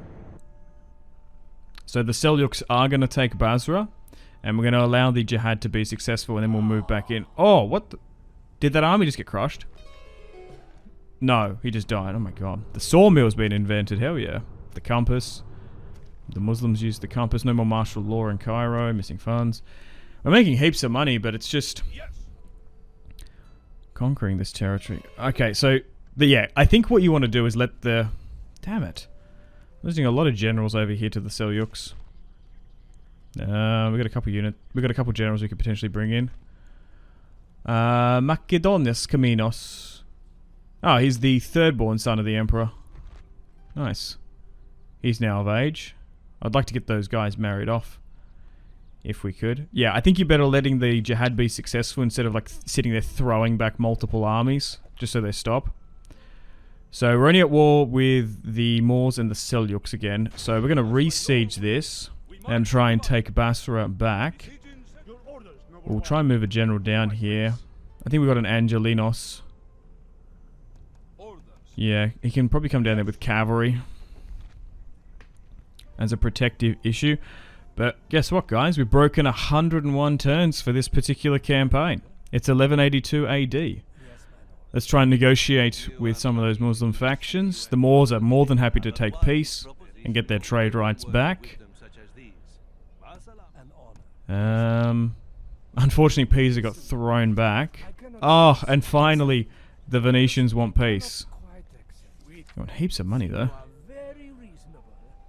Try and get trade with them. Because now I just think we need to consolidate Emperor Jonas II's rule. I swear there's a settlement here. Oh, I can't see it. Somewhere in the fog of war.